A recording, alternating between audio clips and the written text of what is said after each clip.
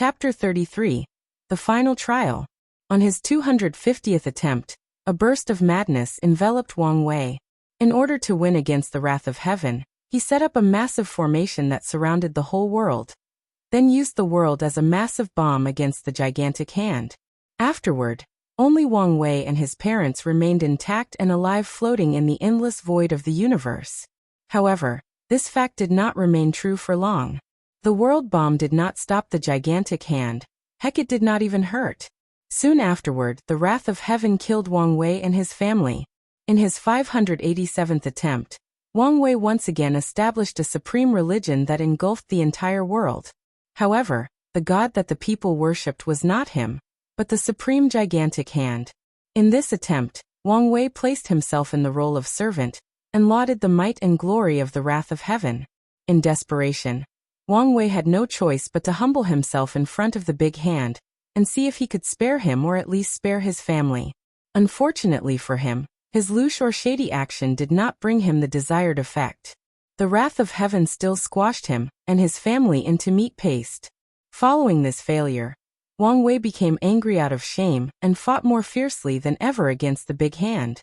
On his 1200th attempt, he used the blood, flesh, and soul of all the people in the world to cast a powerful curse on the gigantic hand. This attempt did provide him with some success. The powerful curse managed to dramatically weaken the wrath of heaven, which in turn allowed Wang Wei to put on a slightly decent fight.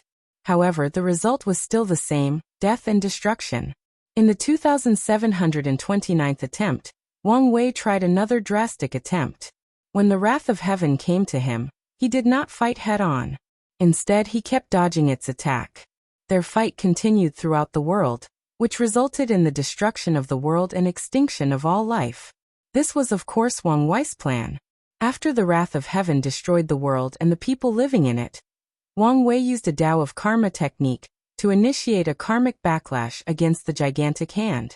With the cause and effect of destroying the world, the grievances of billions of lives severely weakened the gigantic hand even more than the previous curse. Unfortunately, he still failed and died. In his 5000th attempt, a deep despair overwhelmed Wang Wei when he realized that in all of his fights, he never managed to wound his opponent. He weakened it on many occasions. He fought with it to a standstill countless times for a long duration of time. However, he never managed to properly wound it. Wang Wei never saw the gigantic hand bleed even once. With such lingering thoughts, Wang Wei considered stopping the trial. At this period of time, he was the only person who kept on persisting.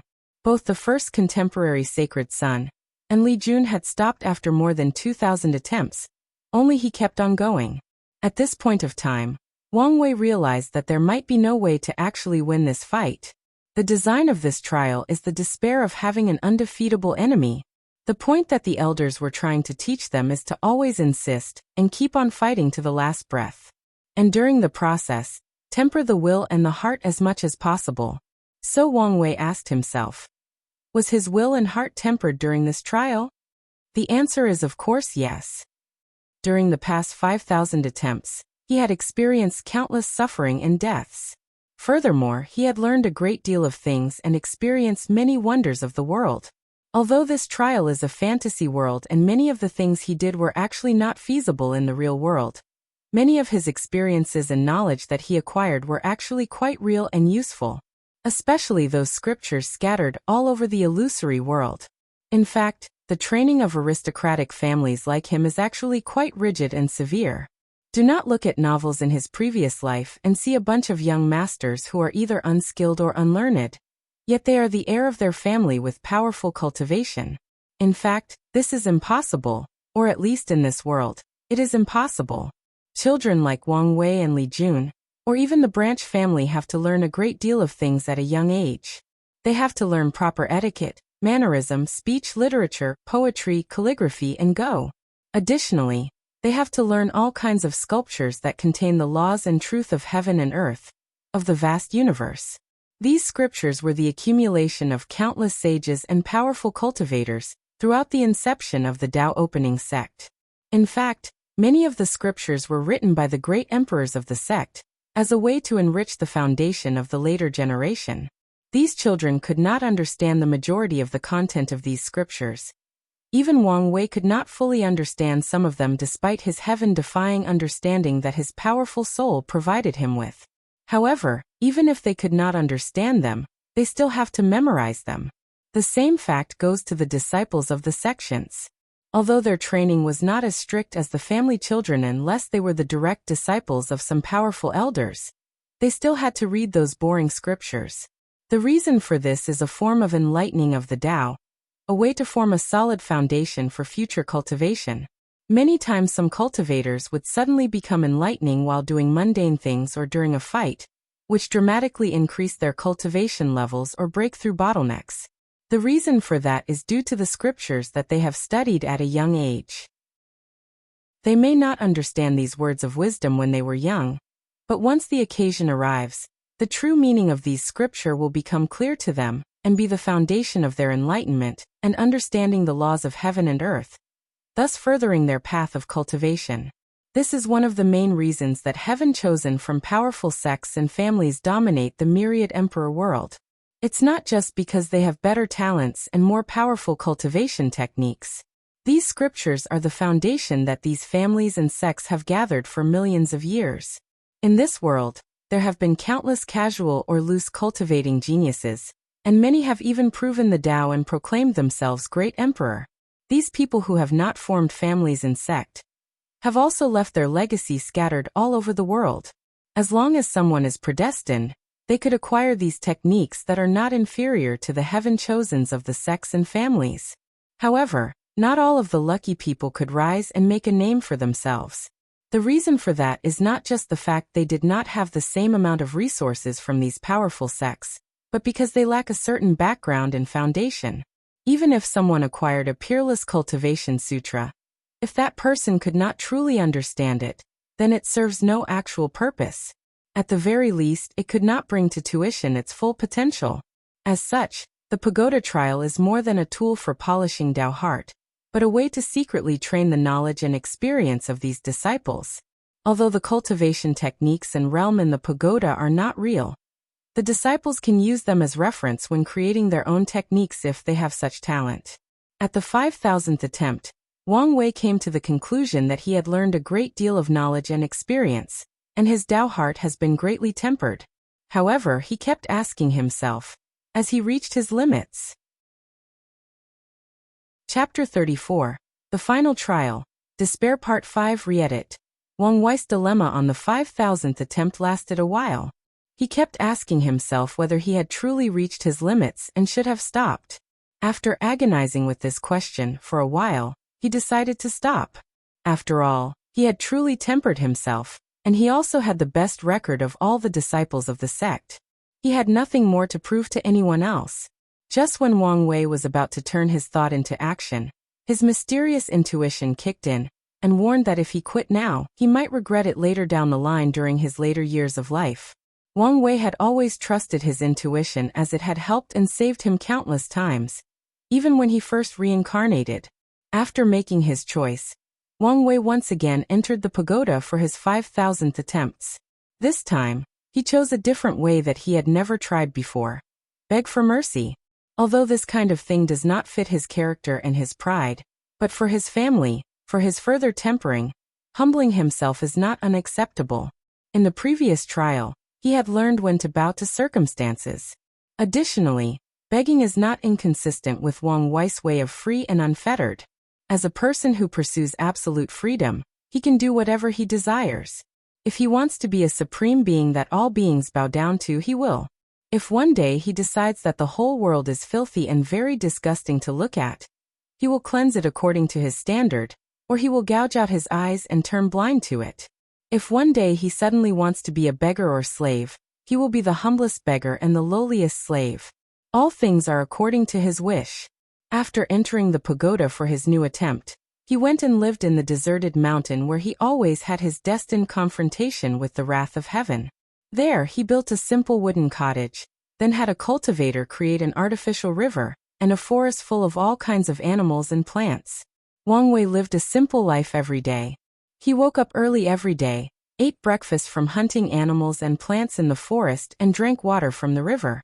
Afterward, he would enter an empty room in the cottage, kneel down and kowtow to the wrath of heaven, asking for his forgiveness.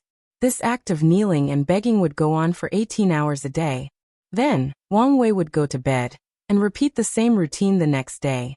This process lasted for decades. Every day, he would kneel and beg for mercy for 18 hours, without missing a single day. Whether it was snowing or raining, he would still keep on going. Even if he was riddled with diseases and feebleness, he would continue on this practice, for 18 hours, no more or less. As time passed and Wang Wei continued his ascetic-like life, his body became thin due to malnourishment. Although he ate every day, he had only had enough food to barely sustain him for the next day. Additionally, there were countless calluses on his knees due to the constant kneeling. In fact, his bones have in fact become somewhat deformed over the years. However, despite all these hardships, Wang Wei never stopped, not even for a single day. For Wang Wei, this excruciating process was not just a way to pass the trial, but a journey of penance and self-discovery. Wang Wei believed that only in the most painful times of someone's life that they can see themselves and discover what kind of person they are. Time soon passed, and the day of the fateful encounter soon arrived. The mighty hand of heaven descended toward Wang Wei as scheduled, and proceeded to completely annihilate him. However, something different happened this time. One of which is the fact that the gigantic hand did not kill Wang Wei's parents this time, only him. The second thing was the fact that the wrath of heaven actually communicated with him this time. Before destroying Wang Wei, a powerful and mighty voice echoes throughout the world directed toward him and shouted, "Ant, are you worthy?" Then Wang Wei was killed and exited the pagoda.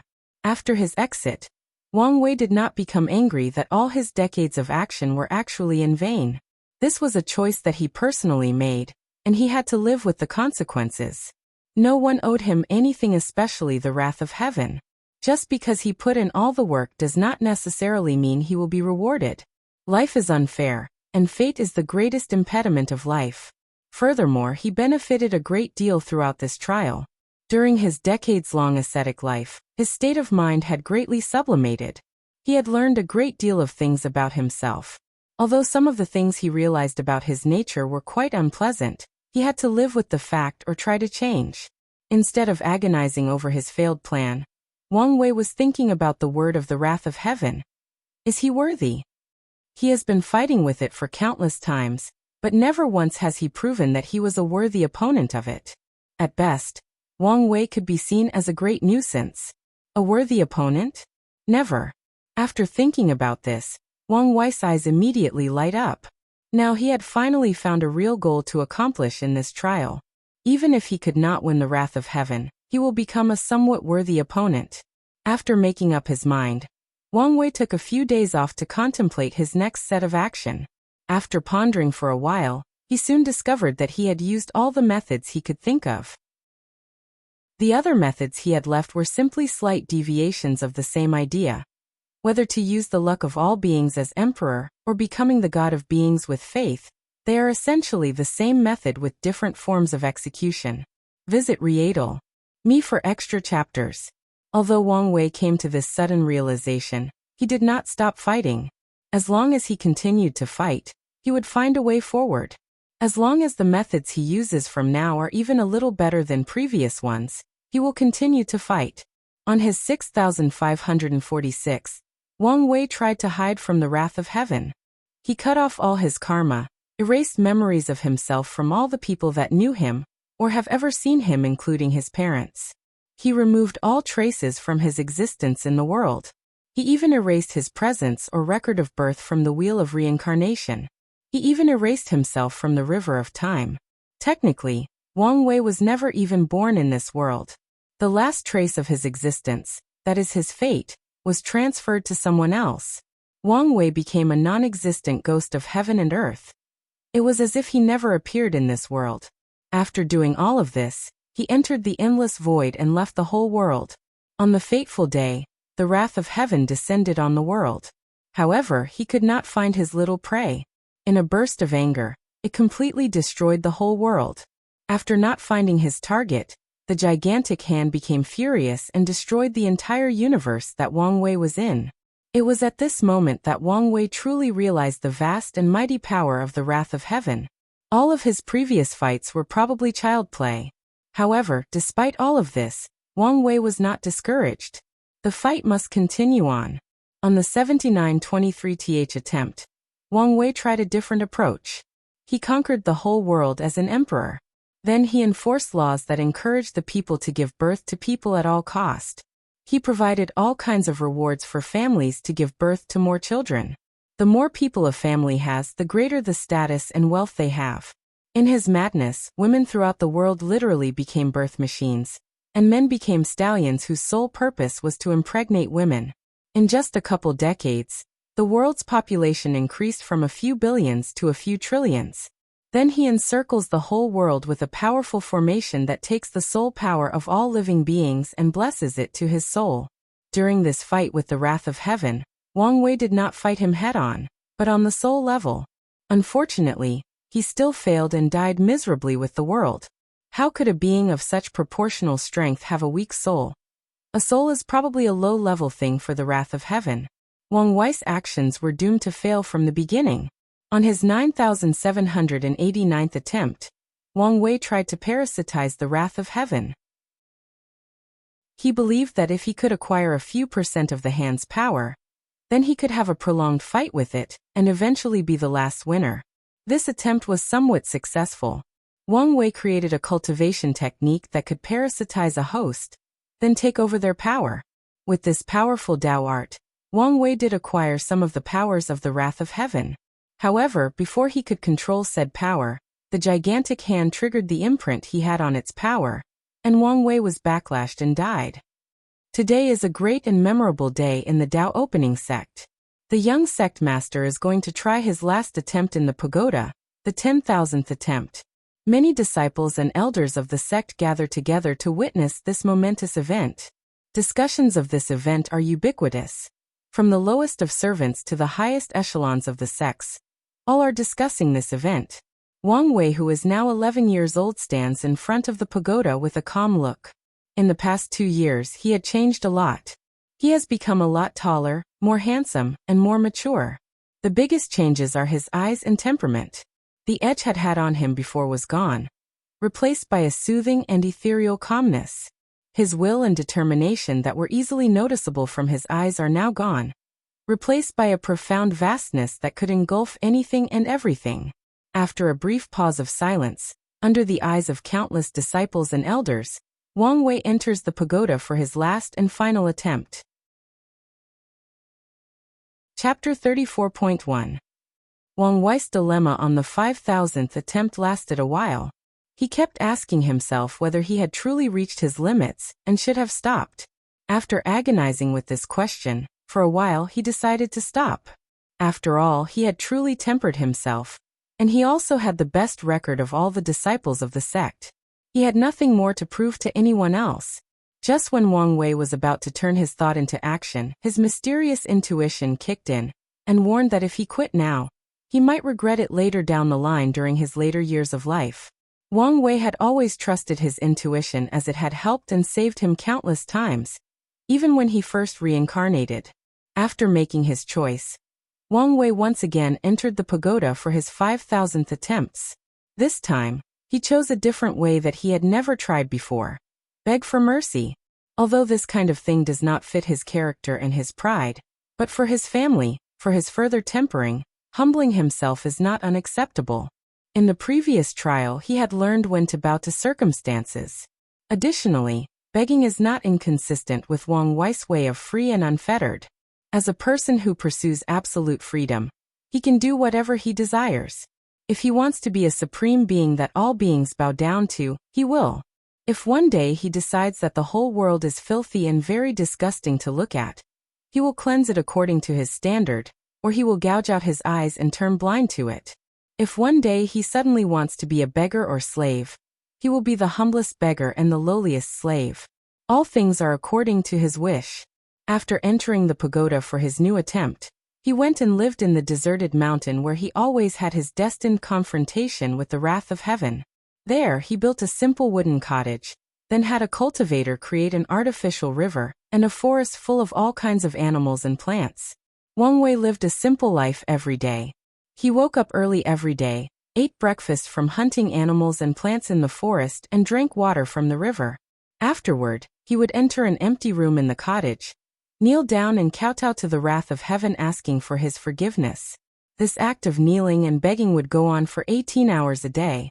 Then, Wang Wei would go to bed, and repeat the same routine the next day. This process lasted for decades. Every day, he would kneel and beg for mercy for 18 hours, without missing a single day. Whether it was snowing or raining, he would still keep on going. Even if he was riddled with diseases and feebleness, he would continue on this practice, for 18 hours, no more or less. As time passed and Wang Wei continued his ascetic-like life, his body became thin due to malnourishment. Although he ate every day, he had only had enough food to barely sustain him for the next day. Additionally, there were countless calluses on his knees due to the constant kneeling. In fact, his bones have in fact become somewhat deformed over the years. However, despite all these hardships, Wang Wei never stopped, not even for a single day.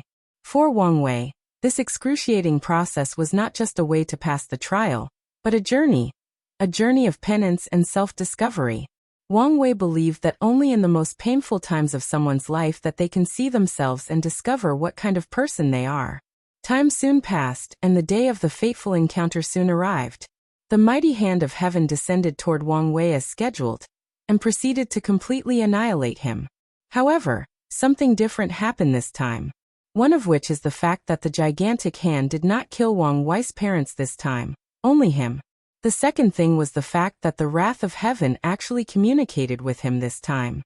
Before destroying Wang Wei, a powerful and mighty voice echoes throughout the world directed toward him and shouted, "Ant, are you worthy?" Then Wang Wei was killed and exited the pagoda. After his exit, Wang Wei did not become angry that all his decades of action were actually in vain. This was a choice that he personally made, and he had to live with the consequences. No one owed him anything, especially the wrath of heaven. Just because he put in all the work does not necessarily mean he will be rewarded. Life is unfair, and fate is the greatest impediment of life. Furthermore, he benefited a great deal throughout this trial. During his decades-long ascetic life, his state of mind had greatly sublimated. He had learned a great deal of things about himself. Although some of the things he realized about his nature were quite unpleasant, he had to live with the fact or try to change. Instead of agonizing over his failed plan, Wang Wei was thinking about the word of the wrath of heaven. Is he worthy? He has been fighting with it for countless times, but never once has he proven that he was a worthy opponent of it. At best, Wang Wei could be seen as a great nuisance. A worthy opponent? Never. After thinking about this, Wang Wei's eyes immediately light up. Now he had finally found a real goal to accomplish in this trial. Even if he could not win the wrath of heaven, he will become a somewhat worthy opponent. After making up his mind, Wang Wei took a few days off to contemplate his next set of action. After pondering for a while, he soon discovered that he had used all the methods he could think of. The other methods he had left were simply slight deviations of the same idea. Whether to use the luck of all beings as emperor, or becoming the god of beings with faith, they are essentially the same method with different forms of execution. Although Wang Wei came to this sudden realization, he did not stop fighting. As long as he continued to fight, he would find a way forward. As long as the methods he uses from now are even a little better than previous ones, he will continue to fight. On his 6546th, Wang Wei tried to hide from the wrath of heaven. He cut off all his karma, erased memories of himself from all the people that knew him, or have ever seen him, including his parents. He removed all traces from his existence in the world. He even erased his presence or record of birth from the wheel of reincarnation. He even erased himself from the river of time. Technically, Wang Wei was never even born in this world. The last trace of his existence, that is his fate, was transferred to someone else.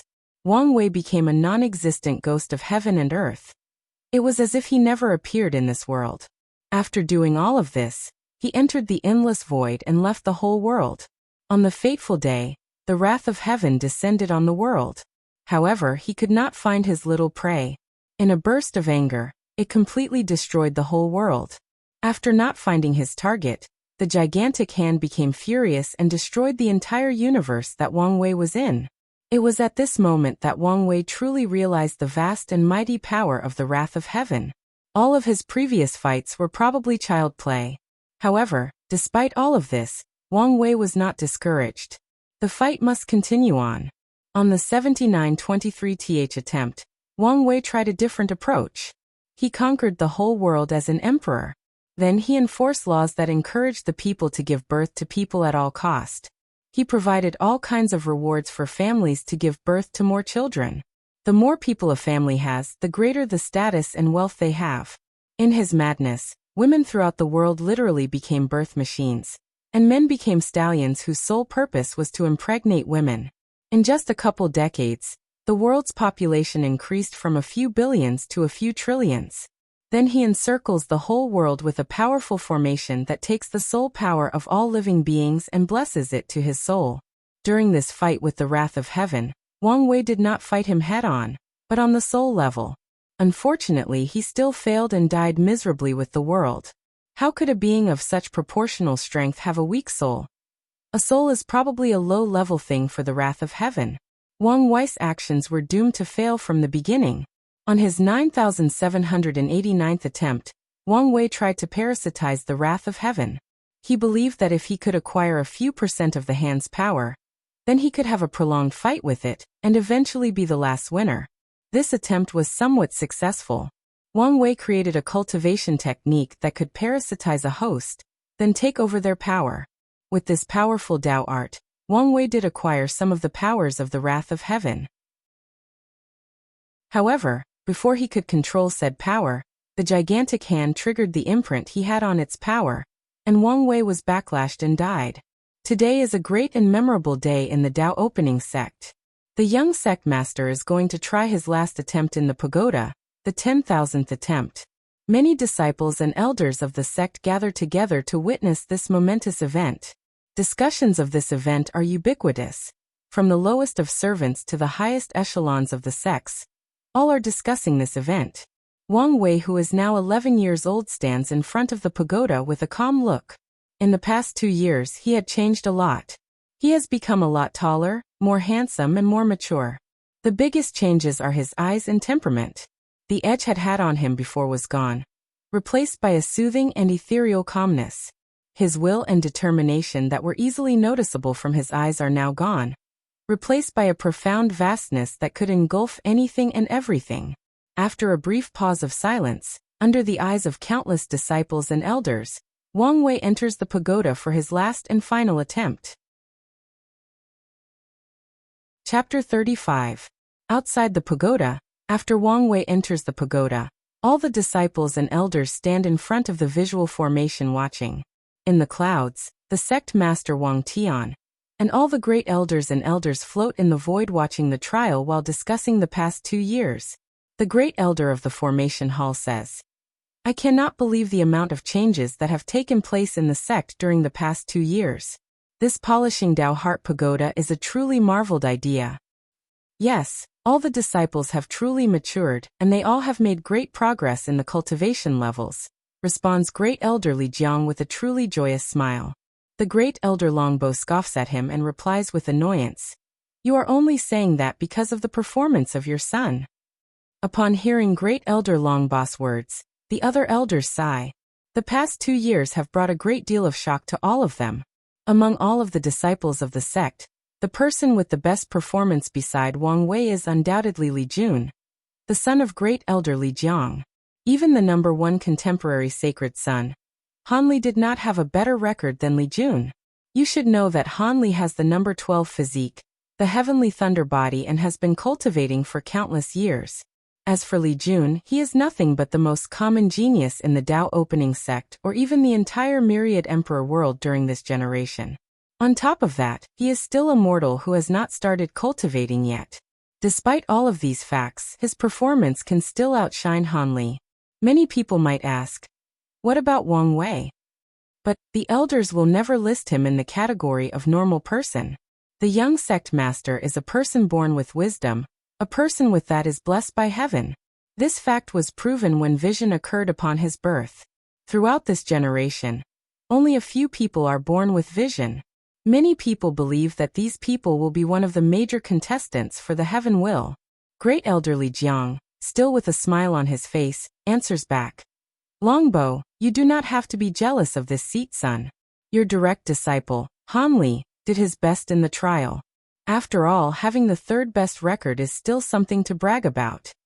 Upon hearing these words, Great Elder Longbo's face becomes furious, and he stares menacingly at Great Elderly Jiang. Seeing that both of them were about to argue, Great Elder Yin Mei tries to turn the conversation to something else and says, "It is not just the disciples who have greatly benefited from the pagoda. All of us have made rapid progress in our cultivation after passing the 9 trials. Indeed, as Great Elder Yin Mei has said, the majority of them have benefited a lot from the pagoda. With the tempering of their Tao heart, the chances of breaking through the next realm have either substantially increased, and the amount of time needed have decreased. The majority of them are in the Saint realm. As such, each breakthrough in a small realm is a great increase in power, and also takes a lot of time. However, the greatest benefit of this pagoda is not the small breakthrough in the Saint realm, but providing the elders the state of mind needed to break through the Supreme realm. One of the most necessary things to break through the Supreme realm is having a state of mind that is in line with heaven and earth, in line with nature, in line with the great Tao. Although most cultivators are powerful, they have spent most of their lives either fighting or in retreat.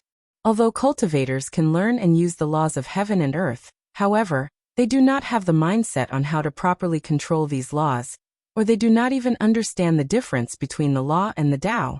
In order to step into the Supreme realm, such a mindset is necessary. As such, most cultivators will enter mortal dust to refine their mindset. And what is mortal dust?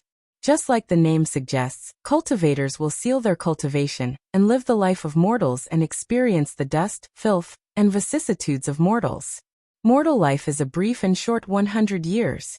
However, because of its briefness, one person can experience and learn a great deal of things in this short span of time. In order for cultivators to truly experience mortal dust, they have to truly enter the roles of mortal. They have to set their mindset to that of a short-lived creature. Many cultivators have to experience many cycles of 100 years before they can get into the roleplay of mortal life. Some extreme cultivators have even sealed their memories as a way to get into the mindset of mortals and learn enough about the world to step into the Supreme realm. The elders who have entered the pagoda have tempered their mindset throughout the 9 pagoda trials, as many of the trials required them to be nothing but mortals. Some trials have even sealed their memories and provided them with a new different identities, which in fact is similar to the way cultivators experience mortal dust. As such, when it is their turn to experience mortal dust, they have a great advantage ahead of many people. Just such pagoda have increased their chance to step into the Supreme realm by at least 5%, which is a high number given the fact that the Supreme realm is the highest cultivation level that a person can step to on their own. Back to the pagoda. After entering the pagoda, Wang Wei did not do anything outrageous or daring in order to fight the wrath of heaven. In fact, he did not do anything extraordinary at all. He spends all of his life with his family and loved ones. He did not cultivate, conquer the world, or create some grandiose and elaborate plan. He lives all of this attempt as a normal person blessed with wealth, health, and a loving family. Many of the people watching outside became confused, but they did not stop watching. They know that things will never be as simple as seen, and they are right. When the fateful encounter arrived, Wang Wei set out to the place he always had his fight with the wrath of heaven. This place is where everything begins, and it is also the place where everything should end. Wang Wei stands on top of the mountain with a calm face, waiting for his predestined foe to arrive. He did not have to wait long. Soon, a gigantic hand descended from heaven heading toward Wang Wei to squash him. Things proceed as they always did, with Wang Wei's utmost defeat and death. However, the process did not go as easy as the wrath of heaven anticipated. When the gigantic hand reached Wang Wei, he did not fight or struggle despairingly. Instead, he looked straight at the gigantic hand. A supreme and indomitable will flows out of Wang Wei's weak mortal body. The will resisted the mighty power of the wrath of heaven for a whole 10 minutes. In those 10 minutes, the gigantic hand manages to destroy the whole world and all of its billions of lives, then proceeds to destroy the entire universe just like he did previously. However, he still could not kill Wang Wei. He could not even slightly injure him. Despite the destruction of the world, despite the annihilation of the universe, despite being immortal floating in the endless chaos, Wang Wei still looks at the gigantic hand with a calm look on his face for a whole 10 minutes. His look conveys his will that no matter how powerful the wrath of heaven is, no matter what heaven-defying action he takes, in these 10 minutes, his will is supreme. As long as his will is strong and firm enough, in all heaven and earth, he is almighty, he is transcendent. No one can kill him. Even if he was an actual ant right now, the gods, Buddhas, and immortals could do no harm to him. Not even the power of heaven could kill him right now. Chapter 36. During the 10 minutes fight against the wrath of heaven, Wang Wei did suffer some injuries, but it was not due to the power of the gigantic hand. It was due to himself actually. 5 minutes into the fight, Wang Wei's body suddenly collapsed and disappeared, followed by the annihilation of his soul. However, he was still not dead yet. An illusory figure that looked exactly like Wang Wei appeared in the place where his body used to be. This illusory figure was not his soul, but a physical manifestation of his will. It turned out that Wang Wei's mortal body was too weak to bear his supreme and powerful will. As such, it was destroyed. However, his will still maintained a fight against the wrath of heaven. In fact, Wang Wei believed that even if he had cultivated to the highest cultivating realm possible, his body probably would not be able to support such will and determination. Back to the fight. During the confrontation with the wrath of heaven, a roar of anger echoes throughout the infinite chaos. The wrath of heaven was enraged at the fact that the ant that he should be able to squash at will managed to resist his might to such a degree. This was a great insult. As such, the gigantic hand decided to increase its power. With the wave of its hand, all the 3,000 Tao that make up heaven and earth were completely obliterated. The infinite chaos was shattered and the illusory world returned to its origin of nothingness. However, despite all of these, Wang Wei's will still remained intact. It remained indestructible and unbreakable. Meanwhile, outside of the pagoda, when the wrath of heaven used such a powerful method, a great change occurred. The pagoda started to tremble and shake wildly. Suddenly, the atmosphere of the entire Tao opening sect changed. A mysterious feeling enveloped the entire sect. Everything suddenly became bleak and somber. The upper echelons of the Tao opening sect were able to feel the atmosphere more seriously than the disciples. They suddenly felt that the confrontation between Wang Wei and the gigantic hand was more than a mere trial. They felt as if this confrontation involved the fate of all the people in the world. Although this mysterious feeling only lasted a few minutes and then disappeared, the upper echelons of the sect knew that their feelings were not wrong. They instinctively knew that something beyond their comprehension must have happened. They took notes of this change and planned to review the sect's record to see if they can find any precedent or information. In the 10th minute of Wang Wei's fight against the gigantic hand, right before he exited the pagoda, something unexpected happened again. A drop of blood suddenly dropped from the gigantic hand and fell into the nothingness of the universe. In the palm of the wrath of heaven, there was a slight opening, a slight wound in which a drop of blood flew out. The wrath of heaven was injured. For the first time in 10,000 battles, the gigantic hand suffered from an injury and actually bled. This was truly a miracle. Everyone watching this scene outside of the pagoda were shocked, even the elders. No one has managed to ever wound the gigantic hand, not even the great elders and sect master. In fact, the people most shocked were actually the great elders of the Formation Hall and Refining Hall. As they participated in the refining of the pagoda, they both knew that the setting of the 9th pagoda trial was designed as an almighty and powerful supreme being that brought absolute despair to the testers.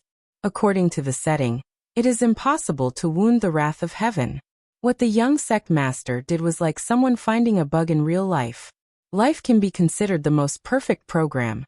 It is smooth, absolute, and perfect. How can there be a bug in life just like in games? However, that is exactly what Wang Wei did. He found, or should say created a bug in a perfect and absolute program. This is in essence a true miracle. Meanwhile, inside the pagoda. Wang Wei watched the blood of the wrath of heaven drop down and fall into emptiness. He smiles happily and mutters to himself and to the gigantic hand, "Now, I am more than worthy." Soon afterward, Wang Wei's disappears and he exits the pagoda. After his exit, Wang Wei ponders the state he experienced in the pagoda. He tries to do it again, however he fails. This is not a surprise after all, this is the real world, not the pagoda. However, Wang Wei knows that a seed has been planted. When the right circumstances arrive, he knows that he has the foundation to reach such a state again. All he has to do is wait for the right time and place. While Wang Wei was pondering his experience in the 9th trial, a huge shadow suddenly appeared behind him.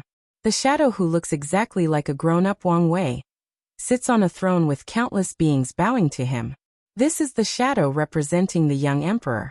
Unlike last time, the full figure of the shadow became transparent, and a throne was added. When the shadow appears, an overbearing aura surrounds the whole Dao opening sect. All the disciples except for the contemporary sacred son kneel down, and were forced to bow to Wang Wei. In fact, both the contemporary sacred son and the elders felt a very spiritual pressure forcing them to bow their head. Of course, due to the vast difference of cultivation level, they could ignore the pressure. However, imagine if they had to fight while resisting this pressure. This would be quite the difficult fight. Unfortunately, the shadow did not fully manifest. After Wang Wei finishes his pondering, the shadow disappears like an illusion. Upon waking up, Wang Wei sees a bunch of disciples kneeling and bowing to him, and he becomes shocked.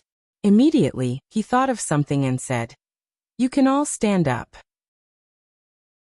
After hearing his words, all the disciples stood up and looked at Wang Wei with awe and reverence, and a little bit of fear. Upon seeing the change of emotions of the sect's disciples, Wang Wei knew that his prestige in the sect would reach a high time from now on. No one can shake his status from now on. Although he will still have to deal with some temptations in the future, as long as he deals with them in a timely manner, everything will be fine. Wang Wei then makes a gesture toward his head maid, who then holds him and flies toward the Wang family mansion. Wang Wei knows that the first step of his rise in the path of the emperor has been taken. All he needs to do is to slowly walk the path he laid out and prepares for the future. As long as he prepares as much as possible, then no matter the outcome, he can accept it and calmly says that he had tried his best. Chapter 37. The impact of Wang Wei's 9th trial lasted for more than a month. Throughout the Dao opening sect, many disciples kept discussing the mighty prowess of their young sect master, and they all had a happy smile on their face, as they looked forward to a better future. They all hoped that their sect could have a new great emperor. Meanwhile, in the Wang family mountain, Wang Wei has been pondering what he learned throughout all the 9 trials. After passing each trial, he became a better person, a more qualified cultivator. The trial that affected him the most has to be the 5th trial. In that trial, Wang Wei almost lost himself. In order to acquire power, he was willing to do absolutely anything. He had no bottom line whatsoever. He was even willing to kill his own mother. Although he woke up at the last minute, he still had a lingering fear when he thought about how close he came to losing himself to power and becoming its slave. During this trial, Wang Wei's greatest fear since coming to this world manifested. He truly feared that during his journey to the throne of emperor, the cultivating world would slowly change him and turn him into a greedy and heartless monster that lusts for power. After all, despite all the changes that has happened to Wang Wei the past 10 years, his essence is still a modern man who lived in a society of law and order. He has not truly blended into this world yet. In fact, today he is going to take another step to modify his way of thinking, and also to prepare for his future. After his self-meditation, he proceeds to call his head maid Wang Ju, who is in fact from one of the Wang family branch lines. After a rigid and rigorous training process with more than 1,000 candidates, she was chosen to serve Wang Wei. Wang Ju walks into the room, bows and salutes. "Young master, did you get what I asked for?" answers Wang Wei directly. "Yes, just like you asked for. 10 heinous criminals from the mortal world are locked in the basement. Each of them have committed horrendous crimes like rape, murder of children, and even cannibalisms." After hearing Wang Ju's words, Wang Wei nods in satisfaction and orders, You can leave now. Wang Ju slightly bows to him and proceeds to leave without asking any question. One of her training as a head maid and information agent is to never ask the superior any question.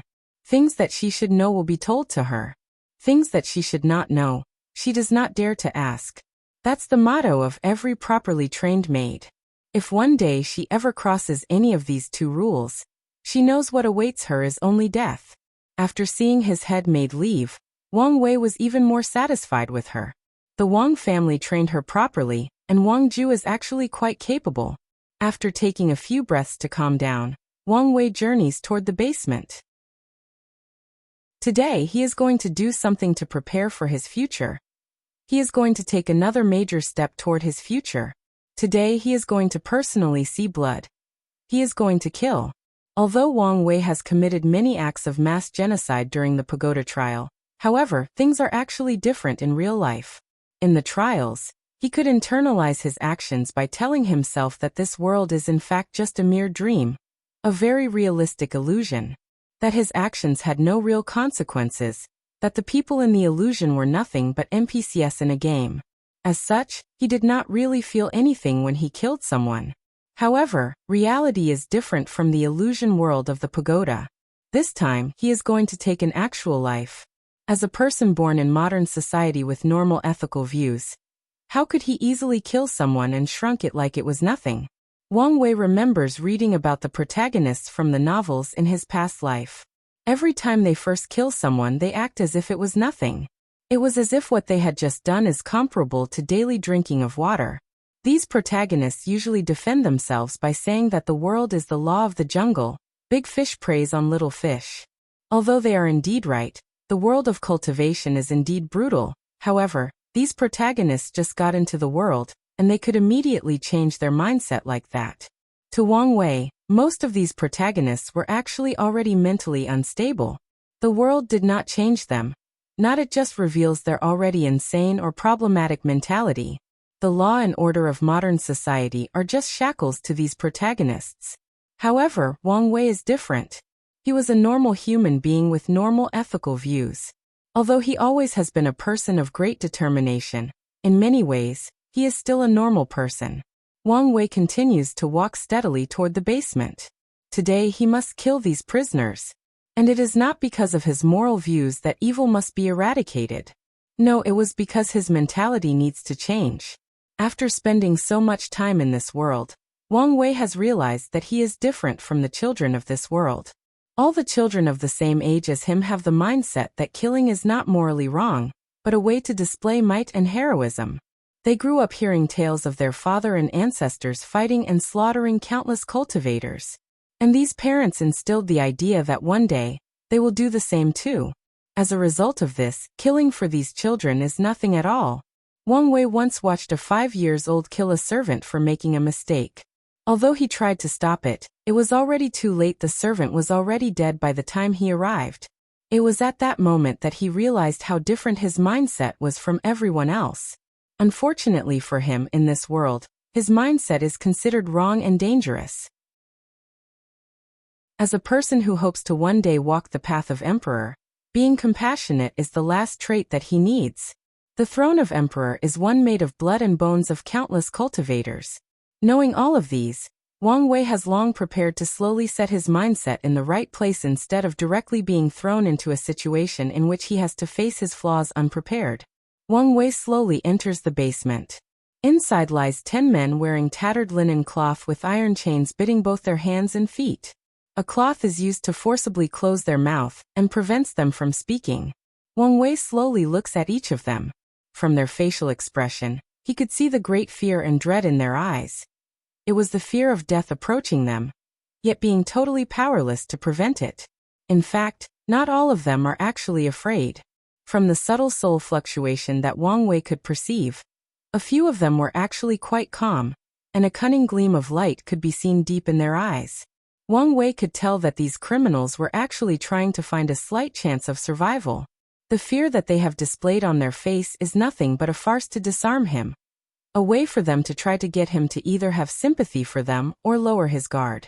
Wang Wei ignores all of the looks that these prisoners were given him. He walks to a table in the room and picks up a long knife. Then, proceeds toward the first prisoner and stands in front of him. Wang Wei looks at the prisoner while his hand holding the saber tremors slightly. A great amount of dread suddenly overcomes him. He hesitates. This is a life that he was about to take. No matter how sinful said life was, it is still a life. What right does he have to take it away? If he does take their lives, would he be any better than them? While Wang Wei was dealing with this ethical and philosophical dilemma, the prisoners started to have hope. They hoped that this young master would have sympathy for them and let them spend the rest of their lives in prison. It took a total of 30 minutes for Wang Wei to make a decision. He looks at the first prisoner, with trembling hands, screams out loud and stabs him repeatedly. Wang Wei did not know how many times he stabbed the poor bastard. After the first stab, he had immediately lost consciousness. All he could rely on was instinct. When he woke up, his robe was full of blood. He sat on the floor with a dead body and 9 horrified prisoners. He started to think about what he has just done. Soon, the realization that had taken a life dawned on him. He asked himself, did he regret it? The answer is of course yes. It is true that these people are in fact quite wicked and deserve death. However, no matter what excuse he could come up with, a life is a life. Afterward, Wang Wei asked himself, if he was given the chance to redo it again, would he still make the same choice? The answer he came up with is still yes. He is a person destined to walk the path of the emperor.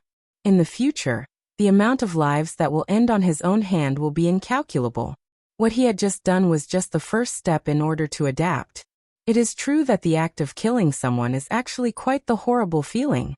Unfortunately, he will have to get used to this feeling until he can completely ignore it, or he becomes numb to it. After realizing all of this, Wang Wei had a feeling that something of great importance was taken away from, and he knew that he would never be able to take it back. Chapter 38. Soon after Wang Wei entered the basement, someone appeared in Tianwei Peak to report to Sect Master Wang Tian. Wang Tian, who was reviewing a bunch of documents from different jade talismans, suddenly asks to the empty void without even raising his head, "Shadow, what are you reporting to me today?" The shadow answers in his hoarse and indifferent voice. A few minutes ago, the young master entered the basement with a bunch of prisoners, and he exited the basement with blood all over his clothes. After hearing the shadow's word, Wang Tian immediately understood what these words meant. He raised his head and looked in the direction of the Wang family mountain. His vision penetrated more than 1,000 miles of distance. It passed through countless formations and obstacles and saw his son. At this time, Wang Tian saw that his son's body was still full of blood, and he was waiting for the maids to prepare a bath for him. Wang Tian could also see that the state of his son was not good right now. After finishing checking on Wang Wei, Sect Master Wang Tian sighed in relief. Actually, throughout the years, Wang Tian had noticed that his son was quite different from ordinary people. According to his years of observing and analyzing, he came to the conclusion that the core values of his son were completely different from all the people of the world. His son's core values involve the idea that order and restraint is necessary for the development of society, that all people are created equal, and more importantly, killing and slaughtering is morally wrong. When Wang Tian noticed these core values from his son, he was completely worried. In this world where cultivators rule and dictate everything, these values or ideas are not only worth nothing, but are quite dangerous. How can cultivators who have 100,000 years of lifespan, can destroy rivers, move mountains, and pick up the stars be equal to ordinary mortals? Furthermore, having such powerful strength, what cultivator would allow someone else to formulate laws that restrain them? As for the act of no killing, that's what worried Wang Tian the most. His son had long decided to walk the path of emperor. How can he not experience mountains of flesh and blood? Being decisive when killing is a fundamental requirement necessary for every great emperor. This is something that Wang Wei always lacked. Wang Tian believed that after experiencing the pagoda trial, this situation might change for the better. However, from the reaction of his son after his first kill, it seemed that his core values are deeply ingrained in him. However, now Sect Master Wang Tian did not need to worry about his son. From Wang Wei's action, he He realized that his son had noticed this problem and was proactive in solving it himself. As such, Wang Tian did not have to take action himself. After finishing his thought, Wang Tian motioned for the shadow to leave and continued reviewing the affairs of the sect. Soon, 7 days passed. During the past few days, Wang Wei had many nightmares that woke him up at night. In these nightmares, he would always see the face of the prisoners he had killed. They would hunt and torment him in every way possible. However, despite all of these, he always killed a few more prisoners the next day. No matter how bad his nightmares were, no matter how nauseous he was after each kill, he would continue to take a life at least once a day. Wang Wei knew that killing will become a common thing for him from now on. It is imperative that he learns how to get used to it. Today, Wang Wei was having dinner with his mother.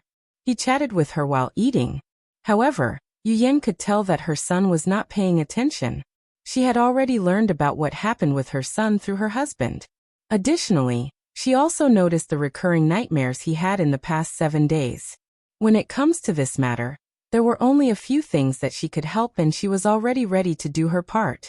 Yu Yan lightly shook her son and asked him, "Why are you listening to what I'm saying?"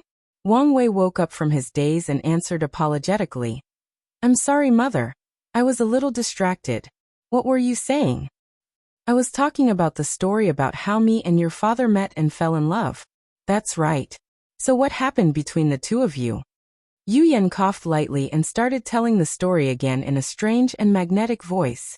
As she spoke, each of her words contained a slight unknown fluctuation. "Me and your father were one of the brightest heaven-chosen of our era. We defeated countless so-called geniuses all over the myriad emperor world. Even me and him have fought numerous times." "Oh, how come you guys fought? And who was the winner?" asked Wang Wei intriguingly. Yu Yan answered, "As you know, I'm from the Yu aristocrat family. Our family only has one great emperor. As such, I was trained as the next heir of the family and fought for the heaven mandates of our generation. Because of this, me and your father fought a lot in our times." As for who won and lost? After saying this, Yu Yan stopped for a while with a little bit of shame on her face. Then she continued, "Your father was truly an impressive heaven-chosen back then. His created Absolute Cut Sword Sutra was truly a magnificent technique with boundless prospect. I never beat him in a direct confrontation." Wang Wei immediately replied, "Direct confrontation? Does that mean you won against him using crooked methods?" Upon hearing, Yu Yan became angry out of shame and lightly slapped the back of Wang Wei's head and said, "What do you mean by crooked method? Boy, on the path of emperor, any victory accomplished by any means is still a victory." Upon hearing his mother scolding, Wang Wei laughed wryly and decided not to argue with her. So he immediately changed the subject and asked, "If you guys were enemies, how did you fall in love?" Once Yu Yan heard her son's question, she secretly smiled. Wang Wei himself did not notice the fact that during this conversation, he was not once distracted or dozed off. He forgot the psychological torments that he had endured the past 7 days.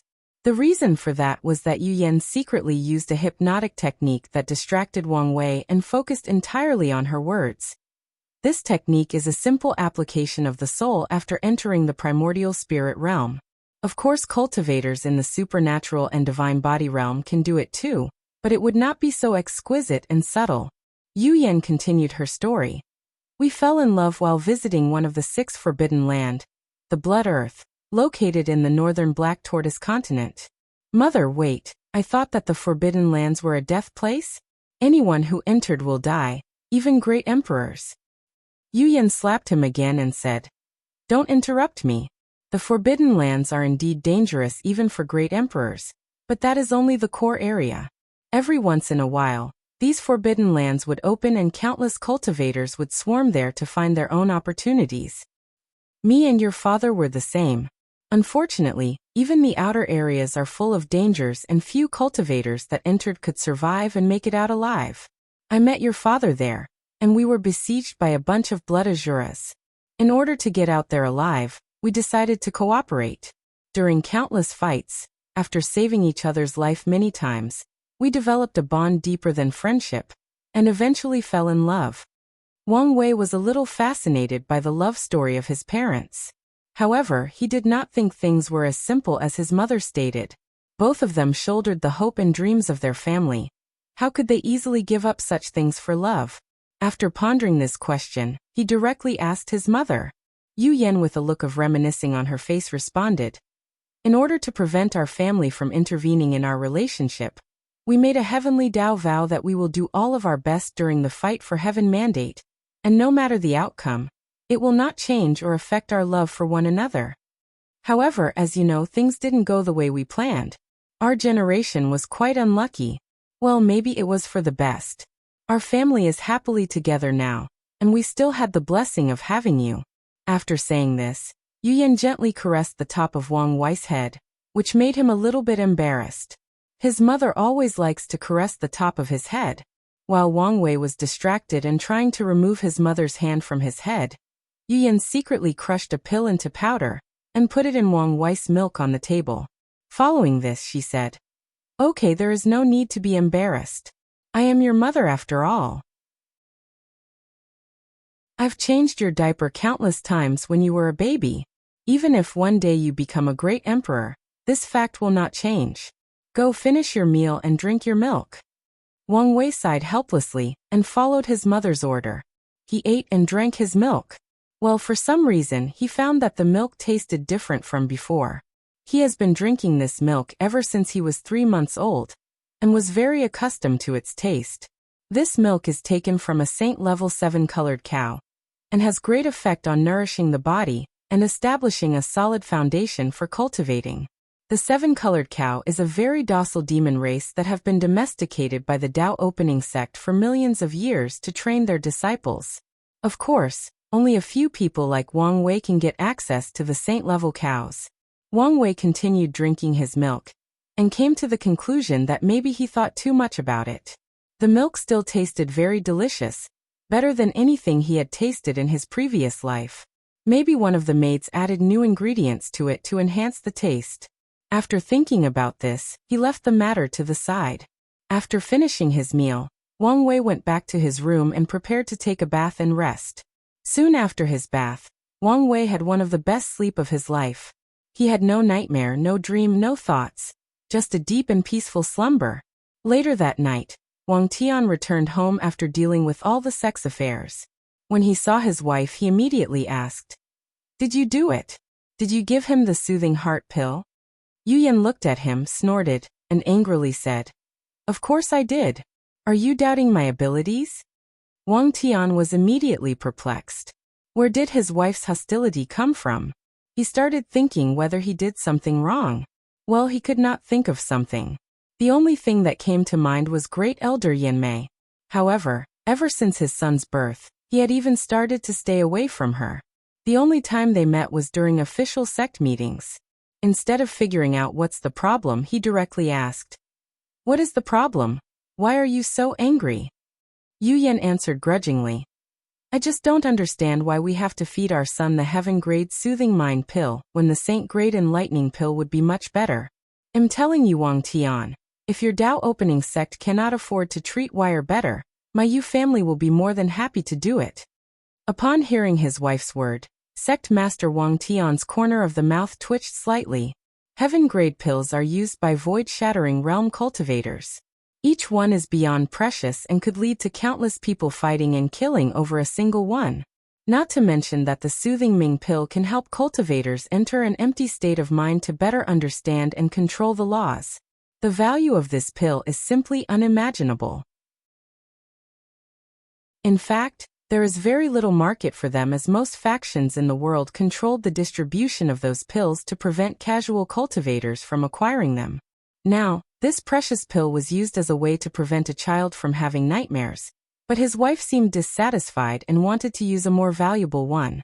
The enlightening pill has the same effect as the soothing Ming pill, but the intensity is countless times greater, and as such, it is effective for Saint Realm cultivators. The preciousness of this pill can be imagined. In fact, Wang Tian used this pill to cultivate himself, as did many great elders and elders of the sect. How can it be used to treat a child's nightmare? Although the Tao opening sect does not lack this kind of pill with its foundation, it does not mean it can be as extravagant as this. After forcing himself to calm down, Wang Tian said in a gentle tone, "Wife, calm down. A saint-grade pill is too powerful for Wire to take. Instead of helping, it could do more harm instead." Yu Yan glanced at him and said, "You can say whatever you want, but you cannot hide the fact that you are being cheap with your son. Tonight, you do not need to sleep in our bedroom. You can meditate in your cultivating room." After saying this, Yu Yan left without even looking at him. Wang Tian watched his wife leaving with a wry smile on his face and thought to himself, "It seems that tonight I will not sleep. I will just go meditate." Soon afterward, Wang Tian left in the opposite direction. Chapter 39. After his wonderful rest last night, Wang Wei woke up full of vitality and spirit. He had no nightmare, no haunting dreams of the people he had killed. He just slept peacefully. After waking up, Wang Wei started to ponder about the past 7 days. He asked himself, why is killing so wrong? Why was such a strong aversion to killing deeply ingrained into himself? To Wang Wei, such a strong ethical concept of right and wrong was not in tune with his way of free and unfettered. How can someone who aspires to reach the highest state of absolute freedom be restrained by societal constraints or shackles, such as not killing people? To Wang Wei, the idea of not killing was actually ingrained in him by modern society as a way to better control the masses. Throughout the history of Earth, the act of killing was actually quite the normal act. Whether it was our ancestor who did it as a way to survive the wild, or even throughout the Celestial Dynasty's history, killing was a way for people to not only defend themselves, but to display their superior status. It was only during modern eras that killing was declared wrong. Then the government used education and law to morally and spiritually restrain the people, and made them believe that killing was wrong. As a person who aspired to be free and unfettered, Wang Wei should never be restrained. He should never have any shackles on him, especially on his mind, on his way of thinking. The only shackles he should have are the ones he willingly placed on himself. After figuring this out, Wang Wei suddenly heard something break from his mind, and he felt his thinking more visible and clear. He felt that his soul was sublimated and his thinking even more active than it was before. Many things he did not understand became more clear. The many fears and indecisive thoughts he had became apparent to him. He knew where these thoughts came from and could control them. In simple words, Wang Wei had a better understanding of himself, and could better control his emotions and his mind. After his sublimation, all his fears and dread about killing were gone. He had become more decisive when doing things from now on. Wang Wei knew that from this moment on, he would never have any more nightmares. He had taken one more step closer to his goal of being free and unfettered. After lifting the shackle of his mind, Wang Wei immediately realized that his previous state was quite wrong. His reaction against killing was too strong. Although as a modern man, he would be averse to killing, the situation should not reach the point of having nightmares for 7 consecutive days. His adaptability should be quite strong, especially after experiencing so much in the pagoda trials. His situation reminds him of people who faced heart tribulations or heart demons. However, such things as heart tribulation usually occurred to cultivators of the primordial spirit realm. How can it happen to a mortal like him? Well, things seem to be not so simple. Wang Wei took a note of what happened, and hoped to find the answer in the library later on when he has time. Now he had more important things to do. After his breakthrough in his state of mind, Wang Wei got up from the bed, and had a maid prepare everything for his morning routine. Afterward, he called his head maid Wang Ju into the room. When Wang Ju walked into the room, he saw the young master sitting cross-legged on a futon. Immediately, Wang Ju noticed something different about the young master. In the past week, Wang Ju had noticed that the state of the young master was wrong. He always had heavy bags under his eyelids, which indicate his lack of sleep. Wang Ju wanted to know what had happened in order to help, but he was warned by the sect madam not to intervene in this matter. As such, she did as she was told without question. However, today Wang Ju noticed that there were no heavy bags under the young master's eyelids. Of course, that was not the most significant change or difference. In the eyes of the young master, she noticed a coldness, indifference, and decisiveness that was not there before. She was shocked by this discovery because the young master had changed so much in such a short period of time. In fact, in normal circumstances, it was very difficult for Wang Ju to notice such a drastic change of temperament from Wang Wei, as he was used to hiding his emotions and remaining calm. However, he had just had a change in his state of mind, and had not quite adjusted yet. Furthermore, Wang Wei had decided not to always keep a poker face all the time and hide his emotion. This did not fit his philosophy of freedom. If he wants to show his emotion, then he will show it. There is no need to hide it unless he desired to. He had nothing to hide and nothing to prove to anyone. After seeing Wang Ju, Wang Wei asked her to report the information from the past 7 days. Since he was in a bad state, he had not listened to her during the past week. After finishing hearing her report, and noticing that there was nothing important to take note of, he got down to business. Wang Wei then said to her, "Wang Ju, you did a good job keeping things in order during my absence in the past few days."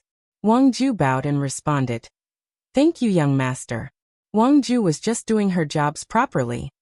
Wang Wei nodded slightly and continued, "Now it is time to get things in motion.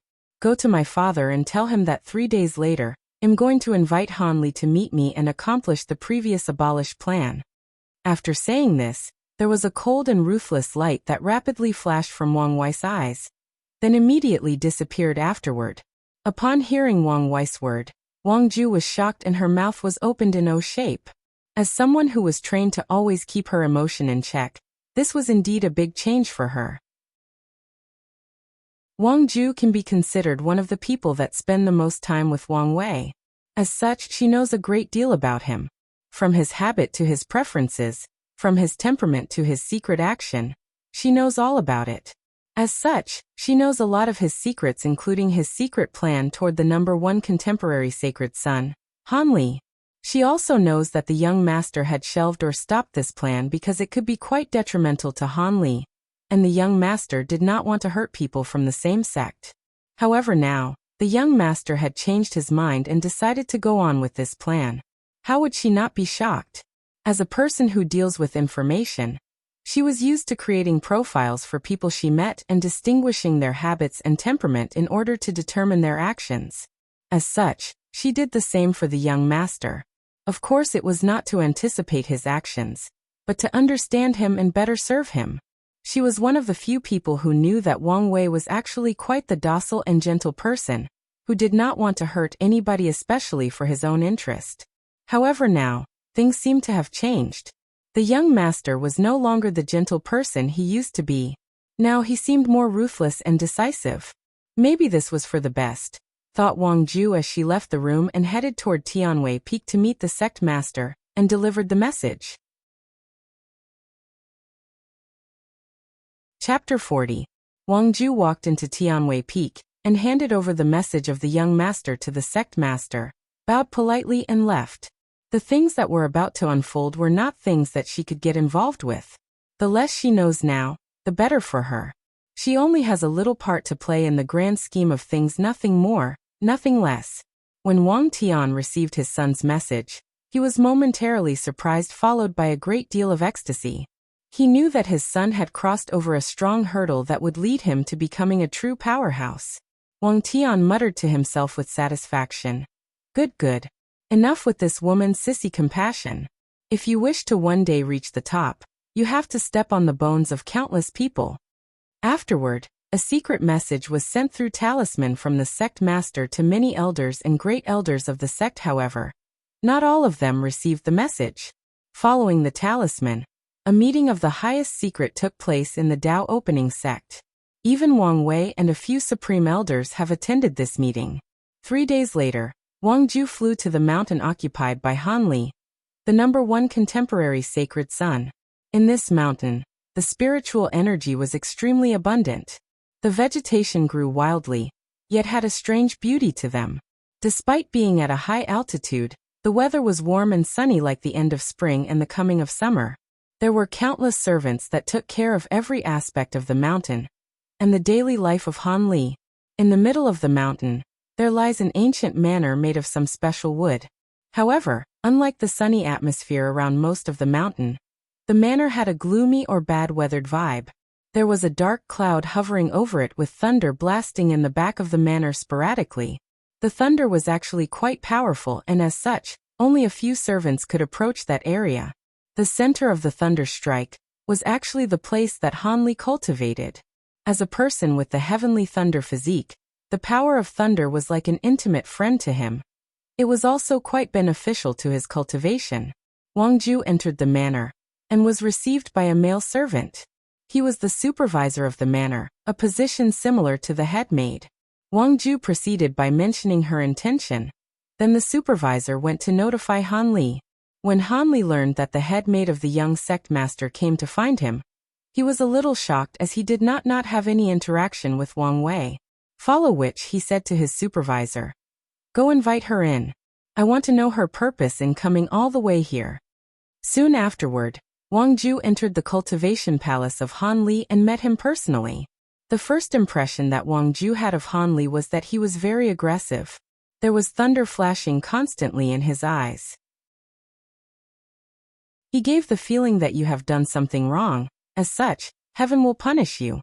Wang Ju bowed politely and said, "Hello, young master Han Li."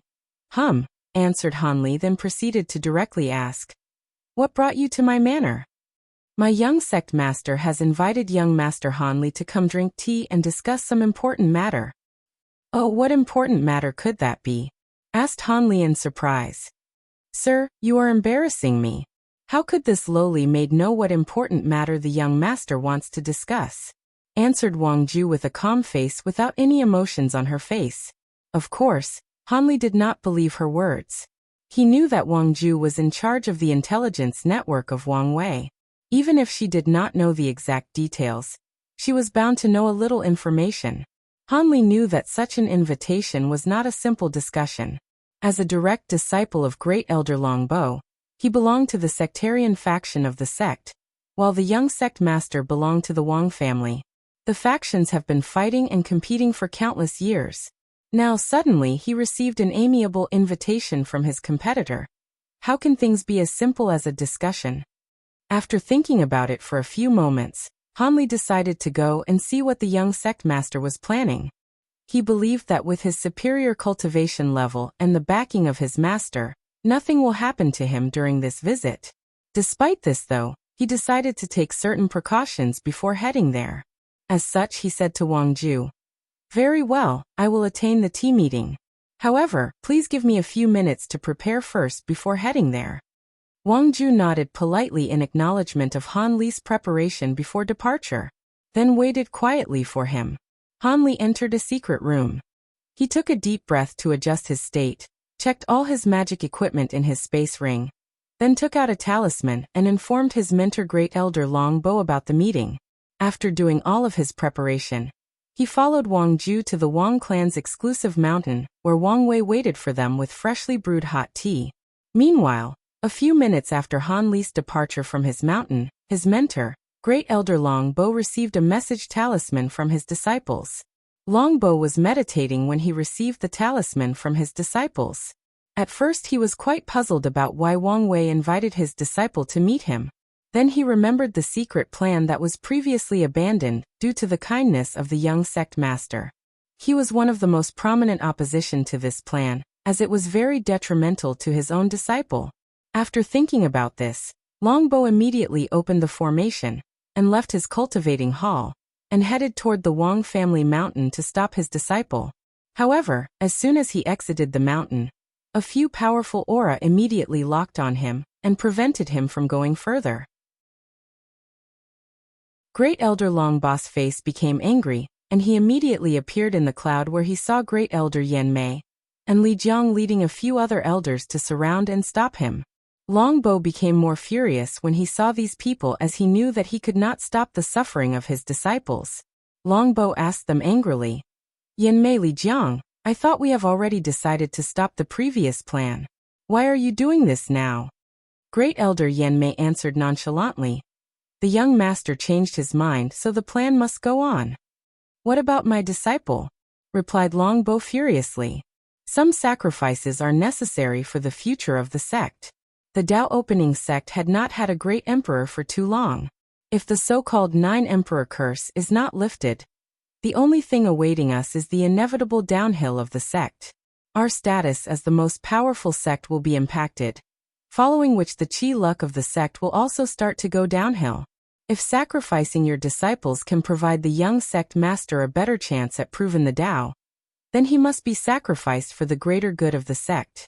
Upon hearing Li Jiang's cold and ruthless answer, Longbo became quiet. He knew that what Li Jiang said was right, and if he was in their shoes, he would make the same choice. However, now it was his faction that had to make the sacrifice. He was quite unwilling. Longbo did not give up immediately. He looked in a certain direction and said, "Can you guys not do anything? Just watch as they sacrifice one of our own like this?" Right now, the only option available to Longbo is to invite his fellow sectarian faction to take sides with him and prevent the incoming fate of his disciple. Following Longbo's words, a sigh riveted in the empty void from far away. Then someone said, "Longbo, I understand how you feel, but this is not the time for infighting. Even the Supreme Elders have already decided to keep exacting the plan. There is nothing you can do to stop it. Additionally, the sect has already voted to compensate your disciple afterward. He will not lose much." Longbo became more furious when he discovered that even people of the same faction with him did not take his side. He looked coldly at Great Elder Yan Mei and Li Jiang, then at the direction of his allies, then returned to his mountain. He had to make a new plan for the future and find a way to help his disciple. The other people of the sectarian faction may have given up for the greater good of the sect, but he was not reconciled to quell his ambitions yet. Chapter 41. The person who answered Great Elder Longbo was actually Great Elder Fan Lei, who is in charge of the Tibetan Scripture Pavilion, or the library of the Tao Opening Sect. He is also a member of the sectarian faction as Longbo and Han Li. However, unlike Longbo, Great Elder Fan Lei can be considered a team player. He has no problem putting the benefit for the sect before his own faction. Despite the contradicting personality, Fan Lei and Longbo are actually quite close, or should say they were close. Great Elder Fan Lei, who was looking over the library, looked in the direction of his old friend Longbo and sighed melancholy. As one of the closest friends to Great Elder Longbo, he truly understood his ideas and ambitions. Fan Lei knew that Longbo wanted to strengthen the amount of power that the sectarian faction has in the sect. And what is the best way to do so? Of course, it is to have another emperor. In the Tao Opening Sect, the Wang family has 4 emperors, the Li and Yan family both have 2 emperors each. Only the sectarian faction only has 1 emperor. Longbo believed that as long as their sectarian faction produced another great emperor under his watch, their power and speaking ability in the sect would increase dramatically. In fact, Fan Lei has long realized that Longbo was quite the selfish person.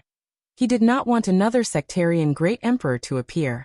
What he wanted was to personally train an emperor himself, then be able to take over power during the rise of said emperor. Unfortunately for Longbo, it is extremely hard to raise an emperor properly, especially when you are on your own. Fan Lei and many other sectarian faction people have long realized that Longbo did not have what it took to properly raise a great emperor on his own. In fact, even the person he chose had problems. During the past years, all the upper level of the sect have been paying attention to the growth of Han Li before the birth of the young sect master. Despite having the number 12 physique, the heavenly thunder body, Han Li's past result can only be evaluated as above mediocre. This fact was further proven to be true when his result in the pagoda trials came out, and even Li Jun could defeat him in many trials. As a result of this, the higher-ups of the Tao Opening Sect did not hesitate to decide to train Wang Wei for the next heaven mandate when they saw the vision he was born with. Luckily, Wang Wei's actions during the past decade have proven that they have made the right choice. The future of the Tao Opening Sect is looking quite bright and prosperous. Great Elder Fan Lei knew that his old friend Longbo was in quite the dangerous situation, and he has not even realized it. The Tao Opening Sect has placed too much investment in this year's fight for the heaven mandate. If one day, they decide that Longbo is a danger or instability for the sect's future, then the only thing that awaits Great Elder Longbo is his untimely death by the hands of his own sect. If Longbo keeps going on like this, that day will not be far off. Fan Lei sighed again when he thought about the possible future fate of his old friend. Meanwhile, in the Wang family mountain, Wang Wei and Han Li were having a very cordial chat over tea.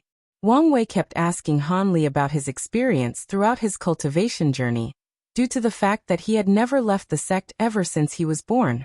And Han Li, affected by Wang Wei's charismatic and gentle smile, described all of his adventure with great boldness. Unfortunately, things did not remain amicable for very long. On their 6th pot of tea, Han Li started to feel drowsy. Before he could take immediate action to relieve himself of this state, he discovered that his cultivation was actually sealed. Soon afterward, he passed out in the room, and the blooming smile in Wang Wei's face was slowly relieved and turned into an indifferent one. A few breaths afterward, a few more people appeared in the room. They were the Great Elder of the Formation Hall, Refining Hall, Pill Hall, and Talisman Hall. Furthermore, there were 2 Supreme Elders who had a great deal of accomplishments in formation, who came to supervise the other people. When Wang Wei saw all of the people who appeared in his room, he was not surprised, as he expected them to come. Wang Wei saluted all of them and asked, "Is everything prepared?" The Great Elder of the Formation Hall, Li Feng, answered, "You do not need to worry, young sect master. Everything was designed according to your instructions." Wang Wei nodded in satisfaction. Soon, the passed-out Han Li was taken into a secret room full of all kind of formations, and a bunch of equipment that looked like a dissecting table. In fact, this description is actually quite adequate. The purpose of Wang Wei doing all of these to Han Li is to actually dissect him, and discover the source of his special physique. Ever since he was young, Wang Wei knew how much advantage that people with special physique had, especially in the early and middle stage of cultivation. Wang Wei was quite jealous of these special physiques. Unfortunately for him, heaven did not give him one. So Wang Wei concorded a plan to acquire a special physique on his own. Since heaven did not give me one, I shall take it for myself. This thought has been riveting in his mind for countless years. In order to make things happen, he plunged straight into the library and read all the knowledge that the sect had about special physique. Some notes even contain some great emperor understanding of special physique. Through countless documents, Wang Wei came up with the hypothesis that most people with special physiques are actually people born with fragments of law lodged both into their bodies and souls. Because of these fragments of laws, people with special physique have great cultivating talents. And as their cultivation grows higher, the fragment of law in their body will be perfected and provide them with all kinds of amazing and weird talents. In order to prove his hypothesis, Wang Wei studied the blood of his father, who also has a special physique, and the blood of countless other people with special physique. In order to get these bloods, the Dao Opening sect had to activate many of the sleeping spies they had all over the world. However, it was not enough to truly discover the truth of special physique from studying a few drops of blood. Although Wang Wei's father donated a drop of source blood, which in fact hurt his cultivation level and took years to heal, to his son for his study, it was not enough to unravel the mystery of special physique. In the scenario, this is where Han Li came into play. As the only person with a special physique available to the Dao Opening sect, he could provide much more information than a few drops of blood. However, studying Han Li would involve searching both his soul and source blood, which is quite damaging to a person. As such, Wang Wei previously did not want to harm him. But now he changed his mind, and a terrible fate might await him. Chapter 42. Inside a secret room. Han Li's body laid unconscious on a bed with blood all over the floor. His state was not ideal right now. His skin was open vertically from his skull all the way to his feet. All of his internal organs and exoskeletons were visually exposed to the outside world. The only thing that indicated that he was still alive was the slight expansion of his lungs, like 2 balloons filled with oxygen at a carnival fair. There were countless formations made of countless runes that shined on Han Li every few breaths. These formations were recording and analyzing every part of fluctuation on Han Li's body. From his breathing to his cultivation level, from his muscle to his blood, from his divine sense to even his soul fluctuation. There was no part left unchecked, no stone left unturned. In a bed beside Han Li, there were 3 drops of blood that glowed brighter than the summer sun at its peak. These 3 drops of blood were actually the source blood of Han Li. Each of them contain a great amount of energy and could be used to create powerful pills. Right now, Great Elder of the Formation Hall Yanji was observing these 3 drops of blood with great ecstasy. He proclaimed to Wang Fu, the Great Elder of the Refining Hall, "I have found the fragment of law from the source blood." The young master was right. "What about you guys, did you discover anything?" Great Elder Wang Fu responded, "Me and Great Elder Li Jian have also discovered the fragment of law in his soul." Great Elder Li Jian, who was responsible for the alchemy hall, said in reverie, "Han Li is only in the peak of divine body realm. Yet he already has access to some power of law that only Void Shattered Realm Powerhouse can have. No wonder the people with special physique are so abnormal in the early stage of cultivation." Great Elder Qin Hua of the Talisman Hall is a beautiful middle-aged woman. She asked the 2 supervising Supreme Elders, "Supreme Elders, did we miss something during our observation?" One of the Supreme Elders answered, "Everything has been recorded and reviewed by the 2 of us. All you need to do is relay the information to the young master." "What should we do with Han Li?" asked Great Elder Wang Fu. The young master was considered his own nephew. As such, he did not want to have an enemy of his lying around the sect. He would have preferred that Han Li be dead.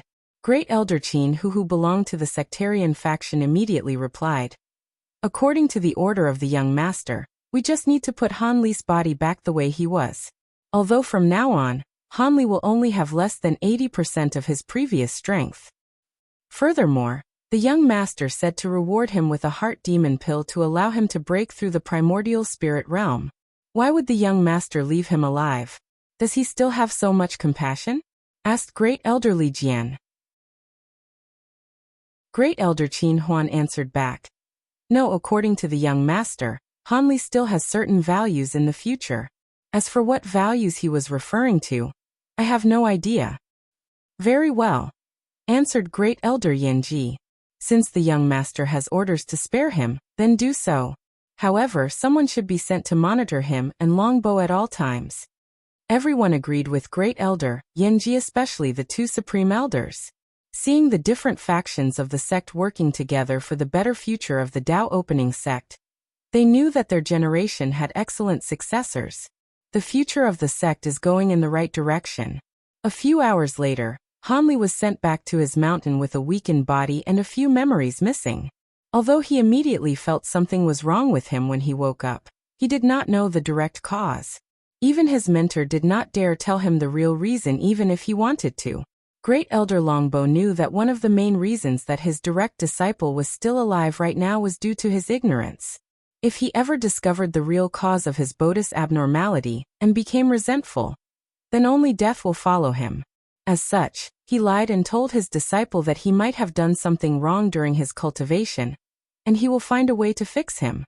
Meanwhile, in the Wang family's mountain, Wang Wei was reading the result of the analysis of special physique from the Great Elders and the Supreme Elders. It turned out that his hypothesis was right.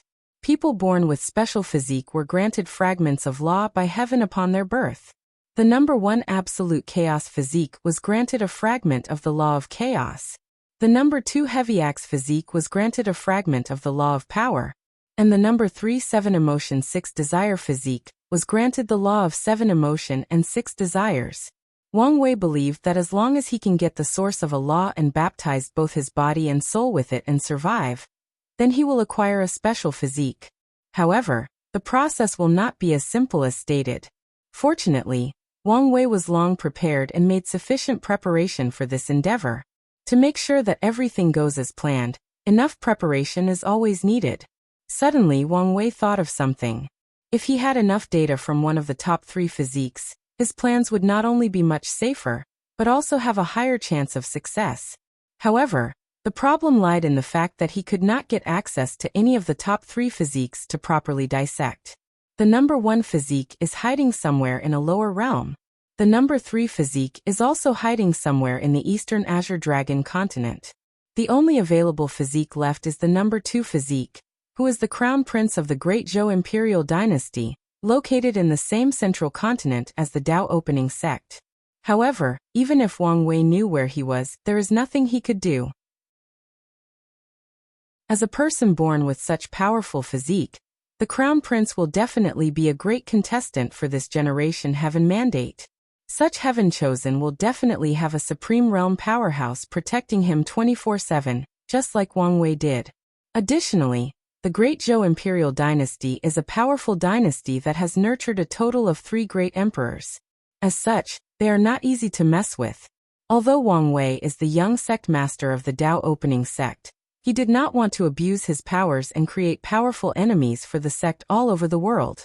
Despite all of these circumstances, Wang Wei did not immediately give up the idea of dissecting the number 2 physique.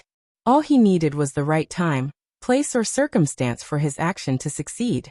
And Wang Wei knew that the right moment was quickly approaching. That was the Spirit Road 4 years later. This was the perfect place.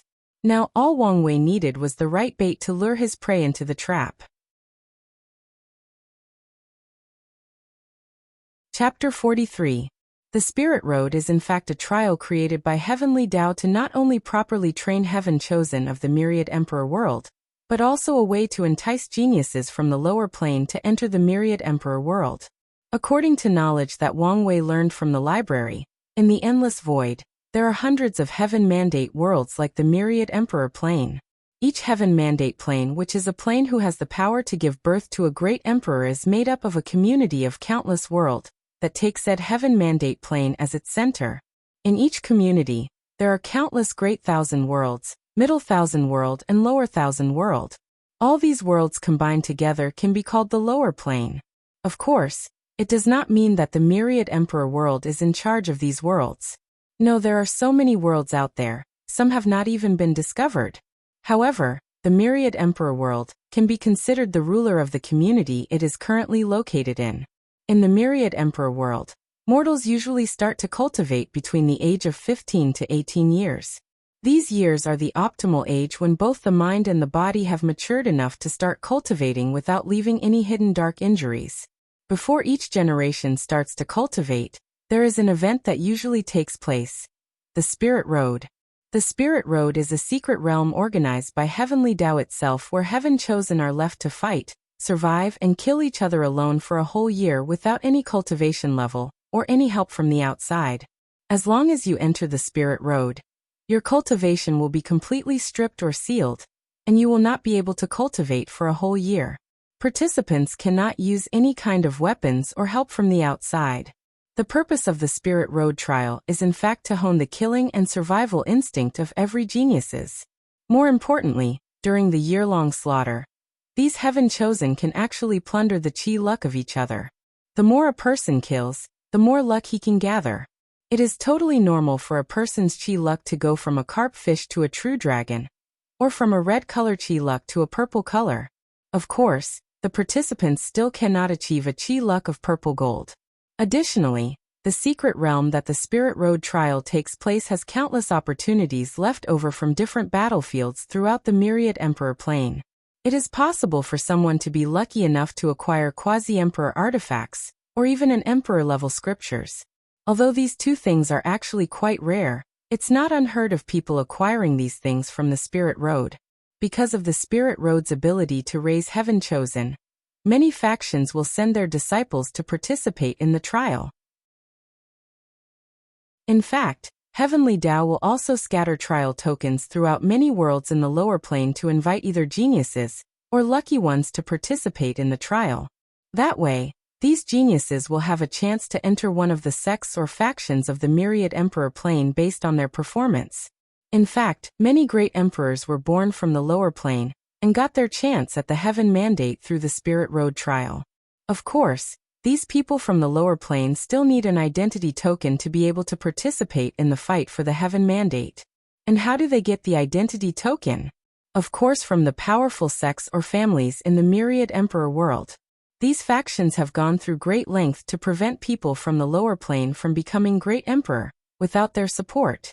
No matter how talented a person from the lower plane is, without an identity token, he or she cannot participate in the fight for Heaven Mandate.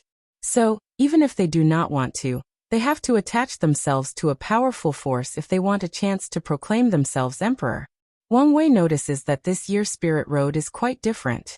Due to the fact that the top 3 physiques appeared at the same time, this year's Spirit Road should be a festival fest of powerful heaven-chosen slaughtering each other like gladiators locked in a caged arena. However, things seem to be the opposite. The number 1 physique seems to be still somewhere in the lower plane. The number 3 physique is nowhere to be found. And the number 2 physique showed no desire to participate in the trial 4 years later. Everyone seemed to ignore the Spirit Road this time, which is in fact bad news for Wang Wei, who actually wanted to meet the top 3 physique to further his plans. In the Wang family mountain, inside the main courtyard, Wang Wei called his head maid Wang Ju for a meeting. Upon seeing her, Wang Wei asked her to hand over all the information she had of the number 2 physique. Wang Wei read the information. Jisong male, 12 years old, heavy axe physique, crown prince of the Great Zhou imperial dynasty. When he was born, there was a vision of a giant slaughtering countless demons and gods with an axe. Personality: he is rash and arrogant. Prefers to use his strength to solve most problems. He has an older brother named Jisoo who he loves very much. Despite the fact that his eldest brother has been deprived of the right to the throne due to his birth, the relationship between the two is actually quite harmonious. The eldest brother has no problem supporting his younger brother.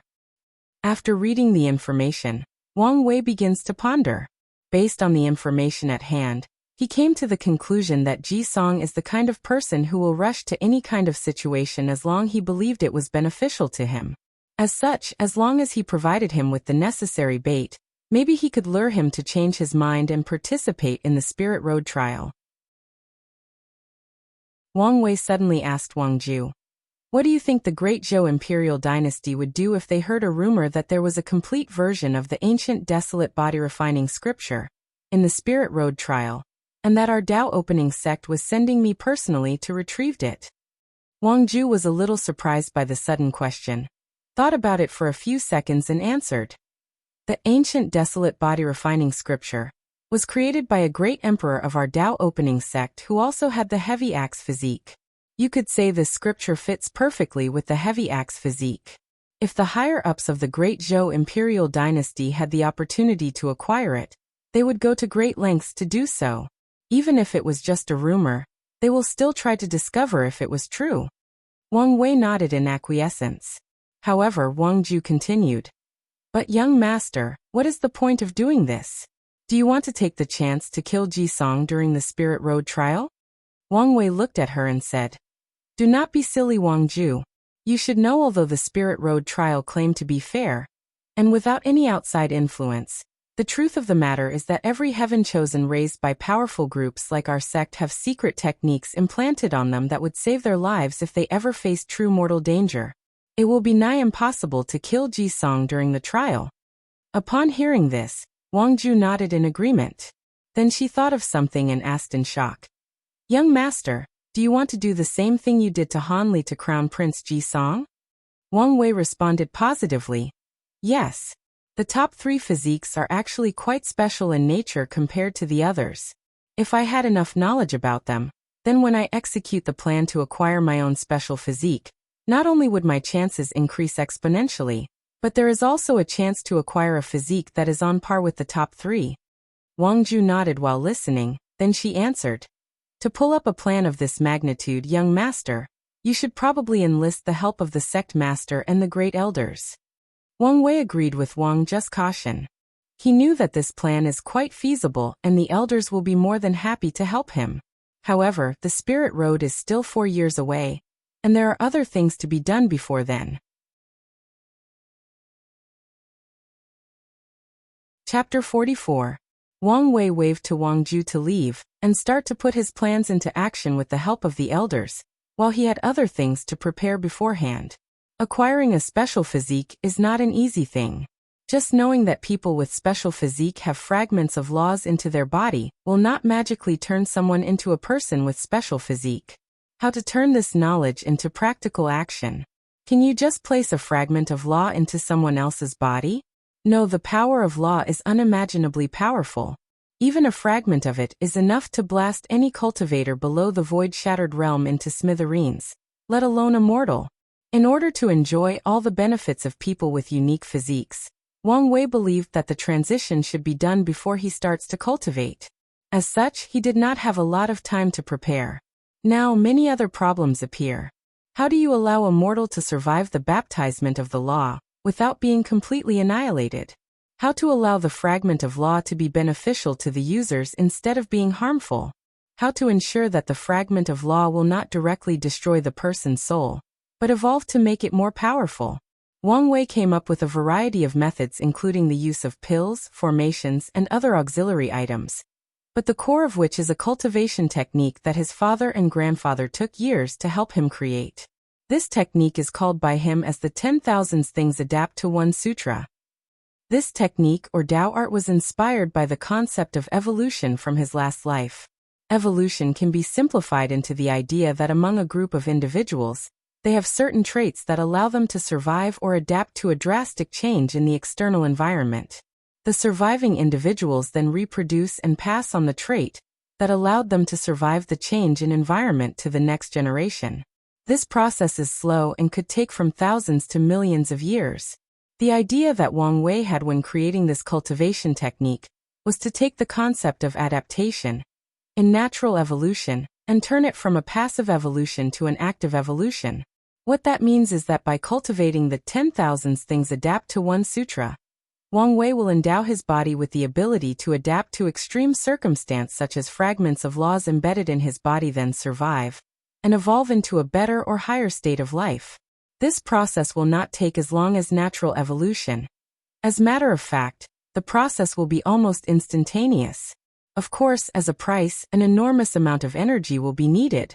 Luckily for Wang Wei, this world does not lack energy as it is filled with boundless spiritual energy all over heaven and earth, or in the form of minerals such as spirit stone or source. Additionally, spiritual qi is actually a wonderful type of energy that allows people to evolve into higher beings with powerful strength and unlimited lifespan. It is the best catalyst for Wang Wei's technique. Although the prospect of the 10,000 Things Adapt to One Sutra seems quite appealing, the process is in fact quite arduous and tortuous. In order to cultivate this technique, Wang Wei will have to place himself in countless kinds of harsh environments and force his mortal body to adapt and survive these environments before he could take on the power of Lano, a fragment of it. First, Wang Wei will be placed in both high and low temperature. Then he has to cultivate the 10,000 Things Adapt to One Sutra, to the point where his body can generate heat on his own and control it to survive. His body has to be able to generate enough heat to keep him warm in extreme cold, and lower the temperature during extreme heat. Furthermore, his body has to adapt to be able to generate enough moisture to keep him hydrated during extreme heat. Another step in cultivating the 10,000 Things Adapt to One Sutra is that Wang Wei has to place himself in a vacuum environment similar to space from his past life without any oxygen to breath. During this process, Wang Wei's body has to evolve to be able to breathe internally without outside interference, and to be able to use other kinds of energy in the environment to produce enough glucose for the body to function properly. After that, Wang Wei has to ingest all kinds of different poison, then allow his body to evolve to be able to analyze any poison and develop the necessary antibodies for them. In fact, every cultivator will have these qualities as long as they reach a certain cultivation level. What Wang Wei has to do is to acquire them beforehand, before he starts to cultivate. When all of these conditions are met, then Wang Wei will be ready to integrate some fragments of law into his body, then evolve into someone with special physique. This process will take some time, at least 4 to 5 years, and numerous precious resources are needed to ensure the safety of Wang Wei. Of course, Wang Wei will not be alone during these suffering times. Li Jun will also cultivate the 10,000 Things Adapt to One Sutra. In order to try to get a special physique too, Wang Wei needs a powerful general that he trusts during his fight for the emperor throne. And he chose Li Jun after much consideration. Him and Li Jun grew up together and had established a high level of intimacy. They treated each other as brothers. Furthermore, Wang Wei can be considered the only person in the sect that treated Li Jun better and acknowledged him as a person, of course, except Li Jun's mother. It did take Wang Wei a while to convince the elders to properly train Li Jun, as the amount of resources needed to cultivate this technique will be quite large and precious, But in the end, at the insistence of Wang Wei, they finally agreed. Furthermore, the accomplishments of Li Jun the past few years during the pagoda trial proved that he is worthy of being properly cultivated by the sect. While Wang Wei and Li Jun were preparing to start cultivating the 10,000 things adapt to one sutra, a meeting took place in another domain in the Chilean central continent. This domain, which is approximately the size of 2 Earth togethers, was the location of the capital of the Great Zhou imperial dynasty. This domain is an enormous city exactly like the Emperor Enlightening Academy. However, unlike the city of the Emperor Enlightening Academy that is clearly divided based on each student, this city seemed to be one entity, with a magnificent palace in the center. There lived the sovereign and all the members of the royal family, including Ji Song with the heavy axe physique. In the myriad emperor plane, no one dares to bear the title of emperor, except for cultivators who have borne the heaven mandate and proved the Tao. Even if someone rules millions of li of land, and has power over billions of citizens and can determine their life and death, that person still cannot have the title of emperor. He or she can be called king, rulers, monarch, or sovereign, but never emperor. This is a title reserved to the most supreme beings of this plane, the most noblest of existence that stand at the peak of the food chain. Back to the topic. Somewhere in the palace, the sovereign of the Great Zhou imperial dynasty held a meeting with all of his officials. The sovereign named Ji Wen was a majestic middle-aged man wearing an embroidery robe filled with 3 multicolored dragon each, representing a great emperor of the Great Zhou imperial dynasty. He had a magnificent crown on his bun-like hair. Sovereign Ji Wen asked with an authoritative voice, "Is the news true? Is it confirmed? Is there really a copy of the ancient desolate body-refining scripture in the Spirit Road trial?" Chapter 45. Inside the royal palace, many ministers of the Great Zhou imperial dynasty started discussing the information that their spy agency just received. After hearing the question asked by His Majesty Ji1, the room immediately became quiet. Everyone started to think about the issue and the proper response to the situation at hand. A few minutes afterward, a high-level minister indicated by the fact that he stood in the front row of all the people present took a step forward and answered, "Your Majesty, given the source of the information, the news is likely true. We should take immediate action to try to take possession of the ancient desolate body-refining scripture." While this minister was talking, his head was looking at a person a few feet from him. This person was the head of the dynasty's brocade guard, which was in charge of intelligence gathering both internally and externally. After hearing his minister's word, Sovereign Ji Wen looked at the head of the brocade guard, who nodded his head in acknowledgement of the fact that the news was in fact reliable. Following the first person to speak up, another high-grade minister also stepped up and said, "I agree with this statement, Your Majesty. The ancient desolate body-refining scripture is of great importance to Crown Prince Jisong's rise to becoming a great emperor. Although our Great Zhou imperial dynasty has 3 great emperor-level cultivating scriptures, none fit the Crown Prince as perfectly as the ancient desolate body-refining scripture. If there is a slight chance of acquiring it, we must not let it go." Following this minister's statement, many people spoke in agreement with him. This generation, their empire has the opportunity to groom a 4th great emperor. No matter the cost, they have to try it. Sovereign Ji Wen started thinking about the words of his ministers, and deep down he also agreed to do anything possible to acquire that scripture, as it would be a tremendous help to his son during his fight for the emperor throne. However, as a ruler and Saint Realm powerhouse, his vision was much broader than most of his ministers. As such, he did not immediately agree with them. Instead, he asked someone's opinion, someone he has trusted and relied on for countless years during his reign. Sovereign Ji Wen looked at the person standing closest to him and asked, "Prime Minister Zhao Yan, what do you think about this topic?" Upon hearing his name being called, Prime Minister Zhao Yan, who had his eyes closed for most of the meeting, suddenly opened his eyes and answered in a calm manner, "Your Majesty, this lowly minister does not think that things are that simple." "Oh, what makes you say that? Speak freely," answered Sovereign Ji Wen. As such, Prime Minister Zhao Yan continued, "First of all, why did all of sudden news of such powerful scripture come out? Is our Zhou dynasty the only faction that has received the news? Or are there any other people? Upon hearing these questions, the face of the leader of the brocade guard changed immediately and became gloomy. He answered in a harsh tone.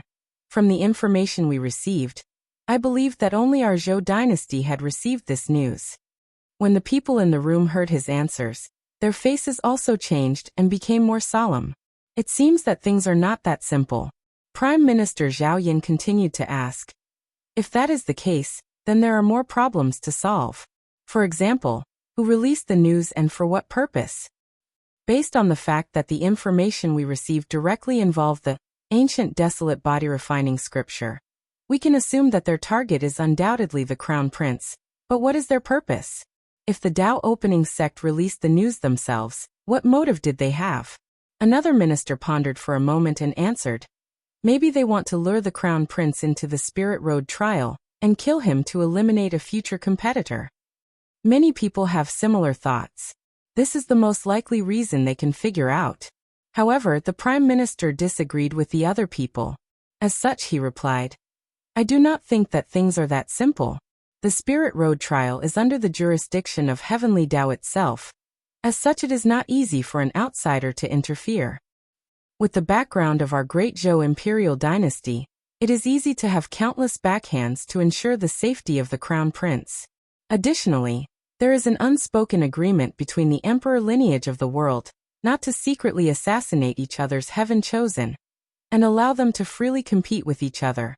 If the Dao opening sect dare to secretly kill the crown prince, we can easily do the same thing to their young sect master. The room became silent after the Prime Minister's speech. The people in the room knew that Prime Minister Zhao Yin was right, but they still felt a little unwilling to pass such a chance to acquire a powerful cultivation technique as the ancient desolate body refining scripture. As such, another minister asked, So are we just leaving things like this and not do anything? Of course not, answered the Prime Minister. What we have to do is remain calm and take things slowly. We can slowly investigate the source of the news and the purpose of the Dao opening sect. Furthermore, in 1 to 2 years right before the start of the Spirit Road trial, we can send a team of delegates to officially visit the Dao opening sect. When they arrive there, we can snoop some more news. Upon hearing the Prime Minister's plan, the eyes of the other officials lit up like stars in the winter's night. Then they started discussing and fine-tuning the plan. To them cultivators, 1 to 2 years is nothing but a short nap. They can be patient and plan better. Meanwhile, in the Dao opening sect, Wang Wei and Li Jun had just started their difficult cultivation in the extreme cold and heat environment. Wang Wei had just finished today's session and was drinking tonic that prevents dark injuries in his body. This tonic was made of at least a 1,000 years old ginseng. If it was not for the fact that his body is too weak to bear the medicinal properties, the age of this ginseng would be much higher.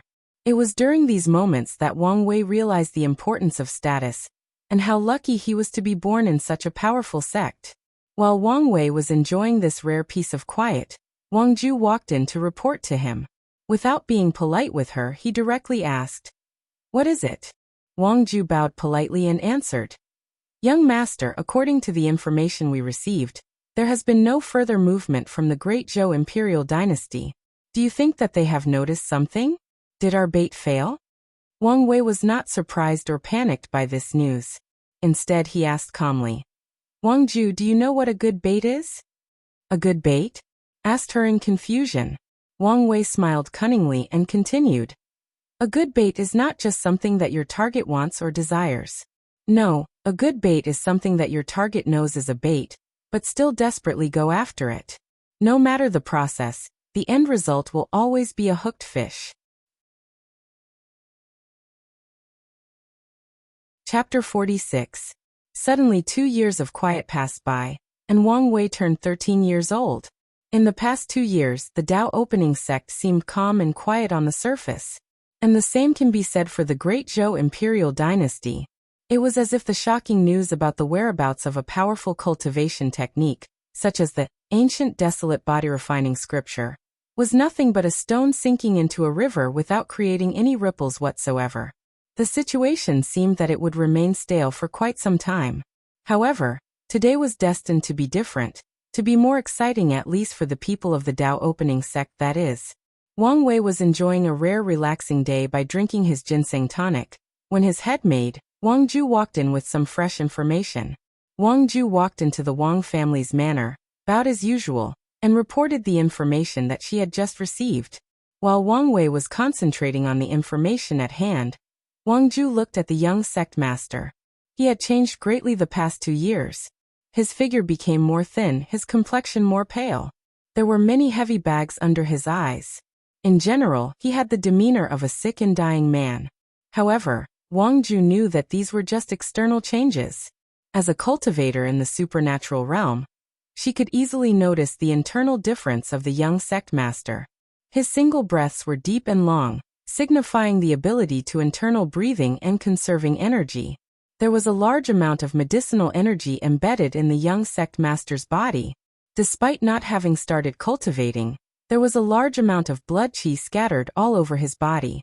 These blood qi will make it a lot easier and faster for the young master to cultivate in the body refining realm and lay a powerful foundation for the future. A few minutes passed by before Wang Wei finished reading the information. Then he said, "So they are finally making a move?" "Yes, young master." A delegate composed of both Crown Prince Ji Song and First Prince Ji Su is currently on the way to the sect right now. They will arrive in about 2 days. What excuse did they use for this so-called visit? We received a diplomatic invitation concerning the dispute over a certain origin source mine. They also emphasized that it is necessary for the younger generation to get to know each other properly. Wang Wei sneered and continued. So they can both investigate the news about the ancient desolate body refining scripture, and also try to find my information and determine my level of threat for the Heaven Mandate battle. Wang Wei then kept on looking at the window, looking like nothing in this world mattered to him. Then he said, "Continue with the plan we had already prepared. As for the challenge, let the Crown Prince enter the first trial of the pagoda." 2 days soon passed. The delegation of the Great Zhou Imperial Dynasty, composed of the 2 princes, Ji Song and Ji Su, the Prime Minister Zhao Yan, a retired prince of the Ji royal family, which is the equivalent of a true monarch, supreme elder of the Tao opening sect, and a bunch of servants and bodyguards. Sect Master Wang Tian and many of the great elders of different halls received the guest, accompanied by some noteworthy disciples. Upon arriving, Ji Su was the first to notice something odd. He did not see the young sect master of the Tao opening sect. In formal occasions such as this, only people with similar status and the same generation can receive each other. As the son of the sect master, only Wang Wei is truly worthy of receiving them, and yet he was not here. Ji Su easily noticed this because he recognized the person that was in the front receiving them. It was the number 1 contemporary sacred son, Han Li, who has just partially healed from his injury.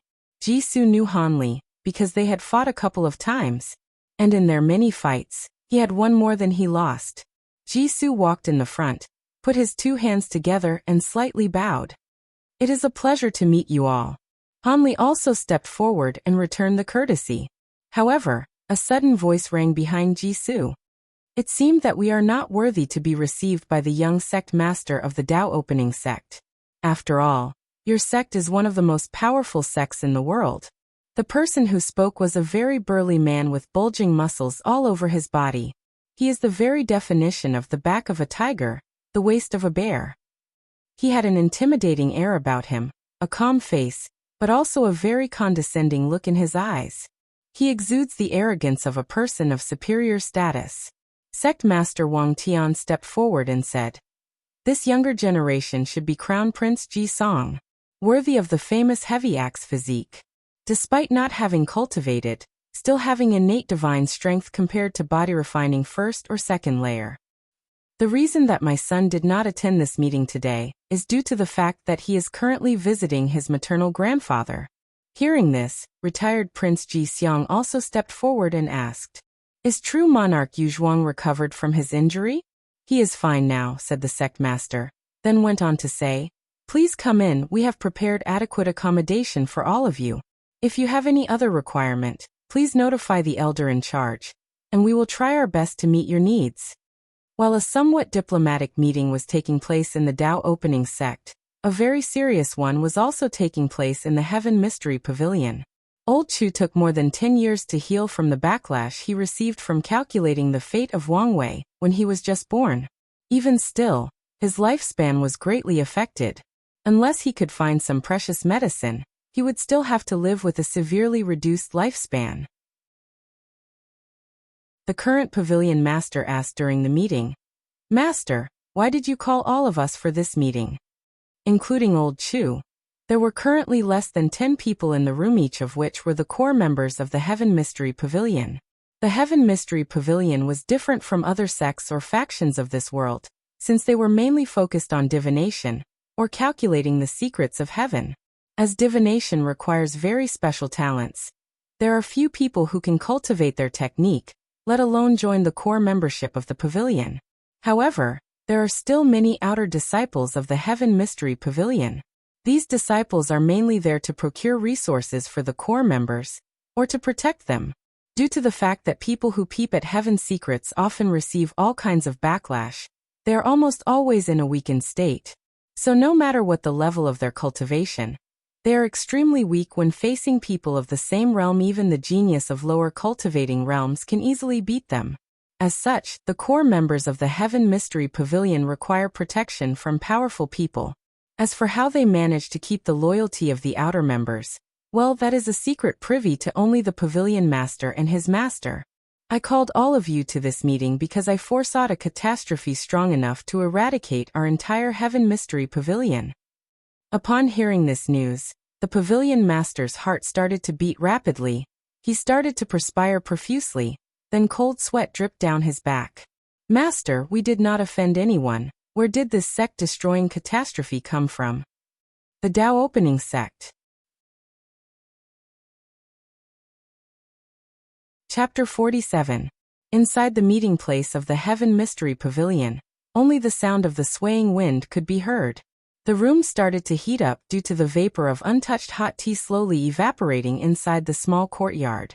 Pavilion Master Zhu Tai rapidly swallowed his cold tea with trembling hands, then proceeded to take many deep and long breaths. "Inhale. Exhale. Inhale. Exhale." He asked, "Master, did you calculate the reason? And what should our next step of action be?" "Supreme Elder, we did not offend the Tao Opening Sect and had no enmity with them. Why did they want to destroy us? I did not manage to calculate their reason for taking action against us," said Old Chu. "As for our plan of action, we only have two variable options. First is to ask help from our allies and see if they are willing to help or at least put pressure on the Tao Opening Sect. The second option is, when the time arrives, try to be as submissive as possible. The Tao Opening Sect must want something from our pavilion. As long as we give it to them, we might have a chance to survive." "Master, how long do we have to prepare?" "About 2 to 3 years at the very least. So, until after the Spirit Road trial." A few days passed on quickly. The delegates of the Great Zhou Imperial Dynasty have long settled into their accommodation, and the talks over the origin source mine have officially begun. Wang Wei never showed up in front of the people of the Great Zhou Imperial Dynasty, a fact which was very upsetting to Crown Prince Ji Song, as he kept subtly reminding the people around him of the lack of etiquette on the side of the Tao Opening Sect. Of course, Wang Wei was aware of his presence. With the special power of his eyes, he could easily notice the Qi Luck Dragon of Crown Prince Ji Song. Although his Qi Dragon was only purple like himself, it exuded a special or unique aura that was easily noticeable. Soon, Crown Prince Ji Song had things to do since he was notified that he will take part in the first trial of the Polishing Tao Heart Pagoda. He took a few days to prepare. He was the kind of person that never backed down from a challenge, and he took it seriously, or so he thought. On the day of the challenge, many disciples and elders of the sect accompanied the delegates of the Great Zhou Imperial Dynasty to watch the trial. The disciples were the most excited. They wanted to know how they stack up against the heaven chosen of other factions. This was the perfect opportunity to compete and compare. Ji Song stood in front of the pagoda, ready to enter at any moment. The visual formations were turned on so that everybody can watch what happens inside. On top of the pagoda, there was a list of the top records in each trial. Ji Song looked at Wang Wei's #1 spot and said with disdain, Only 13 days, how weak can you be? After saying that, he strode into the pagoda with great confidence. However, his words did provoke a lot of people outside. How can they allow this stranger to look down on their young sect master? However, the disciples did not do or say anything, especially the ones who have participated in the trial. They know more than everyone else how difficult this trial is. In a platform not far from the pagoda, the higher-ups of both factions sat cross-legged on futons made of silk, served with fresh hot tea. Sect Master Wang Tian said nonchalantly, "Confident, I see. This is good quality." Prime Minister Zhao Yan responded, "Thank you. The Crown Prince has never lacked anything, especially confidence." Sect Master Wang Tian and the other great elders smiled with a playful look on their faces. However, they did not say anything else. Jisoo was able to catch on the meaning behind these smiles. As such, he had a feeling that things might not be as simple as it seemed. However, he soon calmed himself down. He had a great deal of confidence in his younger brother's heavy axe physique. Meanwhile, Ji-song was having a hard time in this test. Upon entering the trial, the first thing he noticed was the fact that his proud heavy axe physique was gone, or to be precise, ineffective. All of his innate divine strength that he was proud of are all gone. He frowned, but still continued on with the trial. He walks in this endless desert supported by his will only. Ji-song lasted 4 days before he gave up and exited out the pagoda. His record was much higher than Han Li on his first trial, but it was way worse than Li Jun's whopping 8 days, or Wang Wei's 13 days. The challenge was actually quite lackluster. The record of the Crown Prince did not come even close to Li Jun, let alone the young sect master. And many people or disciples of the sect were actually quite disappointed. They left afterward and sneered at Ji-song's previous comment. The people most disappointed by this result were actually the people of the Great Zhou Imperial Dynasty. This was a massive failure on their part. While Ji-song was recuperating, a secret meeting was taking place between Prime Minister Zhao Yan, His Royal Highness Jisoo, retired Prince Ji-seong, and a few advisors that were secretly mixed into the servants and guards. Suer asked retired Prince Ji-seong, "You have been frowning for quite some time. What are you thinking about?" "Uncle Ji-seong, I'm thinking about the previous trial." "Are you worrying about Songer? You do not need to be too worried. It is just a failure. Give him enough time, and he will soon recover." "No, uncle. The situation is more severe than we thought." Retired Prince, His Royal Highness is right. The situation is truly drastic. "Oh, Prime Minister, what makes you say that?" "Well, let His Royal Highness Jisoo express his opinions first." Everyone in the room then fixed their eyes on Jisoo, who then began to express his thought process. "Just like my uncle said, failure is not a major problem for my younger brother. However, the problem lies with the young sect master of the Tao opening sect. The purpose of this pagoda was to polish the Tao heart of the participants. Now compare the result of the younger brother with the Tao sect's young master. Can you imagine how powerful the Tao heart of the young sect master is? Following this statement, a few people in the room gasped aloud. This is indeed quite a scary thing. The person most affected was in fact retired Prince Ji-seong. As the person with the highest cultivating level here, he knew more secrets than most people in the room. For most cultivators, the concept of Tao heart might be an illusory idea or thing to them. But Ji-seong knew the importance of Tao heart. Without the proper Tao heart, it is impossible for a person to reach the supreme realm, let alone bear heaven mandate and prove the Tao. In fact, even great emperors have to have a strong enough Tao heart. Do not think that as long as you acquire the heaven mandate, then you automatically can become a great emperor. No, if you wear the crown, then you must bear the weight. The same concept applies to the heaven mandate. Ji-seong knew those cultivators who acquired the heaven mandate, but did not have the necessary Tao heart to bear it, are referred to as pseudo-emperors. However, these people are still unimaginably powerful compared to the supreme realm true monarch, that people still called them great emperor. Of course, these knowledge are considered the highest secrets of this world. Only when someone reached a certain cultivation level that they might be privy to said information. While everybody was still processing this news, Prime Minister Zhao Yao reminded them. Do not also forget that this pagoda trial has at least 9 layers. We can only imagine how powerful or effective the other trials are. Prime Minister Zhao Yan, you should notify His Majesty of the situation here. A few days passed after the secret meeting. Prime Minister Zhao Yan was standing in front of a formation, while seemingly talking to somebody else on the other side. Your Majesty, the Dao opening sect refused to let us participate in the pagoda trial again, let alone witnessing the other 8 trials. I figure things would not be so simple. In that case, we will offer that material to them as bargain chips. Are you sure of this, Your Majesty? This material is very rare and precious. Compared to the possibility of a future great emperor, what is the worth of a rare material? As you wish, Your Majesty. The Dao opening sect will probably not allow Songer to participate in all 9 trials. Try to negotiate as much as possible. But my bottom line is at least 3 trials. One last thing. Tell Songer that if he could not achieve a satisfactory result, then I'm taking away his status as crown prince. Prime Minister Zhao Yan was visibly surprised. As the person who knew His Majesty the best, he could tell that he was serious about this announcement. However, he could also realize the reason for it. This trip to the Dao opening sect was an eye-opener for the high level of the Great Zhou imperial dynasty.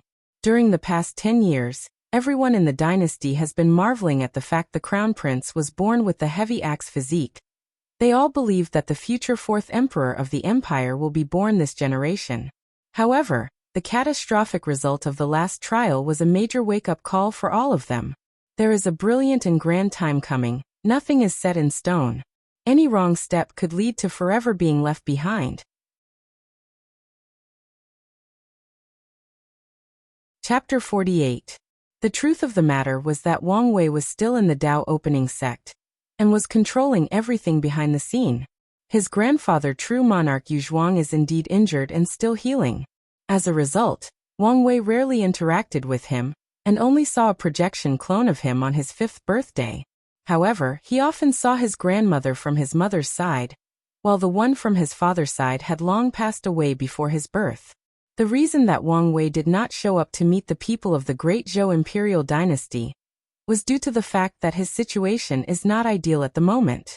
After cultivating the 10,000 things adapt to one sutra, for more than 2 years he was always in a weakened state. Wang Wei and the upper echelon feared that something might be discovered if he was to meet a powerful cultivator like retired Prince Ji Xiang. They worried that the people of Great Zhou might be able to infer their plan based on the condition of Wang Wei. So, they made up a plausible excuse to explain his absence. Wang Ju walked in the Wang family courtyard as usual to report the latest development of the situation with Crown Prince Ji Xiang. As soon as she entered, Wang Ju saw the young sect master wiping out a dark green liquid from the corner of his mouth. At the same time, there was another puddle of dark green blood, or bile in the floor emanating a foul odor, looking quite dangerous. Damn poisons, muttered Wang Wei. What brings you out so early in the morning? Young master, there are new developments in the situation with the crown prince. Oh, I thought I already explained not to allow him to enter the trial again. According to the elders, the Great Zhou imperial dynasty offered a price that is hard to refuse. As such, they wanted to know your opinion on the matter. Wang Wei was intrigued. The Dao opening sect is very powerful and full of resources. If there is something that can actually tempt, it must be extraordinary. Wang Wei took the jade talisman that explained the price that the people of Great Zhou were willing to offer. According to this information, when Wang Wei cultivates the ancient desolate body refining scripture, to a certain level, he will need material based on the 5 elements to further refine his powerful body. As such, the sect's upper echelons made a list of the 5 most powerful materials in the entire myriad emperor world that represent the 5 elements of wood, fire, metal, earth and water. They believe that only by providing Wang Wei with the best so he can have a higher chance of being victorious during the Heaven-Will battle. However, despite the deep foundation of the Dao opening sect, they could only gather 2 of the 5 materials. The other 3 are either too rare to be found, in the hands of another powerful sect or faction, or even might be already extinct in the long river of time. However, to their surprise, lo and below, The Great Zhou imperial dynasty offered one of the missing materials as an offer to allow their crown prince to participate in the pagoda trials again. After reading the material again, Wang Wei knew the gist of things. He pondered for a moment before replying. Tell the elders that they can accept the offer, but the highest level of trial he can participate in is the 4th. No more than this. If they insist, tell the elders that they can just refuse the material. After saying all of this in a single breath, Wang Wei coughed again and spewed out a few more puddles of black blood. Also at a time limit. Wang Wei was not too worried about this precious material. Since he knew where it was bound to be his. Even if he was not strong enough to take it by force, he could still take it by other means. From what he learned about Crown Prince Ji Song, he is a very rash and arrogant person. When the time comes, just use the material as the prize for a competition. Then arouse him by reminding him of his defeat in the pagoda trial. Then he can legally or openly acquire it. Wang Wei has this level of confidence in himself. Suddenly Wang Wei asked, "Did you release our bait properly?" "Yes, just like you asked, young master." One of the disciples got drunk and revealed the news that you were not originally going to participate in the Spirit Road trial, but suddenly changed your mind for no reason. "That's good," replied Wang Wei, satisfied with Wang Ju's work as usual. Soon afterward, Wang Ju left the manor to relay the young master's order to the elders. Of course she did not forget to remind a few maids to go and clean up after the young master, and bring him a few more tonics to ease his pain. A few days later, in the guest hall of the Dao opening sect, Prime Minister Zhao Yin was talking to His Majesty Ji, one through the long-distance communication formation. "How was the result?" "Your Majesty, they accepted our offer. The Crown Prince can participate in 4 trials in the pagoda. However, they still gave us a time limit of half a year. Well, better than our bottom line. As for the time limit, it's not necessarily a bad thing. Having more pressure can inspire Songer to work harder.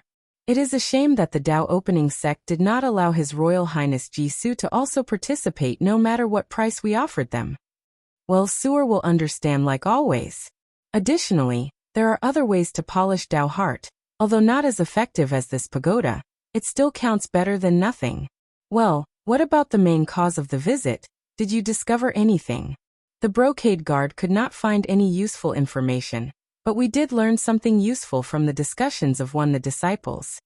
According to the information we received, the young sect master did not initially plan to participate in the Spirit Road trial, but suddenly changed his mind around the same time that the news was released.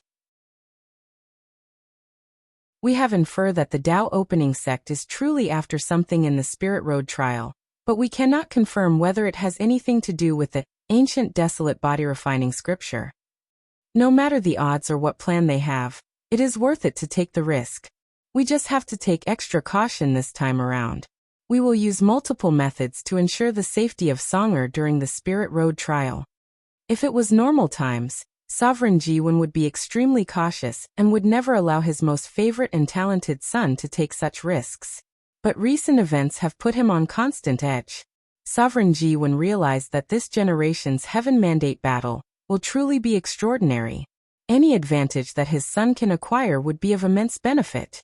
Furthermore, lately, he has been reminiscing of the heaven chosen of his generation, especially Wang Tian, the current sect master of the Dao opening sect. This man's swordsmanship was truly unique and unparalleled. Even through this day, he still has lingering fear when he thinks of that year's unmatched sword cut. In fact, when he learned that his generation did not have a Heaven Mandate battle, part of him was truly relieved not to have to face Wang Tian in battle. This thought has been the greatest shame of his entire life. And he knew that many heaven chosen of his generation felt the same way. As such, he did not want his son to be like him. He did not want his son to live in the shadow of his past enemy son. So, despite the fact this trip to the Spirit Road might be a trap, as long as there is the possibility of getting such great benefit as the ancient desolate body refining scripture, he will still take the bait.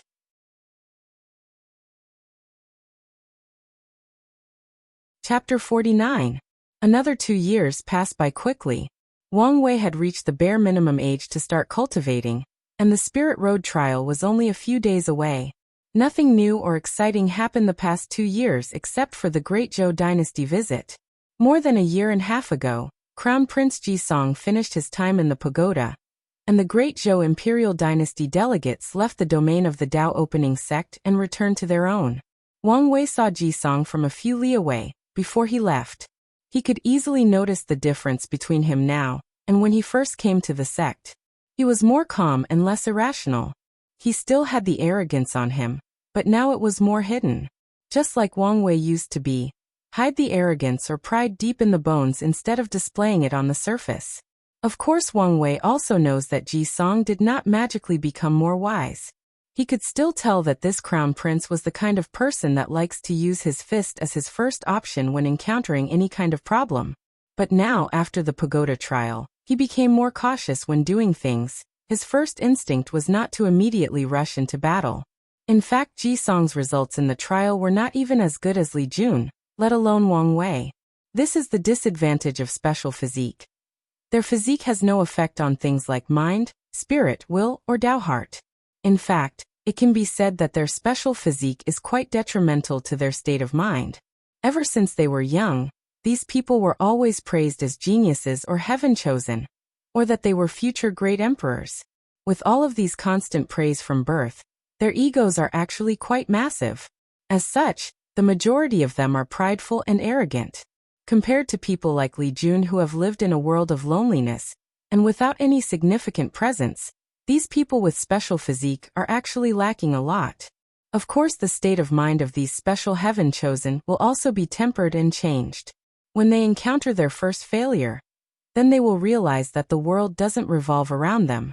When they meet other people with special physiques, they will realize that they are not as special as their loved one made them out to be. The myriad emperor world is vast and boundless. The population can be counted in the trillions. If there is one thing that this world does not lack is miracle. No matter how low the probabilities are, in this world, it is still impossible. As such, these heaven-chosen with special physiques will eventually learn their insignificance in the grand scheme of things, and strive to improve themselves, to walk in the path of constant self-improvement.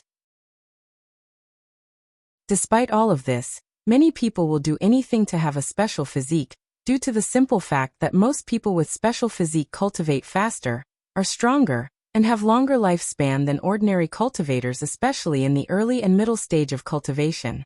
In the early and middle stages of cultivation, people with special physique can be considered the darlings of heaven and earth. Everything seems to come faster and easier for them. Of course, this statement only applies to ordinary cultivators.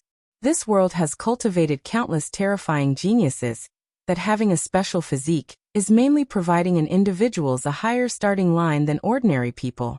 A good example of this is Han Li. Despite having such a powerful physique as the Heavenly Thunder physique, he cannot be considered a top-level heaven-chosen. Throughout his cultivation journey, he has lost countless fights. From the information that Wang Wei has gathered on him, he could determine that Han Li did not use his full potential. As a person with a thunder-prone physique, the best approach would be to absorb thunder tribulation to refine his body into a supremely powerful one. Then, when strong enough, try to absorb divine punishment thunder, one of the highest level of thunder, that is said to be powerful enough to even kill great emperors. In Wang Wei's eyes, the heavenly thunder physique is a total waste in the hands of someone like Han Li. At the end of the day, it is the person that determines the height that a special physique can reach. Wang Wei was standing in the Wang family mountain waiting for the arrival of the elders and the other participants. Now that he is 15 years old, he has become a tall young man with a height of 185 meters. He is quite handsome, inheriting the good genes of both his parents. However, the most noticeable part about him was his temperament. He gives people the feeling that nothing in this world could bother him, that he could do whatever he wants and nothing or no one could stop him. Whether it was gods, demons, immortals, and heaven and earth, not even a great emperor itself. His blasphemous attitude is actually quite appealing to women. Another person was standing next to Wang Wei chatting with him. It was his childhood friend and best brother, Li Jun. If there was an award for the person who changed the most in the past few years, it would have to go to Li Jun without any worthy contestant. Due to the fact that he also cultivated the 10,000 things adapt to one sutra, He lost all of his baby fat and also became a handsome guy. Unlike Wang Wei's defiant temperament, Li Jun is more of a chill, relaxed or laid-back person. But behind that relaxed look, there was a terrifying fighting will that convey the idea that no matter what happens, no matter the circumstance, I will fight to my dying breath. You want me to stop fighting, you want to beat me, then kill me. Only death can stop me. In fact, Li Jun has lived by this creed or oath in the past few years. In Li Jun's eyes, there are only two things that can stop him from fighting. One is death, and the other is the order of his big brother Wang Wei. In the past 7 years, Li Jun has created a reign of terror for the children of his generation. After the 9th pagoda trial, Li Jun has fought with all of the children of the Wang, Li, and Yan family every day, from both the main and branch family. No matter what day it was, no matter the circumstances, he will fight with them. Even when he started cultivating the 10,000 things adapt to one sutra, and was in a constant state of weakening and poisoning, he still fought with them. Of course, he suffered a lot because of this. You would think that he was doing this as a form of revenge for his former bullying? No, he was simply doing it to hone his fighting will, and more importantly to prepare for his special physique. Wang Wei was waiting while talking with Li Jun. So, which girl did you get at this time? Big brother Wang Wei, I was nervous all night. Where would have the time to pick up girls? Wang Wei smiled wryly when he saw a few of his maids sneaking a peep at Li Jun, and then blushed red like an apple. He and Li Jun can be considered best buddies and have known each other for years. Li Jun can be considered one of the few young generations of the sect that is officially approved by Wang Wei. However, if there is one thing that gives Wang Wei a headache is the fact that this guy is actually a womanizer. Ever since he turned 14 and lost all of his fat, he started to mingle with all kinds of disciples. The amount of disciples that he had secretly had relationships with the past 2 years are countless. It seems that he could not keep things in his pants. As polygamy is a normal thing in this world, he had no major problem whatsoever. After hearing this news, Wang Wei had him investigated as he feared that Li Jun had changed, and was using his new status and power to force female disciples to have relationships with him. But it turns out that he was worried about nothing. According to the information he received, this guy is apparently very charming, and many female disciples are simply obsessed with him. It was also during this time that Wang Wei learned that there were many secret lists distributed in the sect. Li Jun ranked number 3 in the most handsome man, while he ranked number 2. Li Jun ranked number 3 in the most charming, while he ranked number 1. He also ranked number 2 in the person that girls most want to be married to, while Li Jun ranked number 1. Wang Wei was of course not convinced. Who could be more handsome than him? After investigating, it turned out to be the contemporary sacred son ranked 5th. Well, he had to admit that this guy deserved his ranking. Wang Wei was most puzzled by the last list. As the young sect master, the future sacred son, future sect master, and future great emperor, should he not be the man that most girls in the sect want to marry? After investigating, he discovered that most female disciples believe that they are not worthy to be his main wife, but many have expressed their willingness to be his consort, concubine, or even serving maid. A funny little incident happened during that time. After hearing the description of the female disciples, Wang Wei released a statement to all the girls in his sect that they are in fact worthy of him, as long as they can get into his heart. After releasing this statement, Wang Wei's popularity in the sect increased greatly, but it also brought him a great deal of problems. Every time he left the Wang family mountain, he would always accidentally encounter a bunch of beautiful female disciples that struck up a casual discussion with him. He talked to them all. No matter who they were, as long they approached him, he would get to know them. With his powerful memory brought by his soul, he could remember each one and call them by their names, which brought a lot of favor to him. An odd thing was the fact that he kept thinking about the girl he had seen in his 4th trial in the pagoda, the one that only he saw. His intuition told him that there was some kind of connection between the two of them, and he would meet her again one day. However, after more than a month, things got out of control. There were too many accidental encounters. One time he met more than 100 female disciples at once. Then they started fighting for who would get to meet and talk to him. The battle was quite fierce. If Wang Ju was not accompanying him and protecting him from the aftershock of this battle, he he possibly could have been severely injured. It was at that moment that Wang Wei truly realized the power of cultivators and strengthened his determination to cultivate the highest realm possible, or even go beyond it.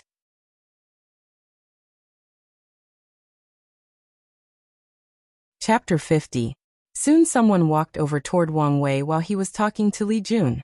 To be precise, it was two people, one being sect master Wang Tian, and an old man full of white hair dressed in very plain and ordinary clothes.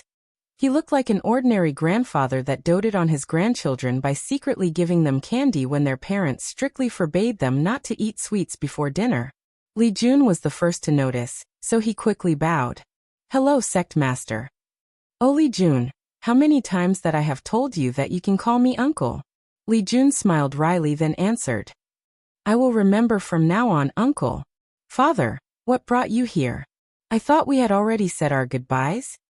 "Wire, I'm here this time to introduce you to your Tao protector, true monarch Yan Qin. He will follow you throughout most of your life and protect you. In most cases, he will not intervene unless someone of too much higher cultivation level attacks you." True monarch Yan Qin smiled and said, "Young master, you do not need to worry. Unless I'm dead, nothing will happen to you. Then I will be in your care, Supreme Elder Yan Qin. There is no need to be so formal, just call me by my name." Wang Wei smiled, but did not do so. Although he had a high status, Wang Wei knew the importance of respecting people of much higher strength than him. Unless he reaches a certain level himself, he will still respect these people. Furthermore, Wang Wei can easily guess that the appearance of true monarch Yan Qin was in fact due to political negotiations between the upper echelons of the sect. As the future emperor groomed by the sect, the Wang family will yield a great amount of power in the future. As such, as a compromise, the Wang family has to find ways to tie the other families with them and gain their unwavering support. Due to the brotherhood of Wang Wei and Li Jun, the Li family was more than happy. What can be closer than childhood friends who grew up together and wear the same pants? However, the Yan family was not satisfied yet. As a compromise, the Wang family had to allocate the position of Tao protector to the Yan family, hence the appearance of true monarch Yan Qin. The status of Tao protector is actually quite high.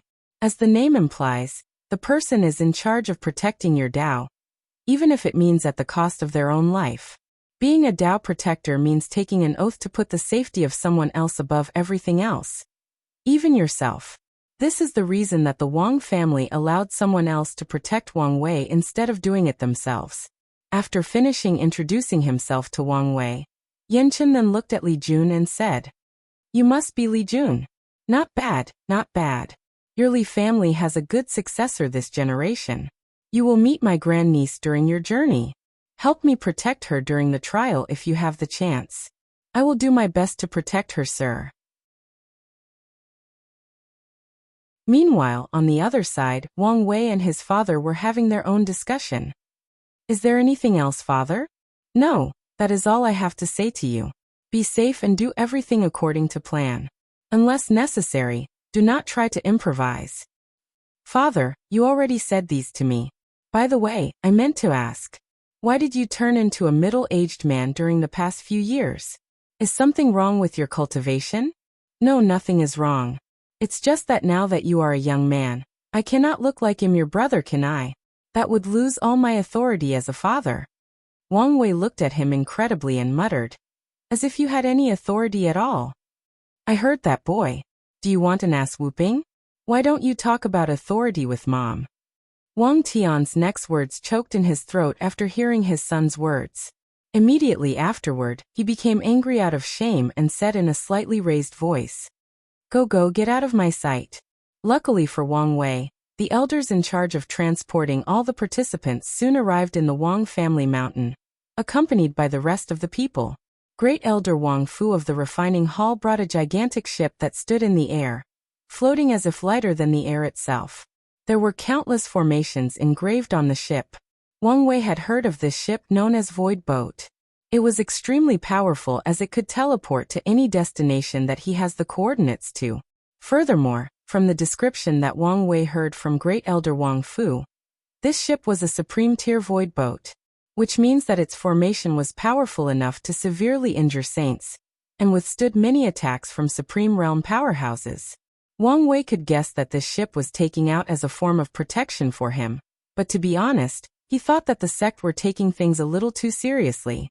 Before departure, many of the participants, including children from different families and disciples accepted outside by the sect from a very young age, started getting to know each other and promised to protect one another if given the chance.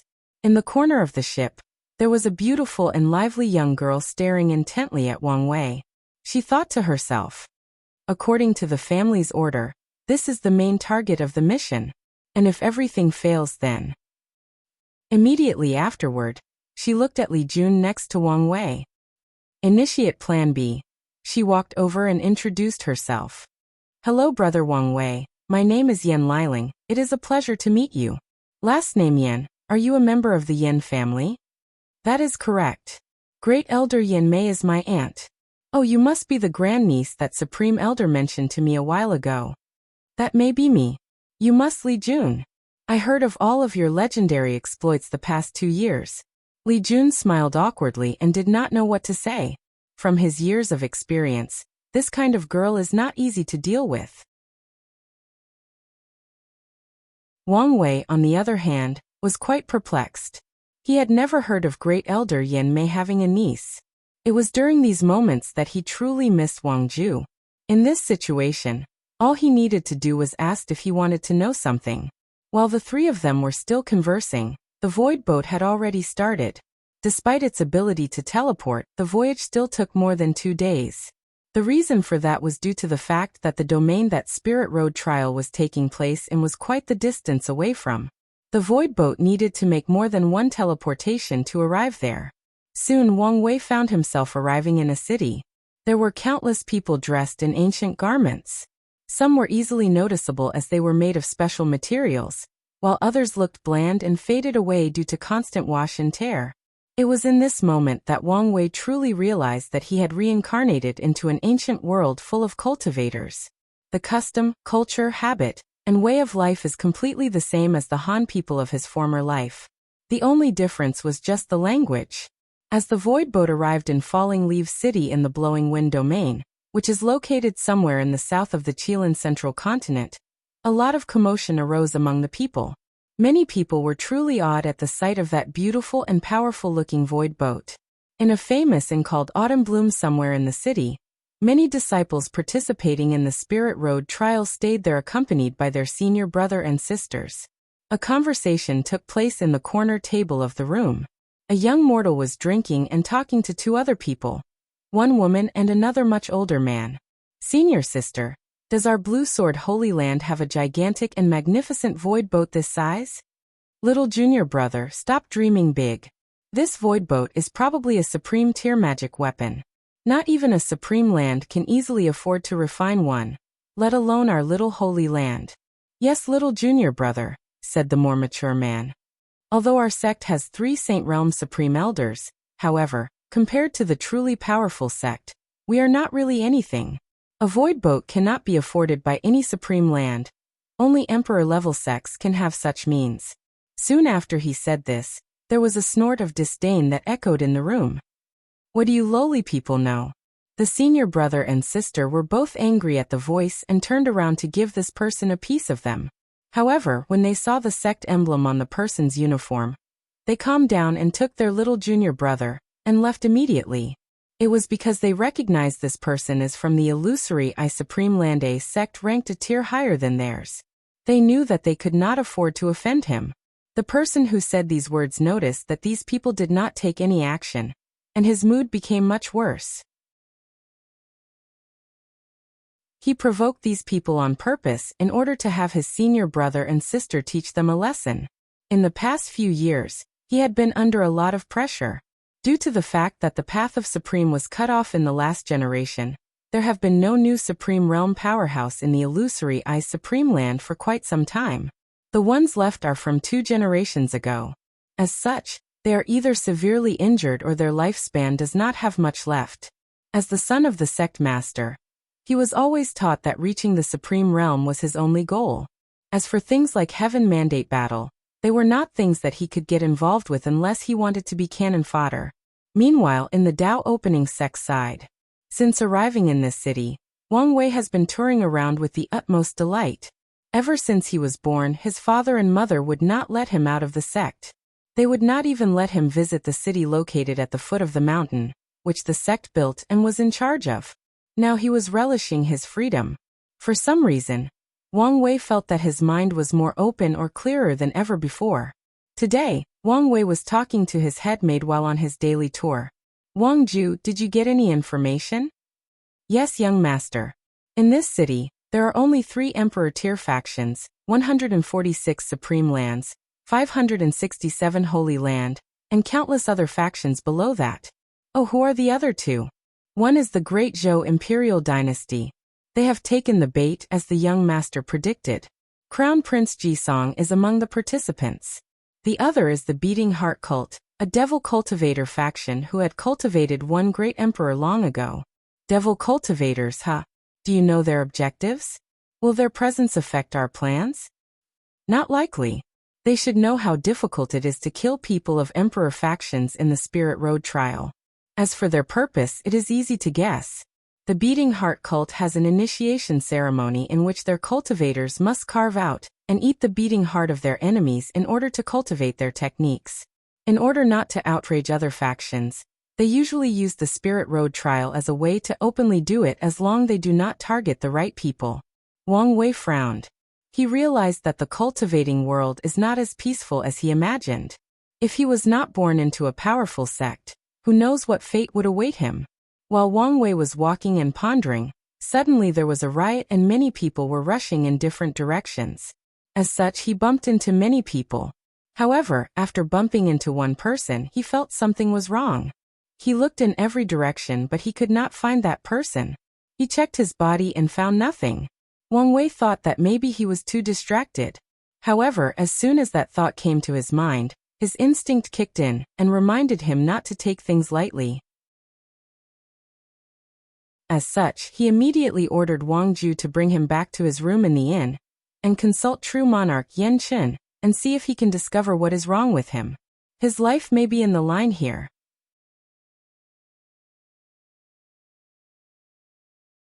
Chapter 51.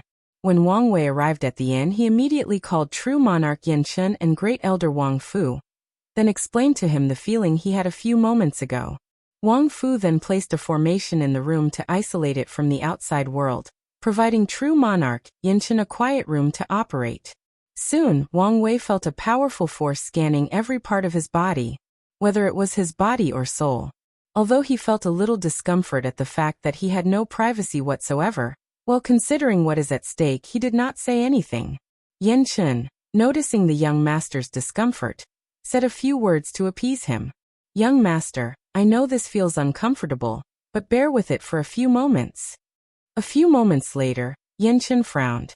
Noticing the change on his facial expression, Wang Wei asked, "Did you find something? Is there something wrong with me?" "No, that's not it. Young master, I'm just surprised at how powerful your soul is." "Oh." Of course, Yan Chen did not tell the whole truth. What he did not say was that he noticed a strange breath deep in the soul of the young master. However, as he approached to scan it, an overwhelming sense of dread came to him. His instinct was warning him that if he got closer, he would suffer dire consequences. After the scan, Yan Chen did not find anything worthy of taking note. There was nothing wrong with the young master. However, he was not happy. He suddenly realized that the young master's soul might become a big problem on his path of cultivation before it would become his boost. He should warn the other old guys so that they can prepare in advance. There is still plenty of time left. "Young master, I did not find anything wrong. Maybe you had noticed the wrong person or thing. Is Supreme Elder Yan Chen right? Am I too on edge?" Wang Wei started thinking. Then he immediately overthrew this idea. He believed in his intuition. So now he had to find the exact cause of the problem. Then he thought of the situation during the day. That riot was too coincidental. "Supreme Elder, check again. This time focused on the arm that I was bumped into. Do not leave any place unchecked." "As you wish, young master." True monarch followed instruction and used his divine consciousness to scan the shoulder and arms that Wang Wei referred to. Suddenly he asked, "Young master, did you ever have a tattoo or mole on your clavicle?" "Tattoo? Mole? No, never." Wang Wei slid off his robe and noticed a little mole on his shoulder. It was never there before, so he was perplexed. As true monarch, Yin Chen scanned the moles carefully. He finally discovered something. This seemed to be some kind of talisman. What a fascinating idea to make one so small and plants on people.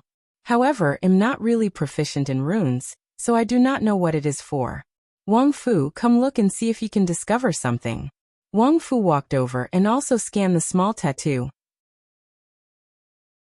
What a genius design. If I'm not mistaken, this should be a tracking talisman. Another person should have a similar talisman on his body, allowing him to track the whereabouts of the young master at all times. However, who would do such a thing? The great Zhou imperial dynasty, answered Wang Ju in the corner. Only them have sufficient motives to know the whereabouts of the young master at all times. It seems that our bait has been hooked, pondered Wang Wei. What about the task that I have given you regarding Prince Jisoo? As you ordered, young master. I have been increasing the intelligence gathering around Prince Jisoo, but it will take some time to infiltrate his inner circle without arousing his suspicion. Wire, do you think that this plan was orchestrated by Prince Jisoo? Yes, Uncle Wang Fu. Ever since Prince Jisoo came to our sect, I have been paying attention to him. From the information that I have read about him, Jisoo seemed to have no malice or grudge against his brother for taking over his position as crown prince.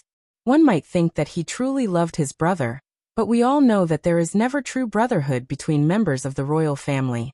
Killing fathers and brothers for the throne is a completely normal thing. Of course, I'm not bored enough to simply snoop at the personal affairs of the great Zhou royal family. The reason I pay attention to Jisoo is because I noticed that he seemed very intelligent and had a very tactical mind. More importantly, Jisong seemed to listen to him, or at least considered his opinion for most things. Jisong is a brute by nature. You can easily deal with him as long you are stronger than him. However, if he has an intelligent brother like Jisoo behind his back, then his shortcomings will be made up, thus raising his level of threat by a great deal. The people in the room started to ponder the meaning of Wang Wei's words. In the fight for the heaven mandate, force might not always be the solution. In this world, the concept of in front of absolute strength, all plans are a joke, is in fact the greatest mockery of itself. Throughout the history of the myriad emperor plane, there have been countless invincible geniuses that suffered great losses in front of a well-thought-out and methodical plan. A great example can be easily discovered. That is sect master Wang Tian. In his generation, he was an unparalleled swordsman who installed great fear and dread on his peers as an enemy. However, he suffered countless losses at the hands of his now wife who preferred to use her brain. According to information that Wang Wei heard from his mother, he once tricked his father into a dead zone where there was no food, water, or spiritual energy to replenish his cultivation level, and he could not open his space ring or contact the outside world. If it was not Grandpa to pay some price to track him down and rescue him, he would have died in there. In the fight for heaven mandate, intelligence can be a great asset. That is why Wang Wei had someone monitor Jisoo, and even try to infiltrate his inner circle. Young master, do you want me to remove the talisman? There is no need, Supreme Elder. Leaving it will make things easier for us, as we do not need to use our own way to track Jisong. He will come to me on his own. After a brief moment, Wang Wei suddenly asked, Wang Ju, did you receive any information of other Emperor tier factions from other continents participating in the Spirit Road trial? Young master, according to the information sent by the spies located in other cities that have entrances to the Spirit Road trial, there were no other Emperor lineage that participated in the test. They all seem disinterested this year. Well, that's good. It means less variables to our plans. Alright, I will go rest now. After ending the conversation, everyone acted like nothing happened. Wang Wei continued to enjoy his newfound freedom and his tour around the city. He needed to be in the right mindset to participate in the slaughter that was about to take place. However, another unexpected thing happened to him. During one of his tours, on the day before the opening of the secret realm where the Spirit Road trial takes place, he encountered a boy who made his chi dragon act weird. After observation, Wang Wei came to the conclusion that this boy would have a lucky encounter that is of great value to him. As such, he did not hesitate to use a similar method of the Great Zhou dynasty and secretly tracked him. The day of the trial soon arrived. A massive formation appeared in front of the participants, forming a gate. Wang Wei was the first person to enter, followed by the people of the Great Zhou imperial dynasty and the Beating Heart cult, then the rest of the participants. In the Dao opening sect, as soon as Wang Wei and the other participants left, a group or delegate of the sect left and headed straight toward the Heaven Mystery Pavilion. Among the people present in the delegation, there were more than 10 Saint Realm True Person, 3 Supreme Realm True Monarchs, and a middle-aged man that seemed to have the highest status in the group. All the people stood patiently and awaited his order, without the slightest impatience or arrogance, only boundless awe and envy. As soon as that person appeared, all the powerful people in the world felt a unique pressure that emanated from his presence alone. As such, they all looked in the direction of the Dao opening sect and uttered the same thing. Immortal Venerable.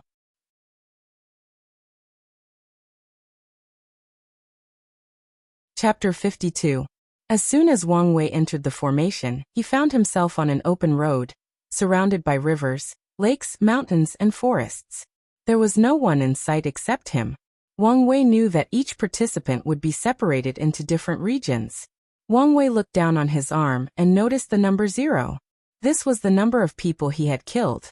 In essence, the Spirit Road trial is essentially a massacre between geniuses or heaven chosen that allowed them to hone their skills, mind, survival instinct, and plunder each other's luck.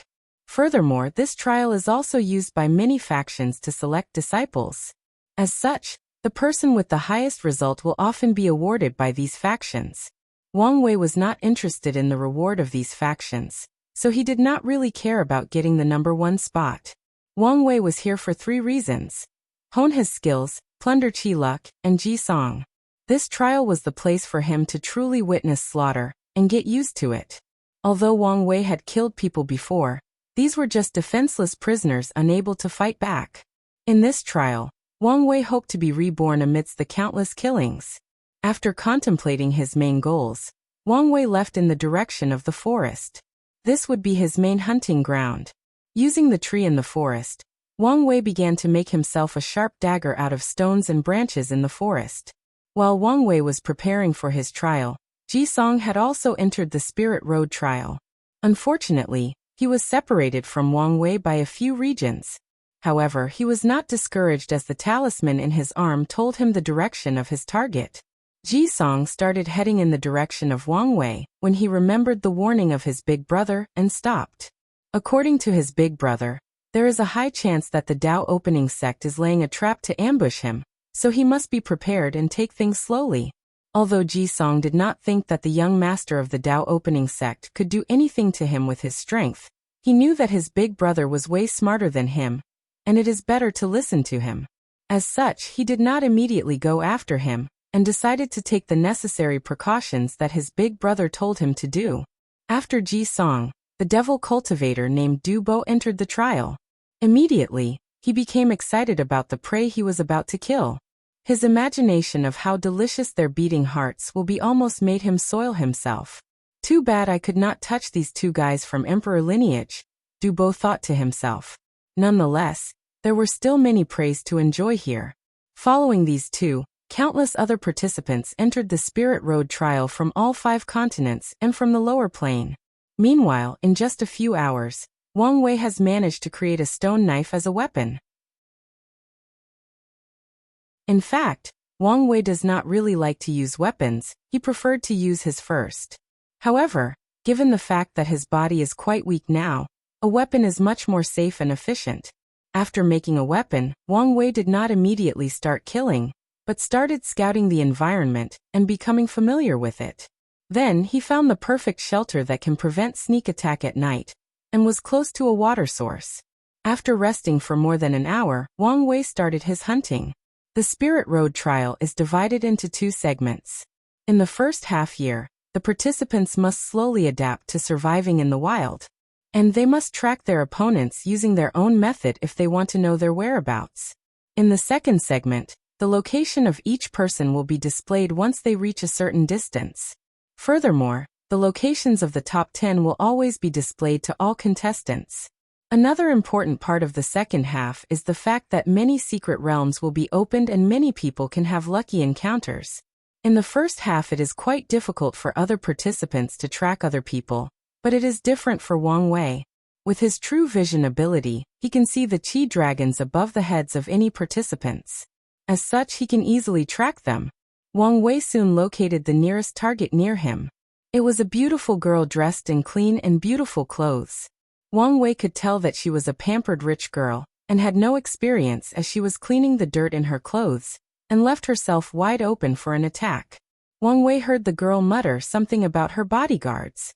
From this information, Wang Wei can guess that this girl was sent by her parents to experience life and tempered her. Thus they send powerful bodyguards to protect her. Unfortunately, the girl was separated from her protection service, and became alone. Wang Wei wondered what her parents were thinking. Didn't they know that everyone will be transported to different places in the trial? Of course Wang Wei will not show any sympathy for her, because she is a girl. Anyone who stepped into this trial should do so with the awareness that they may not leave here alive and in one piece. As such, Wang Wei sneaked behind the girl, tripped her into the ground with her face upward facing the blue sky, pinned her down with his knee and then stabbed her into her throat. Blood spilled all over Wang Wei while the young girl looked at him with fear and shock. She could not believe that she died like this. As she tried to speak her last word, blood gurgled out of her mouth. Then everything stopped as her eyes lost the last ray of light and became sluggish and empty. She was dead. After killing the girl, Wang Wei noticed that her chi dragon disappeared and was swallowed by his own, thus increasing the intensity of the purple color. He had plundered her luck. Afterward, Wang Wei started to ponder his actions during this fight. When he looked at the blood all over his body, he could still savor the unpleasant taste of iron, and he felt disgusted by being so dirty. He realized that his actions were not so smooth. He could have held the girl from behind and slit her throat. That way, his action would be faster, more efficient, and he would not have so much blood on him.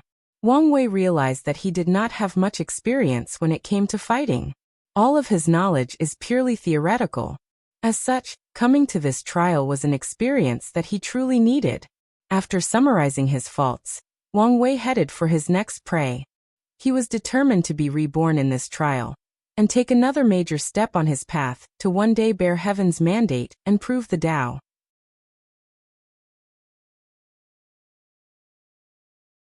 Chapter 53.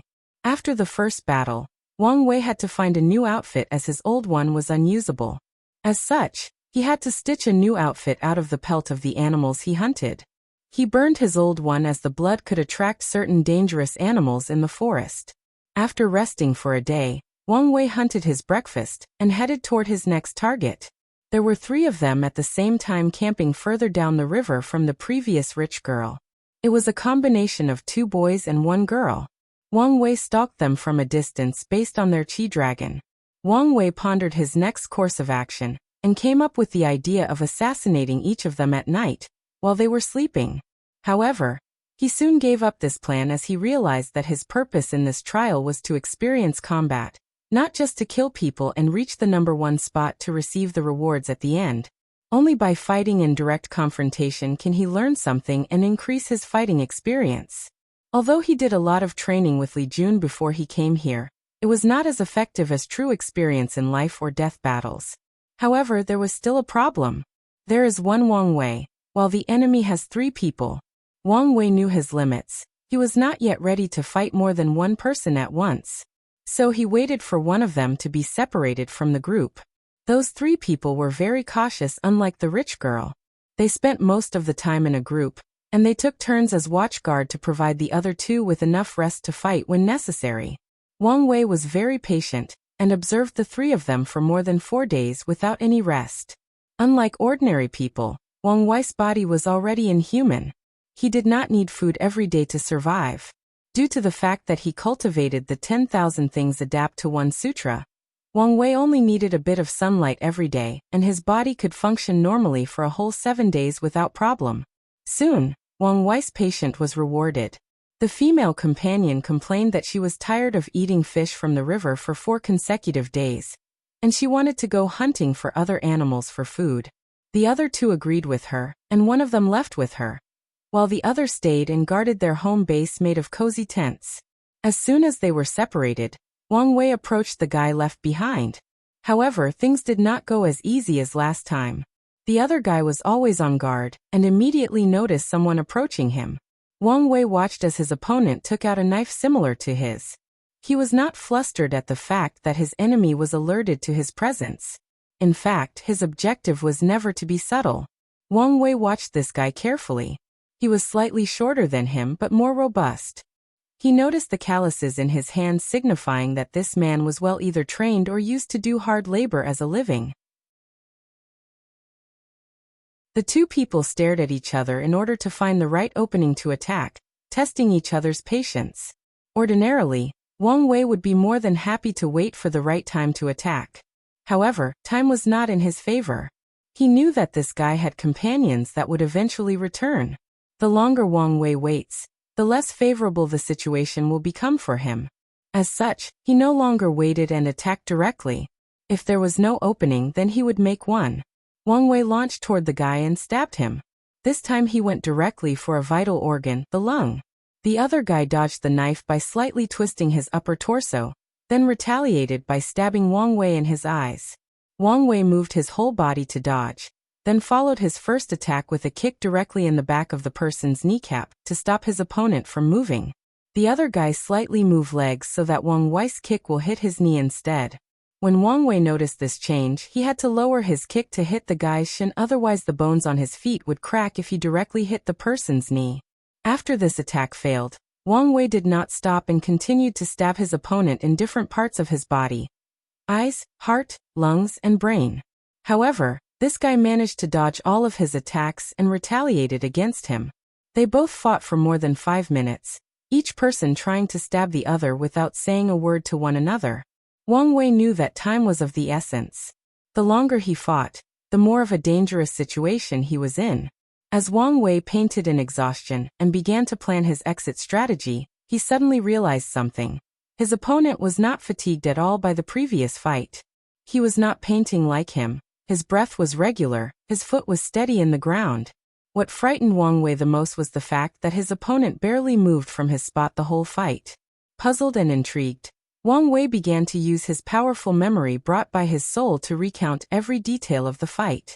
It was then that he realized that this guy was actually using a superb dodging method. Every time Wang Wei attacked him, he would use the least amount of movement to dodge the attack. His movements were quick, efficient, and subtle. He did not waste any energy unless necessary. This was the reason that Wang Wei was tired after the fight, but this guy was not. After reviewing this guy's movement over and over again in just a few seconds, Wang Wei took a deep breath to adjust his state, then he attacked again. Wang Wei stabbed this guy again with rapid movement. This time he went for the lungs again. The guy repeated the same dodging technique and stabbed Wang Wei in his eyes. Wang Wei slightly bent his head to avoid the knife, then continued to uppercut the guy on his chin with his left hand. The guy tilted his head slightly to the left to dodge the uppercut, then kicked Wang Wei's waist with his right leg. Right when his leg was about to hit, Wang Wei lifted his left leg and allowed the kick to directly hit his knee. The guy groaned in pain. The timing was so perfect that he did not have time to redirect his kick. Wang Wei immediately took advantage of his enemy's distraction due to physical pain and stabbed him on his right leg. The guy tried to pivot his leg to dodge again. Unfortunately, his nerve response was decreased due to the pain, and a deep cut was left on his leg. Wang Wei managed to draw his first drop of blood during this fight. Of course, he did not let his guard down. He continued to attack the guy nonstop. The fight continued for another 5 minutes. They stab and dodge each other's attack using the least movement necessary. Suddenly the guy said, "You copied my dodging technique." "So what?" responded Wang Wei. "Is there any rule that says you cannot learn from your enemy?" After saying that, Wang Wei attacked him again, this time heading straight for his eyes. The guy tilted his head to dodge again. However, Wang Wei's attack was actually just a feint. The moment his head moved, Wang Wei changed the upward grip on his knife to a downward one, and stabbed the man's shoulder. The man screamed loudly and involuntarily held his bleeding shoulder with his other hand. Wang Wei took this opportunity to take the knife from the guy's hand, and stabbed it directly in his heart, dealing a fatal blow to him. Afterward, the man dropped to his knees then said, "The world is truly unfair. I have spent more than 8 years as a gladiator, forced to kill every day in order to buy my freedom. It took me 8 long and painful years to summarize that dodging method. Yet you learned it in less than 5 minutes. Am not willing." After saying his last word, the guy fell to the ground. He had no breath left before he even hit the floor. "Yes, you are right. Fate is the greatest mockery to us all," muttered Wang Wei.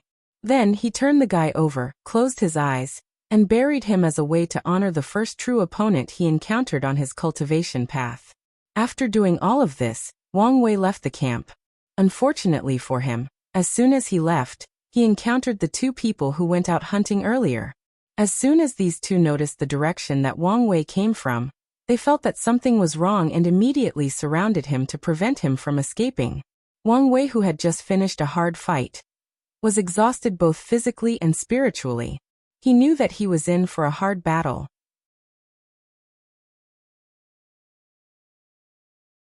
Chapter 54. When Wang Wei saw the appearance of the other 2 people, he knew that he was in for another fierce fight. As such, he took a deep breath to calm down. He analyzed the previous fight, and summarized what he learned as quickly as possible. "What happened to Zhou Peng?" asked the girl in the group. Wang Wei looked at her. She was also quite the beauty. However, there was nothing soft or weak about her. She looked quite heroic. Wang Wei could tell that she was the kind of girl that was not under any man when it comes to fighting. "So Zhou Peng was his name?" responded Wang Wei. "I shall remember him." "You," responded the other guy, while clenching both his hands and teeth. This guy was quite short compared to Wang Wei or Zhou Peng, however he was also more lean. His steps were quiet, and did not leave any marks in the ground. As soon as he finished his words, he pounced on Wang Wei without hesitation. His knife was fast, silent, and deadly. On his first attack, he went straight for the heart. Wang Wei pivoted his left foot slightly to move his body, thus evading the attack. Then his right hand moved to stab his opponent in the chest. However, as soon as he moved, he received another attack from the heroic girl. So he had to use his dagger as a defensive move to stop her attack. As soon as he placed his attention on her, the short guy attacked again. This time the attack was directed towards Wang Wei's head. As he moved his neck slightly to evade this stab, the heroic girl seemed to have anticipated this, so she immediately followed the short guy's action and stabbed him in the heart. Wang Wei did not have much space or time to properly evade this knife. As such, he moved his body to allow the knife to penetrate the space between his ribs and avoiding a major organ. Thus, Wang Wei evaded a fatal attack, but he was still injured. Right after the knife entered his body, Wang Wei immediately kicked the girl on her sternum and pushed her away from him. Wang Wei's goal was to deprive her of her weapon, however. She seemed to be experienced and still held on to her knife as she flew a few meters away. Wang Wei started bleeding. The pain was actually nothing compared to his experience in the pagoda trial. As such, he just looked at his bleeding chest and ignored it. He knew that he had no time to use proper treatment on it. Furthermore, due to the 10,000 things adapt to one sutra, his body will try to keep him alive on its own. This fight was far from over. A few seconds later, the heroic girl got up from the floor. Although her sternum was injured by that kick, she was still in good shape and could fight properly. Wang Wei's situation had become worse. Not only was he fighting 2 experienced people at once with a drained stamina, he was now injured. The heroic girl and the short guy continued to attack Wang Wei without hesitation.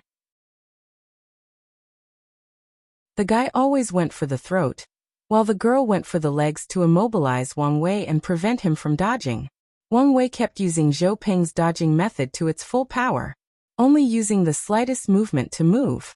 Tilt his head a little when facing an attack toward his skull or eyes, slightly bend his torso to dodge an attack on the upper body, lower the shoulder to evade a stab toward his arms. Wang Wei only moved a few centimeters at times. By repeatedly dodging the attacks of these 2 people, he became more and more skilled in this dodging method. However, things did not go as smoothly as his fight against Zhou Peng. There were many wounds on Wang Wei's body. There were cuts on his face, arms, torso, and legs. Although most of them were shallow wounds, they still had blood coming out of them. Furthermore, as Wang Wei shed more blood, his stamina began to decrease rapidly, and so it became more difficult to dodge, thus increasing the amount of wounds on his body. This was a vicious cycle that would probably lead to his death. Of course, Wang Wei knew that he would not die. The sect has already planted secret techniques on him that would save his life when his life is truly in danger. However, Wang Wei was not reconciled to rely on them. It had only been a few days since he entered the Spirit Road trial, and he had only fought 3 times and was about to be sent out. How could he accept such failure? This fight was nothing but child's play compared to the Heaven Mandate battle. Yet he was already losing so badly. He would not accept such tremendous failure. Wang Wei took a deep breath to calm his agitated mood. He concentrated and eliminated all of his thoughts that are not relevant to the fight. He found himself entering a mysterious state in which he became extremely calm, indifferent and focused. He had no distracting thoughts whatsoever. Then everything around him slowed down and became extremely clear. Wang Wei found himself able to predict his opponent's every move and action. From the trembling of their muscles, he could tell which body part they would use to attack. He could predict an upcoming kick, punch, or knife stab. From their facial expression or the direction that their eyes looked at, he could predict where they would attack him. He could tell if they would attack his eyes, throat, heart, or lungs. Wang Wei could even feel their killing intent. With this newfound ability, Wang Wei knew that he would be the final victor in this battle. As such, he immediately attacked with the intention to end this fight as soon as possible. Wang Wei rushed to the short guy first. When he saw the short guy stabbing him, he saw all of his action in slow motion. He could see how and when the guy lifted his hand to stab him, and that the direction of his attack was toward his shoulder. He could even feel the heroic girl's presence behind him ready to attack his spine. Wang Wei immediately evaded the stab, then swiftly moved behind the short guy while he was still in the motion of stabbing. Then he held the head of the short guy. Followed by an abrupt crack sound, Wang Wei twisted and broke his neck. Then he kicked him in the direction of the heroic girl. When she saw her partner flying towards her direction without stopping, she immediately stopped her attack and pushed him aside. However, Wang Wei was ready and had already anticipated this. The moment that she pushed her dead partner aside, he threw his dagger and plunged it straight into her throat. She did not have any time to evade. The heroic girl fell down on her back with a dagger inserted in her throat. Blood splattered all over the ground. Her eyes still opened, and a look of confusion on her face. She could not figure out how she died so quickly and suddenly. The odds were obviously in their favor. Wang Wei did not have time to contemplate what he learned from this fight. He immediately took his dagger and the other 2 and rushed toward his base. He was gravely injured and he could feel that the state he was in was gradually fading. Wang Wei could tell that he would pay a price for entering such a state while being so injured, so he needed a safe place before the repercussions arrived. When he arrived at his base in the forest, the first thing he did was to activate all of his traps, then put on all the herbal healing cream that he had created with different kinds of herbs he found in the forest. Wang Wei had created it in case he was wounded and needed something to heal his injuries. After doing all of this, he passed out. All he could remember before passing out was a very intense headache. However, Wang Wei knew that he had survived this ordeal, and became more powerful because of it.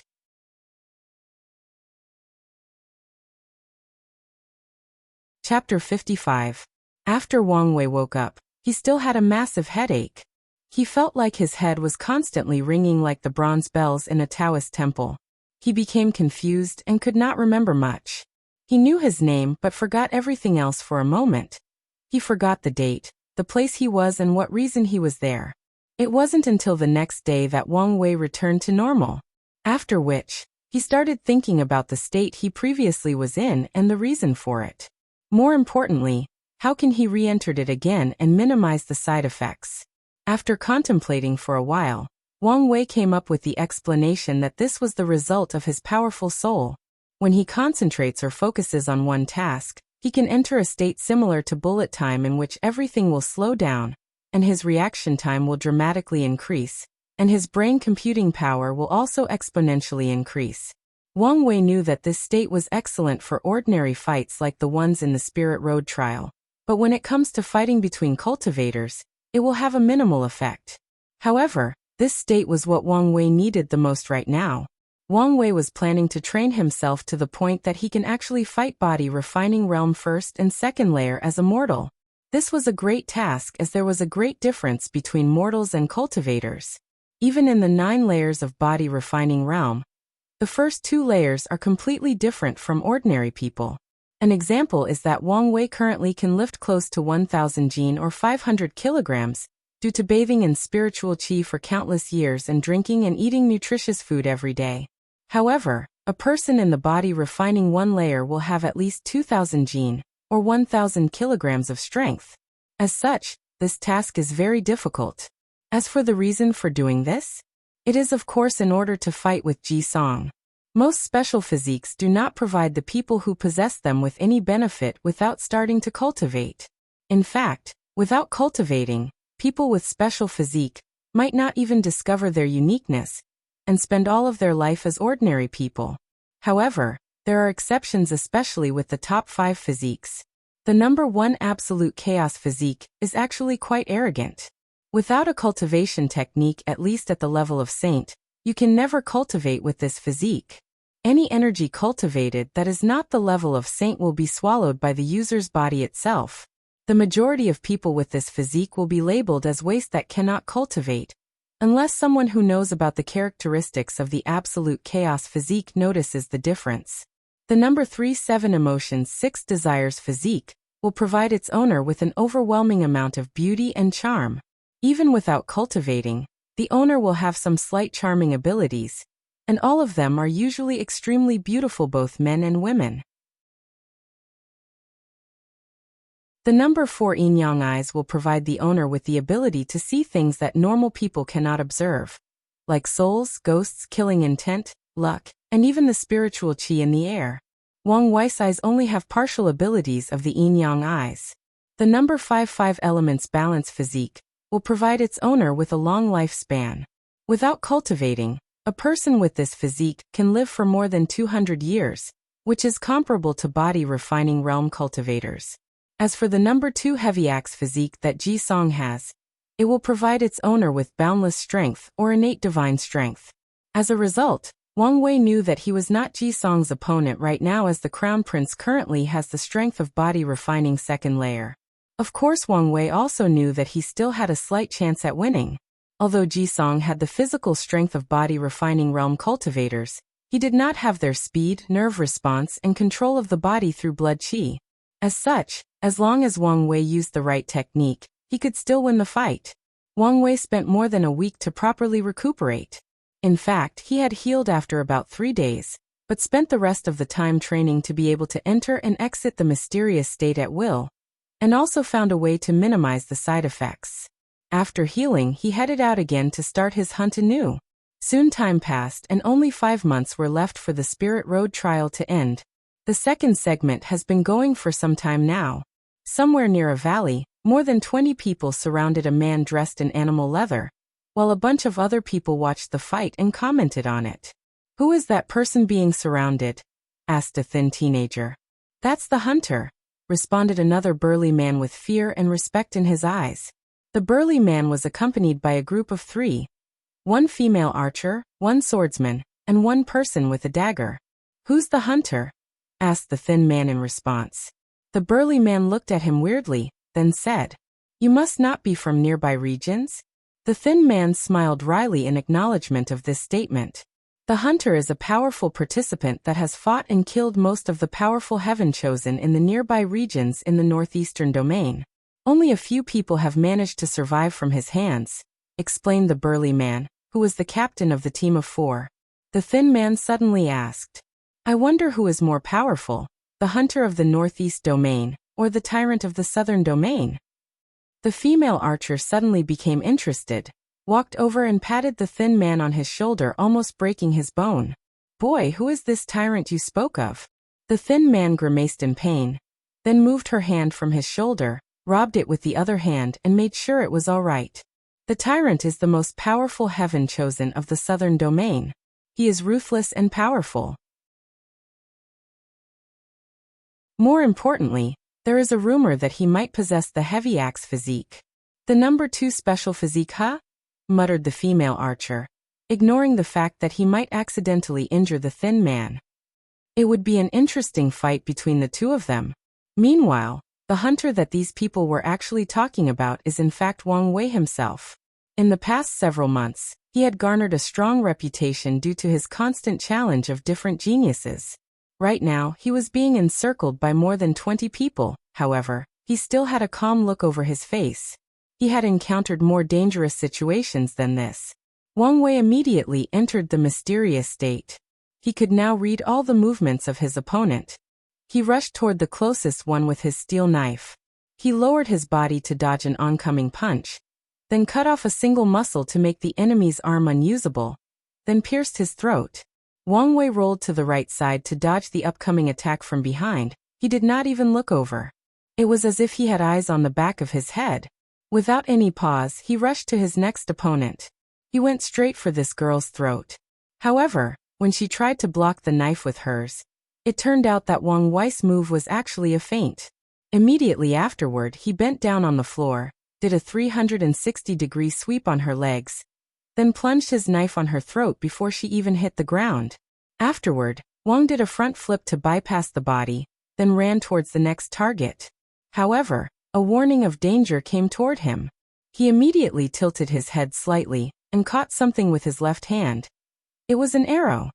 "Am not falling for the same mistake thrice," muttered Wang Wei. Then he looked in the direction that the arrow came from. There were at least 5 archers. Wang Wei rushed in their direction, designating them as the most dangerous of the group. However, someone immediately yelled out loud, "Protect the archers!" Wang Wei did not give them enough time to regroup. However, there were still a few people that gathered together to protect the archers. Nonetheless, this situation was in fact in favor of Wang Wei. With the swiftest of speed, he pierced the brain of the person closest to him. Then he used the body as a shield and ran towards the archers. A few seconds after his kill, 5 more arrows arrived towards him, which plunged themselves into the dead body he was carrying, protecting Wang Wei from 5 fatal attacks. He then threw away the body at the group of people that were protecting the archers. Before they could reload their arrows, Wang Wei threw 2 of the knives hanging on his waist. The knives flew swiftly in the air and hit the shoulders of 2 archers, thus successfully managing to disarm them and prevent them from firing again. However, the other 3 had enough time to reload and shoot at him. Wang Wei avoided the first arrow heading for his head, and used his knife to change the course of the second arrow heading for his heart. However, he did not have enough time to avoid the ones directed towards his lung. As such, he used his left arm to take on the arrow instead. The arrow pierced his bicep, thus injuring him. Nevertheless, despite his injury, Wang Wei did not stop moving forward. It only took him a few seconds to arrive in front of the remaining archers, then immediately killed the functioning 3 first before killing the useless one by slitting their throats. Wang Wei did not immediately take out the arrow from his arm, as he learned the hard way that this arrow was the thing preventing him from bleeding. He just cut the ends of the arrow to prevent it from hindering his vision and mobility. Afterwards, he proceeded to slaughter all of the 20 people who encircled him without leaving anyone alive. However, he did not attack the people watching as he did not regard them as his enemies. After the fight, Wang Wei returned to the base that has been his home for the past 7 months, then took his shirt off. There were countless scars all over his body. His skin that used to be as smooth as a baby's but was now tan. He now had a perfect physique with defined muscle tones and at least 8 packs. He was not too big, not too small, just the right size or the golden ration like a Greek god. Wang Wei was bandaging his left arm after putting healing cream on it. Then he looked at his right hand. The number 333 was boldly printed there, signifying the number of people falling in his hands as a proof of his growth the past few months. Suddenly, Wang Wei felt a sharp pain on his shoulder. He looked over and saw that the tracking talisman started moving. He knew that this meant that Ji Song was heading his way, and that their oncoming fight was soon approaching. As long as he wins, when he wins this fight, his plan will come to fruition, and he will take another major step toward the supreme throne of Great Emperor.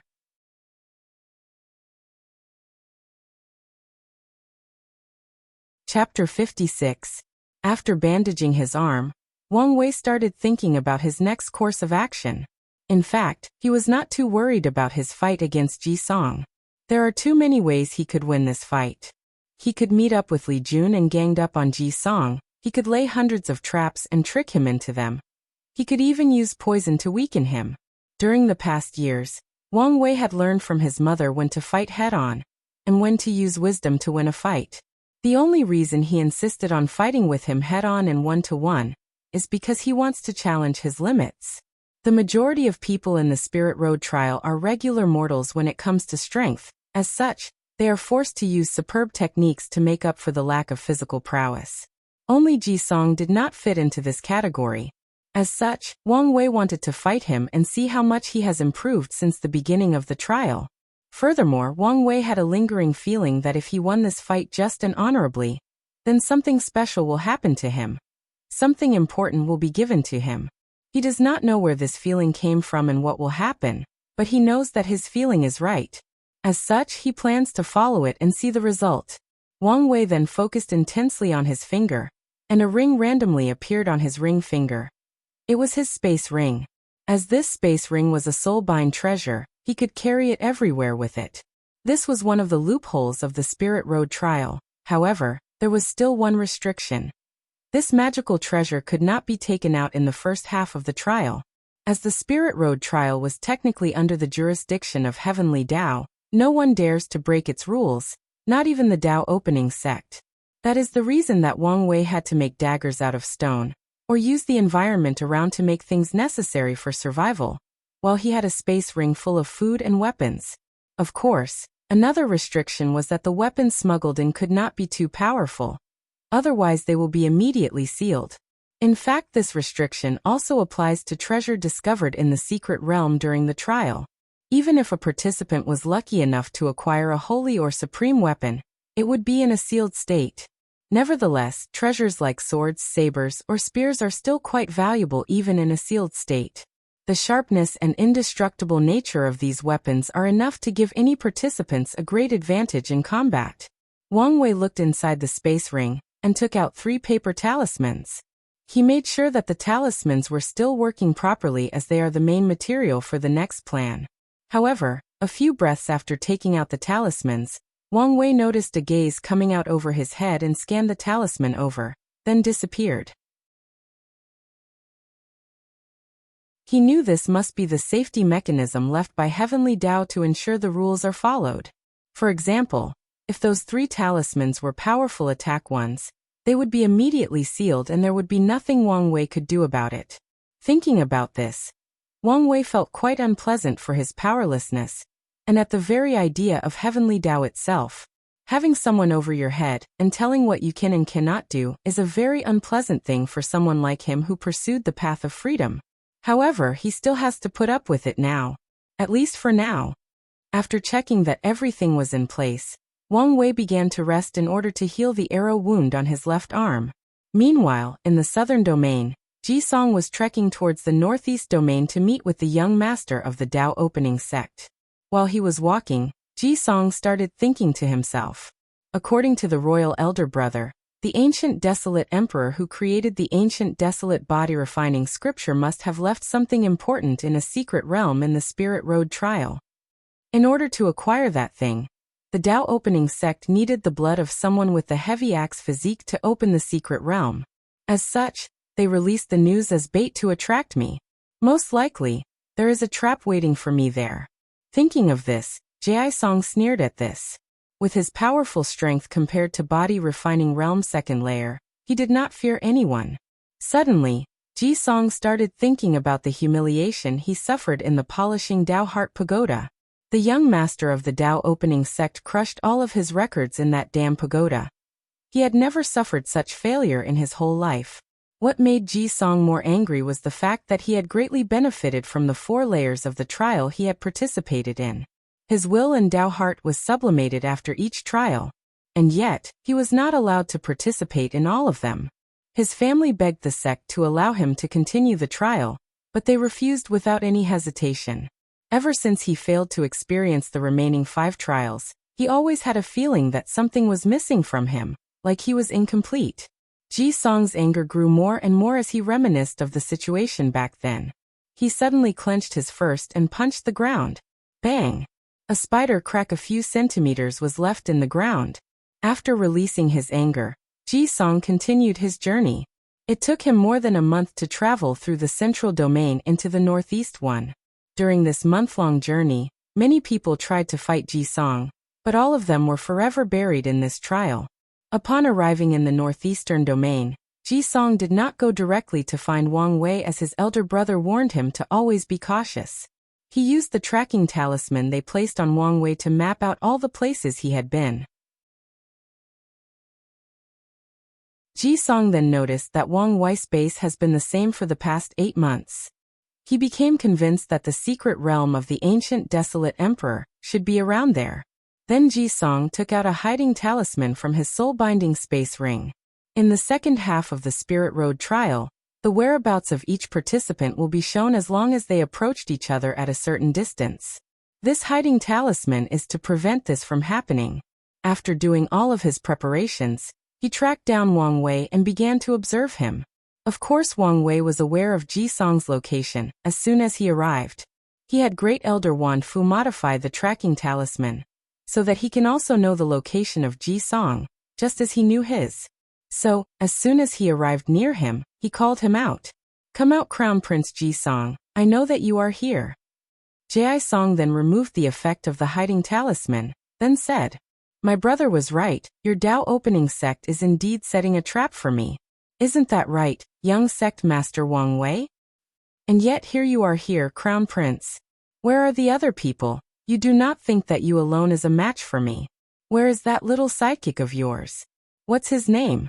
Li Jiang, I believe." "Interesting," exclaimed Wang Wei, who looked a little surprised. Who knew that a brute like you could use tactics such as harassing your opponent by arousing their emotion? Your brother must have spent a lot of time teaching you that. You. Enough, Crown Prince Ji Song. People like us who aspire to sit at the supreme throne have their own pride. There is only me and you here. Let's get on with this fight. Ji Song tried to calm himself down. It's as Wang Wei said, the only thing that truly matters is the battle between the two of them. As people whose goals and ambitions are to become great emperor, most of the time, they can only use their fist to talk and convince each other.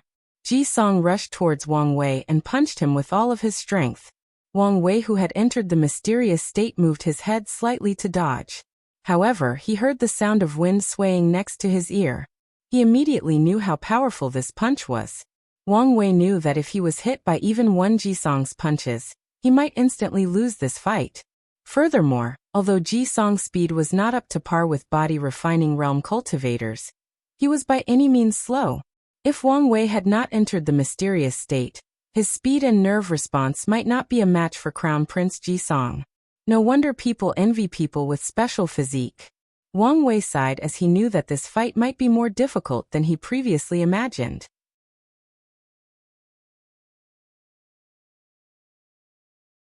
Chapter 57. Ji Song kept attacking with his powerful punches, while Wang Wei kept dodging them. Sweat was dripping from his forehead. These punches were so powerful that he fears that he might be destroyed if he is hit with just one of them. However, Wang Wei did not immediately attack. He keeps dodging the attacks in order to measure the physical fitness of Ji Song, then creates a battle plan best suited for his opponent. Meanwhile, Ji Song became increasingly more furious as Wang Wei kept dodging his kicks and punches. As such, he mocked. "Is this all you're worth? If you are a man, why don't you fight head-on with me?" Wang Wei smiled, took out his dagger, then said, "You can take out a weapon too if you want. My fists are my weapons. I respect that." After saying that, Wang Wei lunges towards Ji Song. He ducked to evade a punch, then plunged his knife into Ji Song's abdomen. However, the knife did not do as much damage as he imagined. The Crown Prince's skin was strong and durable enough to negate much of the attack, and his iron-like muscle contracted to prevent the knife from going further in and doing more damage. You should know this was a knife made out of metals. Although the knife did not have any magical properties, it was still made of very durable metal as hard as iron. Wang Wei secretly cursed the heavy axe physique. This damn physique not only provides Ji Song with great strength, but also ridiculous defense. It was during these moments that Wang Wei became excited at the idea of cultivating the ancient desolate body refining scripture, and being able to build himself a more powerful body than Ji Song in the near future. Despite the failure of his first attack, Wang Wei did not stop. He continues to evade the Crown Prince's attack while stabbing him or cutting him in different parts of his body. However, Ji Song always managed to evade fatal attacks to places like his eyes or brains. In fact, Wang Wei did not want to kill Ji Song, or to be precise, he could not kill him, otherwise this fight would have gone a different way. He needs to thoroughly study the Crown Prince in order to gain his own special physique. Wang Wei soon realizes that his current tactic was not working at all. He ponders whether to take out a holy or supreme tier magical weapon from his space ring. Although the magical abilities of the weapon will be immediately sealed, the sharpness was enough to pierce Ji Song's skin and injure him. However, Wang Wei soon gave up this idea. He knew that if he took out such a weapon, then Ji Song could just take out a holy or supreme tier weapon like armor after all. He is also from a powerful emperor lineage. By doing something like this, their battle would become endless and meaningless. As such, Wang Wei decided to change tactics. Ji Song punched with a force of more than 3,000 jin, 1,500 kilograms. The punch hit a tree in the forest around them, destroying it and scattering it into thousands of little pieces. Wang Wei took advantage of this brief moment to stab Ji Song again, this time hitting the same spot of the previous one. This time around, the dagger entered deeper into his muscles, drawing out a few drops of blood. This tactic seemed to be working. With his newfound momentum, Wang Wei began to kite Ji Song, while stabbing him with his dagger repeatedly. With the mysterious state, he could always stab him in the same spot, over and over again, thus overlapping his attacks in the same place. This method allows Wang Wei to bypass the iron-like defense of Ji Song. A few minutes into the fight, Ji Song had countless wounds all over his body. Although these wounds are not too deep, they still hurt him enough to slowly bleed, thus also slowly draining his stamina. He knew that he cannot go on like this, so he tried something new. Ji Song concentrated all of his strength on his leg, then rushed toward Wang Wei with terrifying speed, and threw a punch with all of his strength. Wang Wei's face immediately changed. The Crown Prince's speed was too fast for him to respond. He could hear the sound of the punch approaching. The fist got bigger and bigger as it approached his face. All of Wang Wei's senses started screaming danger. Wang Wei knew that he could not take this punch head-on, and he also did not have enough time to evade. As such, he decided to sacrifice his right arm. He placed his right arm in a defensive position and took the full force of the punch. Immediately afterward, Wang Wei heard the sound of his bones breaking, followed by a deep and intense pain. He did not scream, but groaned. Then, he stomped on the ground to allow the remaining force of the punch to travel to the ground. After a few breaths, a bunch of cracks appear in the ground with Wang Wei at the center. He vomited a few mouthfuls of blood, then looked at his broken arm and ignored it. He then transferred his dagger to his left hand, and continued to fight. The battle was not yet over. Ji Song has just used a lot of stamina in order to make such a rapid attack. His breathing became rapid and he perspired a lot. Wang Wei did not let him rest. He used the remaining left arm, and continued to stab Ji Song repeatedly. Despite the pain from his broken arm, Wang Wei did not stop. Meanwhile, Ji Song's situation became increasingly worse with the passage of time. The adrenaline rush he had at the beginning of the fight has ended. All the wounds on his body started acting up. He was in great pain, and even his vision became blurry. Ji Song knew that if this fight continued like this, he would definitely lose. As such, he wanted to make one last final blow to end everything once for a while. He rushed towards Wang Wei and threw a punch.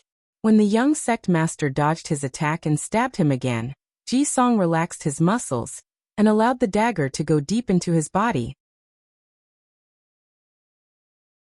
Wang Wei became shocked with the current, unpredictable moment. Before he could react, Crown Prince Ji Song kicked him on his side with all of his strength. Wang Wei could hear the sound of ribs cracking as he flew away more than 20 meters. He crashed into more than 5 trees before falling into the ground. In just a few breaths, he could feel the bitter taste of blood mixed with dirt in his mouth. His ears start to ring and his vision becomes blurry. He coughed up a pile of blood mixed with a few pieces of internal organs. Wang Wei could tell that his spinal cord might be gravely injured. He bent his neck in a direction and saw 2 Ji-songs in the ground like him trying to get up. It seemed that his injuries had finally gotten to him, and he was about to pass out due to excessive blood loss. Wang Wei knew that this fight was not really over. Whoever gets up first will be the final victor. As such, he tried as hard as possible to get up. However, it was to no avail. In fact, the pain of his broken bones are nothing to Wang Wei.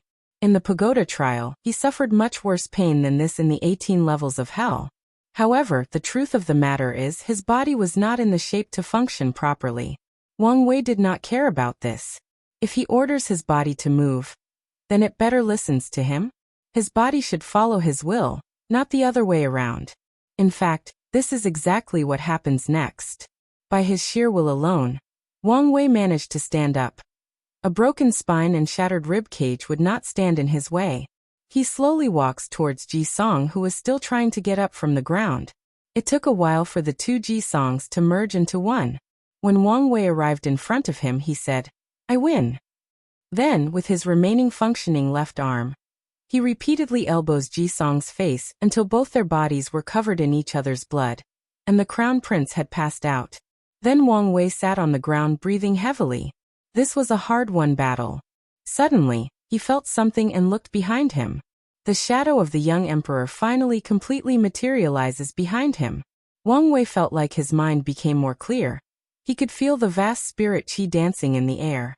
A bunch of information was instilled in his head. Wang Wei finally knew what the title Young Emperor represents and what benefit he can get.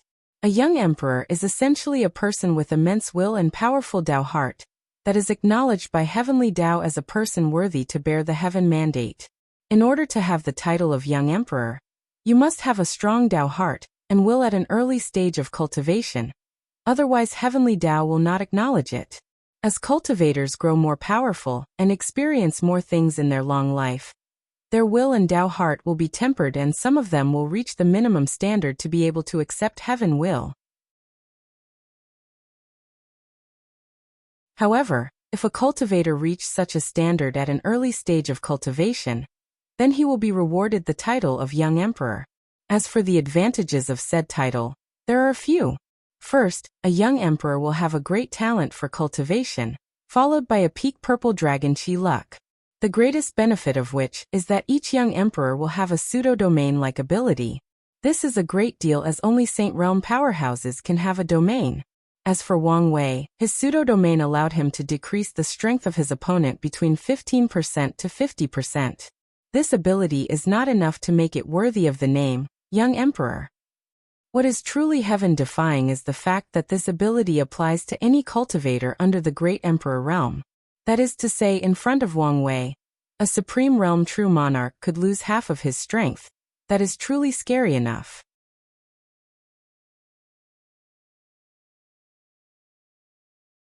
Chapter 58. Wang Wei spent a few minutes contemplating his new power as a young emperor.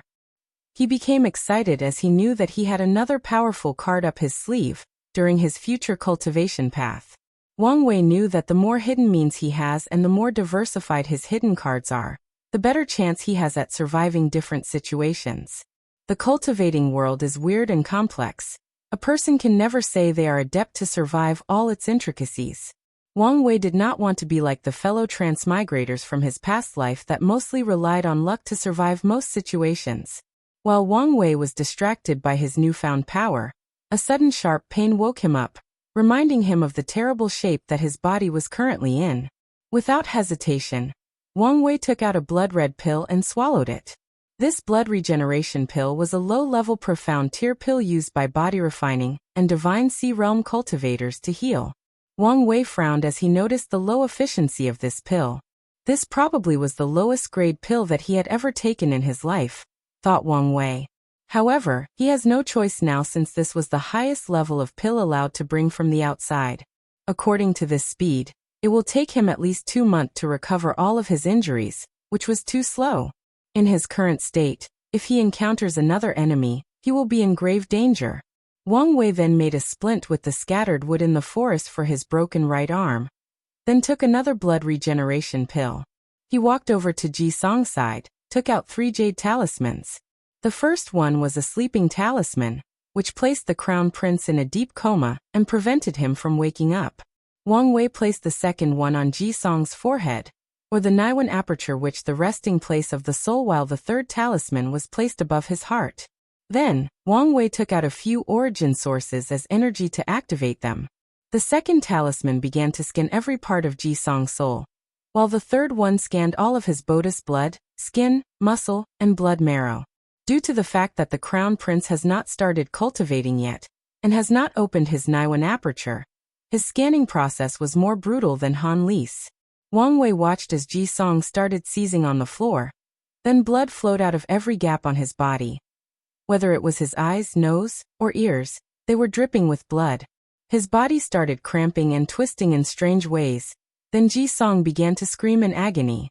However, the first talisman still kept him unconscious. Whether this was a good thing for him or not, maybe only he knew. Wang Wei watched all of this without much reaction, then muttered, "The path of Emperor is a cruel one. If one day you are able to sit up in that supreme throne, then my fate will be at the mercy of your compassion. So, I must be the final winner, no matter what." After a few minutes, the talisman located above his heart started to draw a crimson-red drop of blood from Ji Song's body. It was his source blood. This drop of blood contains fragments of the law of power. After the first drop was taken out, soon, more were taken from Ji Song's body. However, after the 5th drop, when the 6th one was about to take, a sudden fluctuation came deep from the crown prince's body. Then he disappeared. "Void-breaking talisman?" muttered Wang Wei. He was not surprised by Ji Song's disappearance, as he knew that the crown prince most likely had life-saving means implanted on him. What caught his attention was the method used. Most powerful factions will use a secret technique that transport their candidates to a secret and secure location, then heal them. However, the Great Zhou Imperial Dynasty used a void-breaking talisman that allows Ji Song to forcibly break out of the Spirit Road trial. You should know that the trial takes place in a separate realm or space created by Heavenly Tao itself. To be able to use force to break out of such a secret realm proves how powerful the Breaking Void Talisman is, also how precious it is. The Great Zhou Imperial Dynasty truly placed a lot of care on their crown prince. Wang Wei took a jade bottle to carefully store the 5 drops of source blood, then placed the bottle and the remaining 2 talismans in his space ring. Following which, he took another communicating talisman and called someone. "Hey Li Jun, where are you now?" "Big brother Wang Wei, you finally communicated with me again after more than 2 months. Currently, I'm still in the central domain." "That's not too far. I'm currently severely injured. I need you to come pick me up." Li Jun on the other side of the communication talisman had an incredible look on his face. He had gathered information on his big brother, and he knew how powerful he was as the hunter. Yet he said he was severely injured.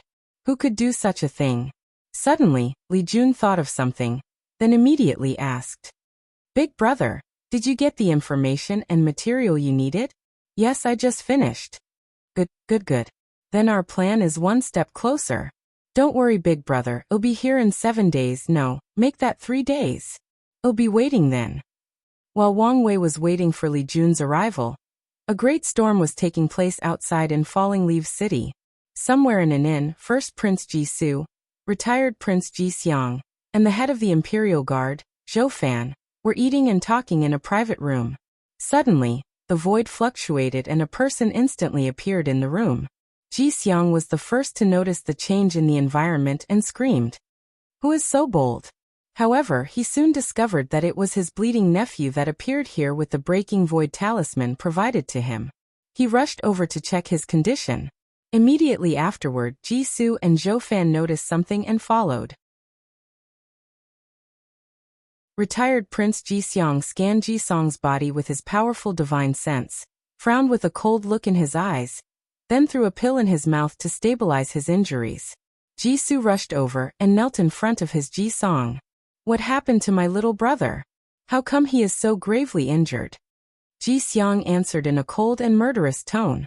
"His soul has been forcibly scanned and searched, and more than 5 drops of source blood have been taken from him." "Great uncle, what does that mean? What is going to happen to my brother?" "It means that Songer is basically crippled. Not to mention the heavy axe physique, even cultivating will be extremely difficult for him from now on." Both Jisoo and Jo-fan became furious. They could not imagine how the Crown Prince would be so heavily injured while taking part in the Spirit Road trial. According to his current situation, his future seems to be bleak as his path of emperor was permanently cut off. Ji-seong started to think while he looked at the pale and feeble complexion of his nephew with a look of pity. Then he seemed to have made a certain decision. He waved his hand to wrap Ji-song with his power, then with a swish sound disappeared from the room. The only thing left of him that could prove his previous existence in the room was his last word. "I will bring Songer back to see His Majesty." Ji-seong forcibly broke the void easily. The space around him bent according to his will. In just a few minutes, he already crossed countless domains in which the smallest was the size of planet Earth, and arrived in the capital city of the Great Zhou Imperial Dynasty. As soon as Ji-seong teleported to the city, countless formations were immediately activated and surrounded him. Thousands upon thousands of runes formed an array pattern that surrounded both Ji-seong and the whole city. Sovereign Ji-won was the first to notice the change. He roared, "Who?" loud enough that the entire capital city could hear him.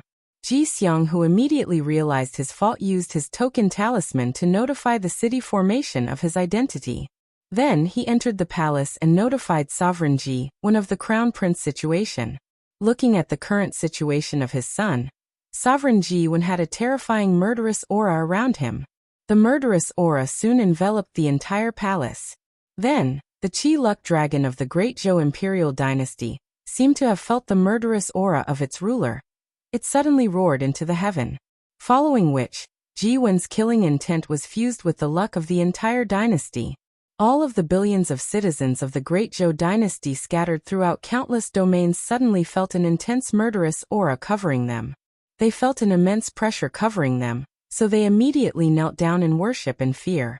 They immediately knew that their sovereign was furious, and someone was about to usher the wrath of the Great Zhou Imperial Dynasty. Of course, not everyone knelt down. There are many cultivators that are not Great Zhou citizens living in their domain. As arrogant as they are, how could they easily bow to another cultivator? As such, they had to resist the pressure with their own cultivation. Meanwhile, in the Great Zhou Imperial Dynasty's royal palace, Sovereign Ji-won suddenly asked, "Was it the Dao opening sect?" "It is most likely them, Your Majesty," replied retired Prince Ji-seong. "Do they fucking want an Emperor Dao war? If that is what they want, I will gladly give it to them." Ji-seong's face immediately became ugly and hastily said, "Your Majesty needs to calm down. This is not the time to act rashly and out of emotion. Furthermore, there is still hope for the Crown Prince." Ji-won calmed down and became excited when he heard these words. "Uncle, are you sure about this? What do I need to do to help Songer?" Ji-seong looked at his great-nephew and smiled gently. "I will use a secret technique to sacrifice all my cultivation in order to repair Songer Foundation. In that way, not only will Songer be healed, but his foundation will dramatically strengthen. It is possible for him to have one of the most powerful heavy axe physique in history." Sovereign Ji-won's face immediately changed and became gloomy. "Uncle, if you do this, you will also die afterward." "Haha. It's all right. This old man has lived for a long time. It is about time to leave the future for the next generation." Sovereign looked at Ji-seong with complicated eyes. On one hand, he wished he could save his son, while on the other, he did not want his Great Zhou to lose a powerful true monarch. In the end, he sighed and finally said, "I'll be counting on you then." A few breaths after this, Ji-seong disappeared with the unconscious Ji-song, preparing to do the last good deed in his life for the dynasty.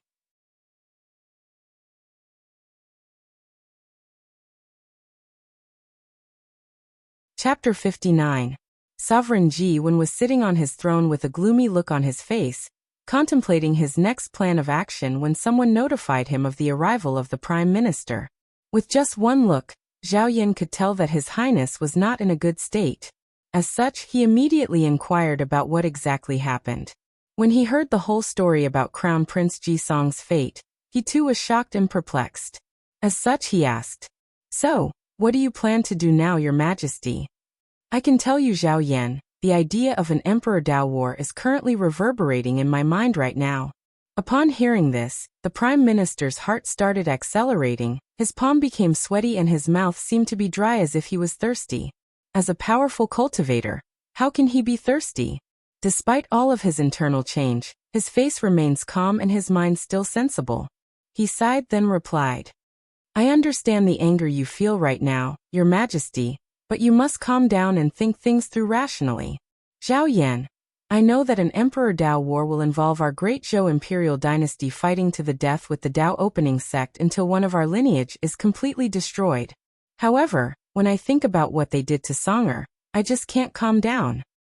Prime Minister Zhao Yan took a deep breath to recollect himself, then continued. An Emperor Dao War would involve countless resources such as pills, weapons, and talismans. Then, all the cultivators whose lifespan was coming to an end and sealed themselves would awaken from their slumber. After which, even Emperor artifacts will be involved in the war. More importantly, even the sleeping immortal venerables will have to be awakened. An Emperor Dao War could eventually drag the entire myriad Emperor plane into war and countless slaughter. Prime Minister Zhao Yan started walking back and forth while thinking. "Your Majesty, the Dao opening sect is one of the oldest sects in the world. You can imagine how many powerhouses are secretly sealed in there. How deep are their foundations? Although the Emperor Enlightening Academy claim to have a deeper foundation than them, we all know that it is actually not true." Sovereign Ji-Wen clenched his hand so hard that his throne, which is made of supreme tier material, started to deform a little. "I know all of this, Zhao Yan. I'm just a little unwilling." The Prime Minister sighed, then continued. "Your Majesty, based on recent events, we can tell that the Dao opening sect is willing to go to extreme lengths for this generation's Heaven Mandate battle. A few months ago, they even woke up one of their immortal venerable and almost destroyed the Heaven Mystery Pavilion. From the information that we gathered, they wanted something from the pavilion so badly that they were even willing to break the Immortal Avenue Pact and involve the Immortal Realm powerhouse in the world."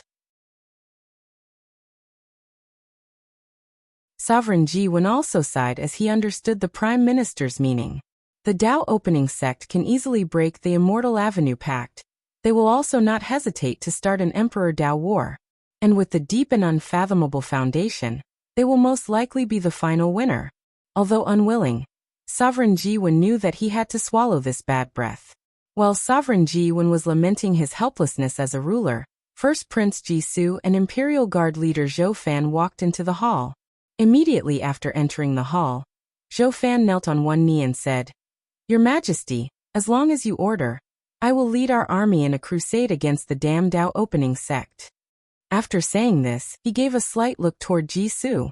Noticing the strange behavior of Zhou Fan, Ji-Wen could already guess what happened. He looked at his oldest son and said, "Sewer, you did the right thing not to let Zhou Fan attack the Dao opening sect in Falling Leaf City. Now it is not time for war." Ji-Wen then looked at the unwilling Imperial Guard leader and said, "You do not need to be angry. Crown Prince Jisong will be fine."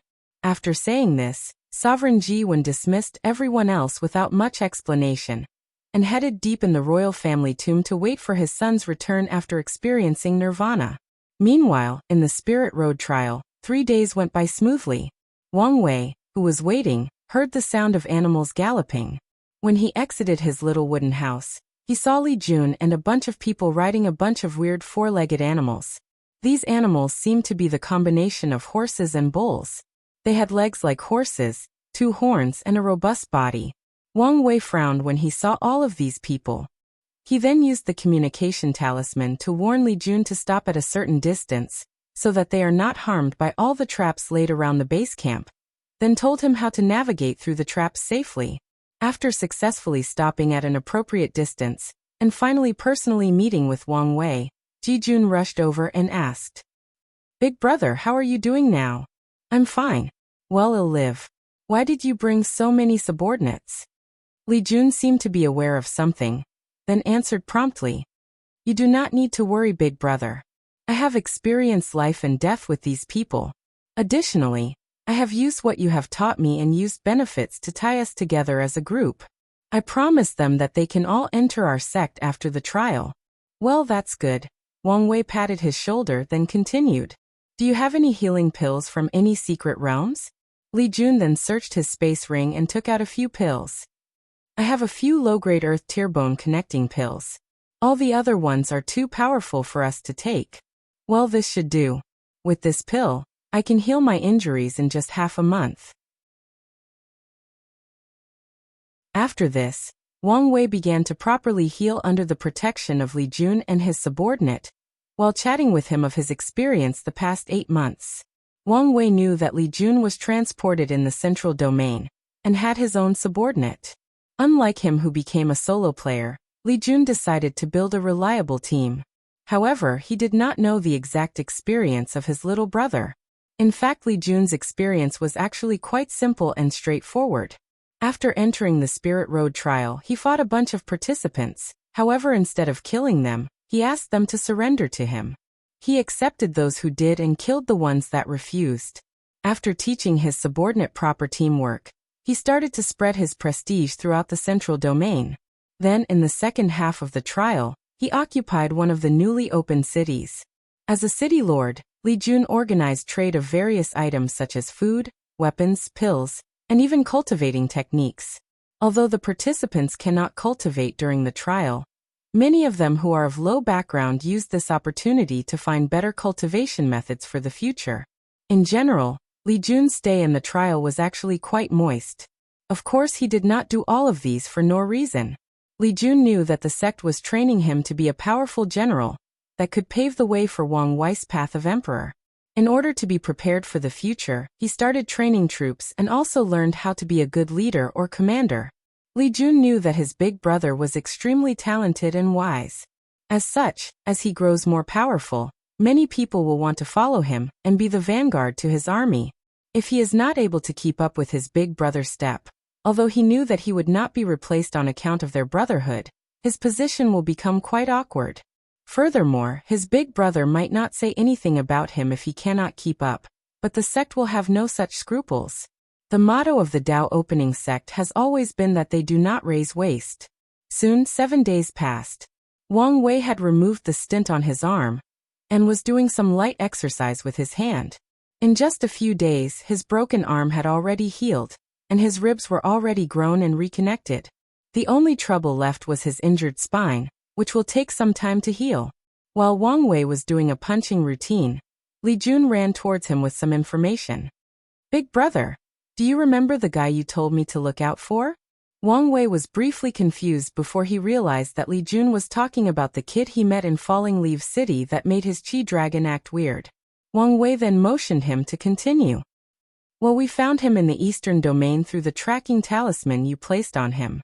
After which, just like you asked, we secretly tracked him. Just now, I received the information that this kid was lucky enough to enter a secret realm. Wang Wei's eyes immediately lit up.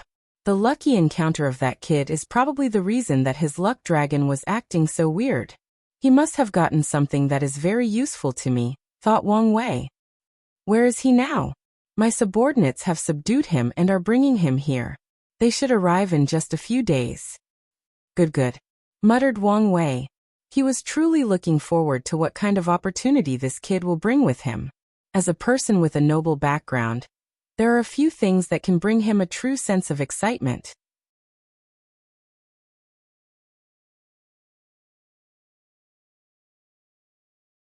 Chapter 60. Wang Wei spent a few days continuing healing as he waited for Li Jun's subordinate to bring the kid named Wu Ming to him. Luckily, he did not have to wait long as 5 days later. A new group of people arrived at his base. What surprised Wang Wei was the fact that the leader of this group was actually Yan Liling, the niece of Great Elder Yan Mei. Wang Wei then gave Li Jun a weird look, who then proceeded to smile wryly without saying anything. Since Li Jun did not mention it, Wang Wei ignored him as this involved his privacy. However, given the complex political situation in the sect, Yan Liling's presence was in fact no accident, and Li Jun should be aware of this. Soon, Yan Liling brought Wu Ming in front of Wang Wei and Li Jun. The kid was tied up with rope. Various friction marks could be seen all over his body. Despite his current situation, he did not stop trying to break out of the rope. After dismissing Li Jun's subordinate, Wang Wei looked at the tied-up kid and said, "Wu Ming, right? You could either take out all of the things in your space ring, or we can kill you and take it out ourselves. You have 5 breaths to decide." After saying this, Wang Wei, Li Jun, and Yan Liling looked at Wu Ming on the ground without saying a word. It only took him a few moments for him to succumb to the pressure, and emptied out his newfound space ring. Then, the 3 of them started to look at the materials taken out. There were countless jade bottles, a bunch of rusted weapons, and a thick book. Li Jun opened a few bottles to check the medicine inside. However, all of them were either rotten with a pungent smell, or turned into powder the moment they were exposed to the air. Suddenly Yan Liling said, "This is a body strengthen pill, this one a sea expansion pill, and a soul nourishing pill." After that, she continued to name most of the pills in the containers simply based on the smell alone.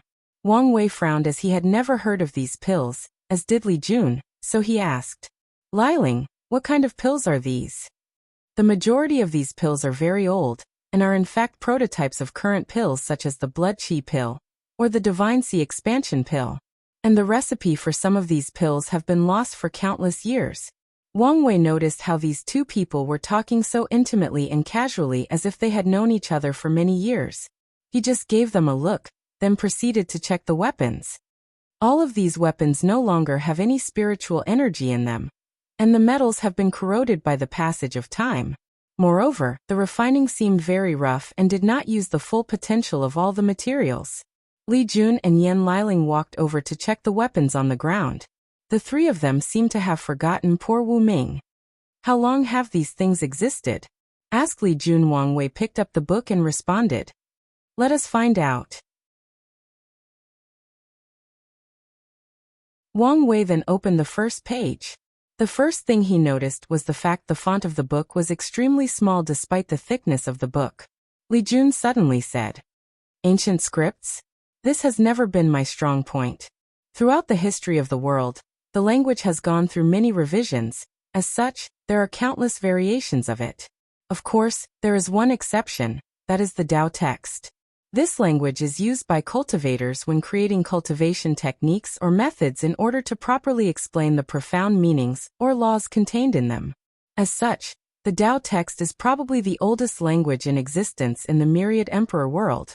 As part of their aristocratic education, both Wang Wei, Li Jun, and Yan Liling had to learn all kinds of language as a child.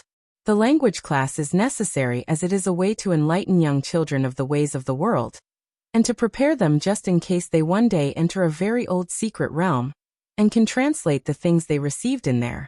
Wang Wei began to translate the text and read it out loud. "If you are reading this, it means that you are my descendant and my plan has succeeded. From now on, our lineage finally has an heir. Before I begin to explain my story, I would like to curse all 18 generations of Shihai's family. I hope all of your relatives and descendants both direct and distant to die a painful death, and never reincarnated. As for you, Shihai, I hope you are castrated, then raped by more than 10,000 men for 10,000 years."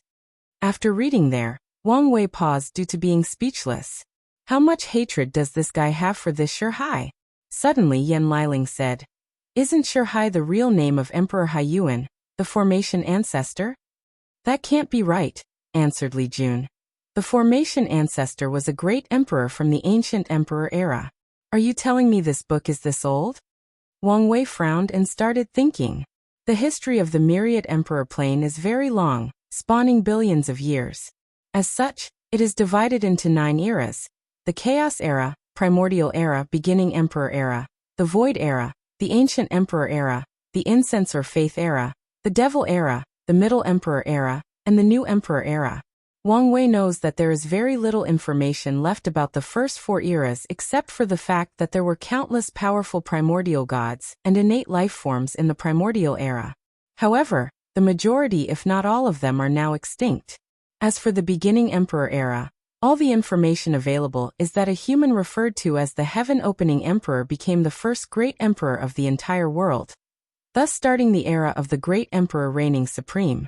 As for the void era, Wang Wei knew that there is absolutely no information about it even from the secret archive of the sect.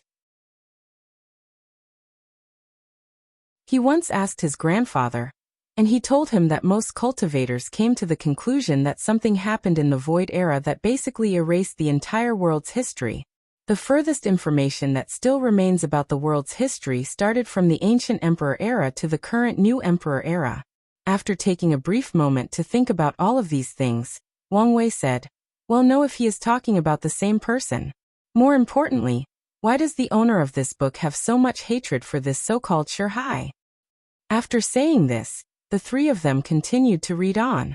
It turned out the owner was indeed talking about Emperor Haiyuan, the ancestor of formation.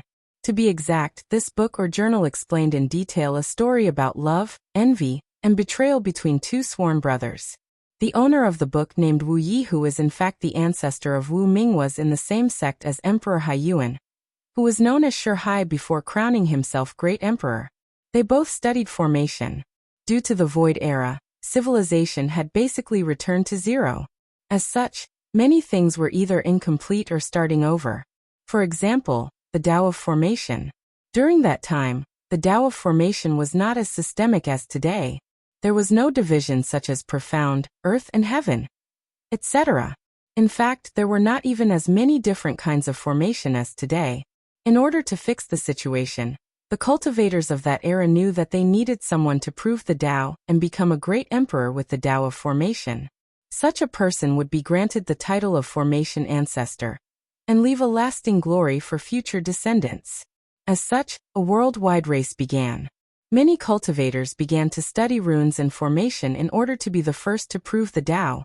In fact, the situation was the same for other occupations like alchemy, weapons refining, and talisman. Everyone wanted the title of ancestor. Then came Wu Yi and Shihai, sworn brothers who entered the same sect to study formation. Shihai had an unparalleled talent for formation, while Wu Yes was quite mediocre. However, Wu Yi was a hard-working and very dedicated person. More importantly, he was very clever, a true genius in his own right. As such, he was not discouraged by his lack of talent.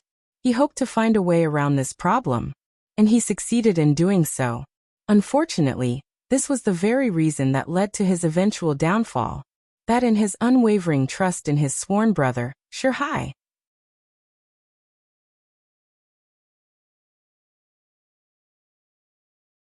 Chapter 61. In order to understand the difference and struggle between Wu Yi and Shihai, one must understand how formation works, and how talent is distinguished for special occupations like formation or talisman. Formation is essentially using the environment like mountain, rivers, location or feng shui to borrow, or levy the mighty power of heaven and earth. In the early stage of cultivation, formation masters required to use formation flags and origin stone as energy. However, as they grow more powerful, they will slowly abandon exterior aids, even the environment, and use their cultivation to instantly set up formation. When it comes to talent, formation masters need to have great calculating abilities to be able to scan and map out the environment. Then, they will need a powerful and sensible soul to be able to engrave the divine runes that make up formations. According to the archaic book in Wang Wei's hand, Shihai had a very high affinity with runes. As such, he could easily memorize them and understand them. Additionally, he had a powerful soul that allowed him to carve out any runes, no matter how fine and detailed they were. Wang Wei turned the page and continued reading. That damn Shihai had a truly heaven-defying talent. Our master always complimented him and compared him to me. At that time, although I always envied him a little, I was happy for him as he was my sworn brother. After all, we came from the same village and grew up as neighbors. Despite my lack of soul power for carving runes, my perception and understanding of runes was not worse than his. So I did not give up on my path studying formation. I always believed that I might be able to find a way to fix or make up for my talent in the soul department. And I succeeded. One day, suddenly I thought, Why should I only use the soul to carve out runes? Why couldn't I use my body as a source instead? Upon reading here, all three of Li Jun, Yin Liling, and Wu Ming were shocked. If what Wu Yi wrote in the journal is true, this man has managed to revolutionize the Tao of formation. Just this idea is enough to bring about a new glorious era for cultivators who practice the Tao of formation. Wang Wei was the only one who did not have much change. As a transmigrator, he has read too many of these things from the novels in his past. Compared with the brain hole or imagination that the authors in his past life came up with, Wu Ye's idea is nothing. In fact, Wang Wei still admires him. Although the myriad emperor plane has a history spanning billions of years, and has created a terrifying civilization, the inherent thinking of the people in this world is actually fixed or linear. As their culture ingrained in them the idea of respecting the ancestors, respecting the sages that came before, the thinking of most people became in fact restraint. As long as someone talks about an idea that does not fit with the predecessors, two things will likely happen to them. 1. They will be labeled as heretic and destroyed by the masses. Or they will become unparalleled geniuses that bring prosperity to the whole world. The former being the most likely scenario. This is another reason that great emperors are venerated in this world, because no one dares to question them when they decide to improve or contradict the beliefs and ideas of their predecessors. In essence, every great emperor has the ability to become a pathfinder for the entire myriad emperor plane, and the majority of them do so. After waiting for the other people to calm down, Wang Wei continued to translate and read the journal out loud. In fact, the person who was most happy about this situation is Wu Ming. His Wu family is only a small family in the southern Vermilion Bird continent, whose highest cultivator was in the void-shattered realm. If he had taken this journal back to the family, it would take them years to find a way to learn the ancient scripts and translate it. But now he can learn the content of the book and memorize it. Although his current life and death is unknown, he still has a hint of hope due to the fact that these people did not immediately kill him. With the secret help of the master and a few junior brothers, I have successfully developed a method that allows me to engrave runes on my body, then blend in with heaven and earth to use stamina to replace soul power when arranging formations. This method not only made up for my lack of talent in soul power, but it also dramatically increased my affinity for runes. When I blended into heaven and earth, I entered an entire world made only of runes.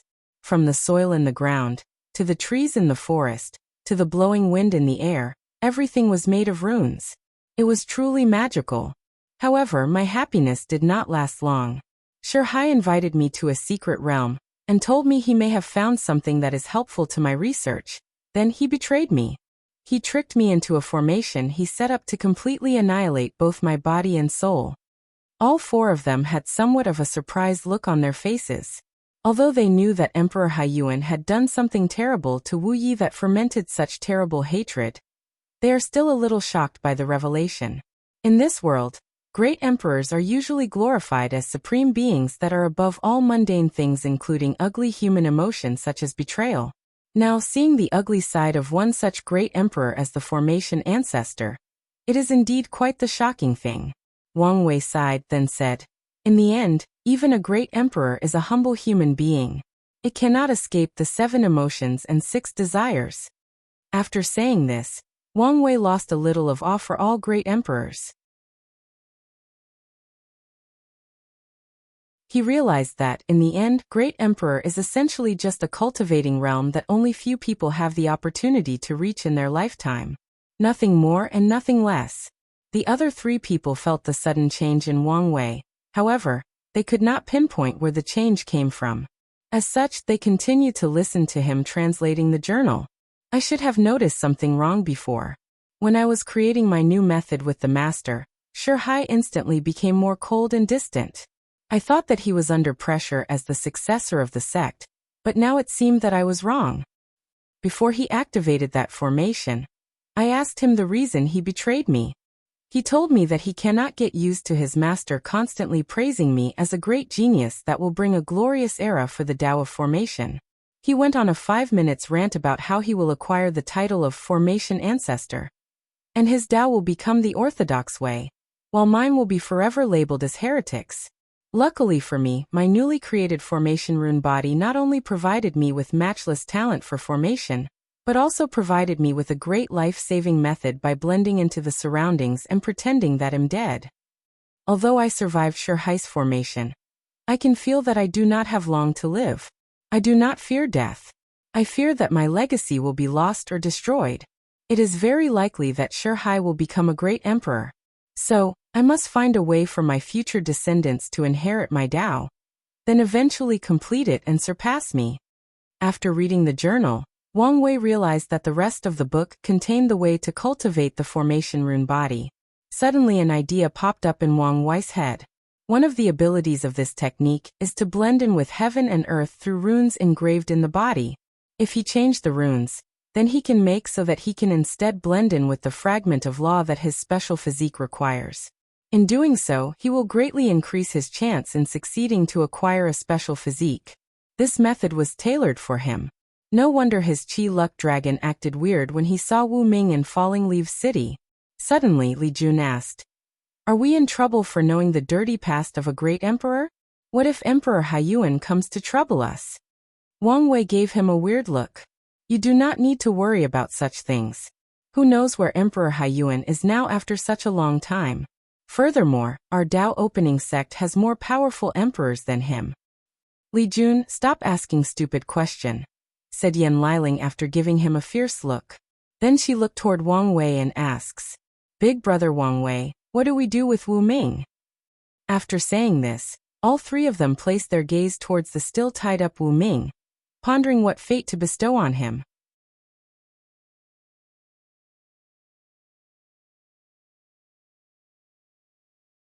Chapter 62. In the first place, Wang Wei did not plan to kill Wu Ming.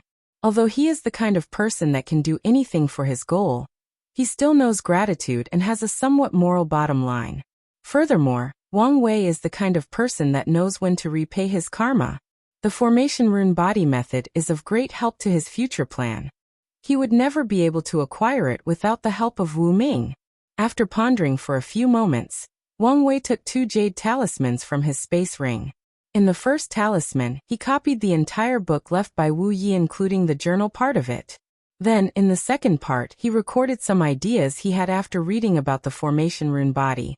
He provided Wu Ming with a few ideas that he thought about or read about from his past life. For example, instead of using the runes to just increase talents, why not carve an entire formation on your body and treat yourself as the formation itself? If someone could decompose an emperor formation and slowly build in his body, then he could use the slight power of a great emperor. This idea can also apply for alchemy, talisman, and weapon refining. Use the body as a pill, talisman, or weapon and successfully refined it. Another idea is to try to replace the entire body into runes, whether it is the skin, blood, muscle, etc. In fact, Wang Wei wanted to mention the idea of replacing every single cell in the body with runes. However, he did not know how to explain the concept of cells to Wu Ming, so he did not mention it. After doing all of this, Wang Wei returned the original book and the other talisman to Wu Ming. Then he said, "I'm returning the book to you, and this talisman is my reward to you for acquiring your family inheritance." After receiving the book and talisman from Wang Wei, Wu Ming was indeed a little shocked. He did not expect that not only did these people not harm him, but they even rewarded him. Wu Ming concentrated very hard in order to read what was in the talisman. Then he looked at Wang Wei with incredible eyes. "Why are you giving me such a precious thing?" asked Wu Ming. "The formation rune body is of great importance to me.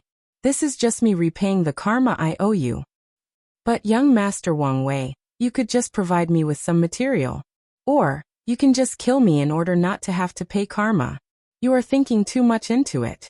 These are just ideas.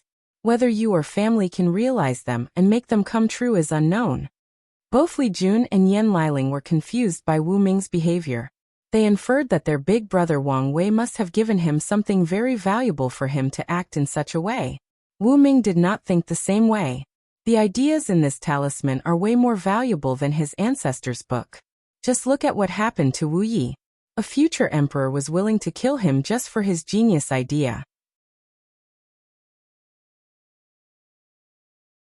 And yet, this talisman contained countless of such heaven-defying ideas. Wu Ming did not continue to say anything. He knelt in the ground and kowtowed 3 times towards Wang Wei. In fact, Wang Wei did indeed do something amazing, although he did not know it yet. The ideas he just randomly made eventually created a new profession, known as totem warriors. The idea of using runes on the body will eventually create a glorious era for professions like alchemy, formation, talismans, and weapon refining. When the first totem warrior managed to prove the Tao, then the era will reach its peak. This emperor will also be the first one of the Wu family, and a direct descendant of Wu Ming himself. Suddenly, Wang Wei thought of something. Then he reminded Wu Ming, "You better be careful when you leave here. If I remember correctly, Emperor Haiyuan had created the Origin Rune Palace in the southern Vermilion Bird continent. This place is considered the origin of formation by countless cultivators. Although they only have a total of 2 emperors including Emperor Haiyuan, the status of the Origin Rune Palace is very noble throughout the world. According to your ancestor's journal, his master and a few other disciples should be aware of how to cultivate the formation rune body. Yet this method has never appeared in the cultivating world. As such, you can imagine their fate and what length Emperor Haiyuan went to ensure that this method did not appear in the world." Upon hearing this, Wu Ming's face became increasingly ugly. Then he started shaking with cold sweat sliding down his back. His family is just one of countless low-level families in the southern continent. Although they can walk sideways in the city they live in, that is because there are no other powerful factions competing with them. If they were to offend such big people as the Origin Rune Palace, they would be instantly destroyed without the ability to fight back. "What should I do then?" asked Wu Ming with trepidation. Everyone looked at each other while shaking their heads. Yan Liling then suggested, "It's better to enter a powerful emperor lineage that focuses on formation. This way not only could they protect you, they can also provide you with the resources to develop and grow. It's better not to easily reveal or mention the formation rune body method," added Li Jun. "Or better yet, wait until you reach a certain cultivation level before bringing it out to get the support of the sect you choose to enter." In fact, they could invite him to the Tao opening sect. However, their sect was not really focused on formation, although they still have many grandmasters in these fields. Furthermore, Wang Wei believed that Wu Ming's appearance would shake the water in the southern continent. Wang Wei hoped that there was a fight between the Orthodox Way and the Rune Body Way in the southern continent, and reached the point that they could not properly train a heaven chosen for this generation's heaven mandate battle. Of course, there is the possibility that this method backfired, and their constant infighting creates a truly powerful genius that rises through countless slaughter. If that becomes the case, Wang Wei just has to accept it. Anyway, he did not fear any challenge. After saying everything that needed to be said, Wu Ming separated with the rest of the group. Meanwhile, all of 3 of them waited for the Spirit Road trial to come to an end. All of them had accomplished their objectives for coming in. Wang Wei's purpose was to train himself and research Jisong's physique. Li Jun's goals were to also train himself both his fighting prowess and commanding ability and to plunder luck. His Qi dragon finally changed from red to deep purple. Heaven knows how many people he killed to do such a feat. As for Yan Liling, only herself knew what her objectives were. While the gang of 3 were chilling and waiting for the time of exit, Du Bo, the devil cultivator from the Beating Heart cult, was currently in a very difficult situation. He was limping while running away. One of his arms was missing, while the other had many deep cuts on them. His clothes were tattered, his hair disheveled, and his complexion pale. More importantly, someone was tracking and hunting him. "Jian Wushuang, why do you keep following me? I have not offended you," screamed Du Bo out loud. "You should never have killed my big brother and eaten his heart," said a deep and powerful voice. Then a teenager holding a sword walked behind Du Bo. Just by looking at him, you feel like you are looking at a sharp and upright sword. He was more than 1.7 meters tall, had what one would call a sword eyebrow, and he always walked straight. Although he was not overtly handsome, he had deep and profound eyes that could cut through anything. In essence, Jian Wushuang was an unpolished sword. After finishing this sentence, Jian Wushuang immediately plunged his word into Du Bo's heart, trying to kill him. Unfortunately, he did not succeed. Right after his sword pierced Du Bois' heart, an unknown power manifested and blocked the sword from going further in. Then, a spatial fluctuation came from Du Bois' body and transported him into another safe region to recuperate. Before leaving though, he yelled, "You wait for me, Jian Wushuang. My beating heart cult will track you and your family from the lower plane and annihilate all 9 generations of your clan." Soon after saying this, Du Bo was transported from the eastern domain all the way to the western one, while passing through the central domain. Then, he plunged deep under the earth where he entered a state similar to hibernation in order to heal himself. Meanwhile, Jian Wushuang was frowning while thinking about Du Bois' last word. He did not expect this guy's status was high enough to have a life-saving method secretly implanted on him. Before coming to this trial, his family had warned him not to offend the emperor lineages in the upper realm. However, anger got the better of him when he saw his sworn big brother lying in a puddle of blood with his heart missing. Jian Wushuang started thinking about a solution to his problem. Then he realized he was thinking too much. As long as he became the first in this Spirit Road trial, then got noticed and accepted by an emperor lineage, then everything will be fine. This was his original plan in the first place. With his talent, he has a high chance of succeeding. By then, the beating heart cult will not be a problem. Even his family might have a chance to migrate to the upper realm. After thinking about this, Jian Wushuang started hunting more fiercely, thus bringing a reign of terror in the eastern domain. Soon more than 4 months passed by. The Spirit Road trial had ended. Wang Wei and all the surviving participants were then sent out of the trial. You're tuning in to the Li Mei's Wuxia Whispers YouTube channel. We're so grateful for your support, and don't forget to subscribe to join us on this incredible journey through captivating stories. Your generosity through donations truly makes a world of difference, as it's the primary source of revenue that allows me to expand and enhance this channel for you. Thank you from the bottom of my heart for being a part of this adventure.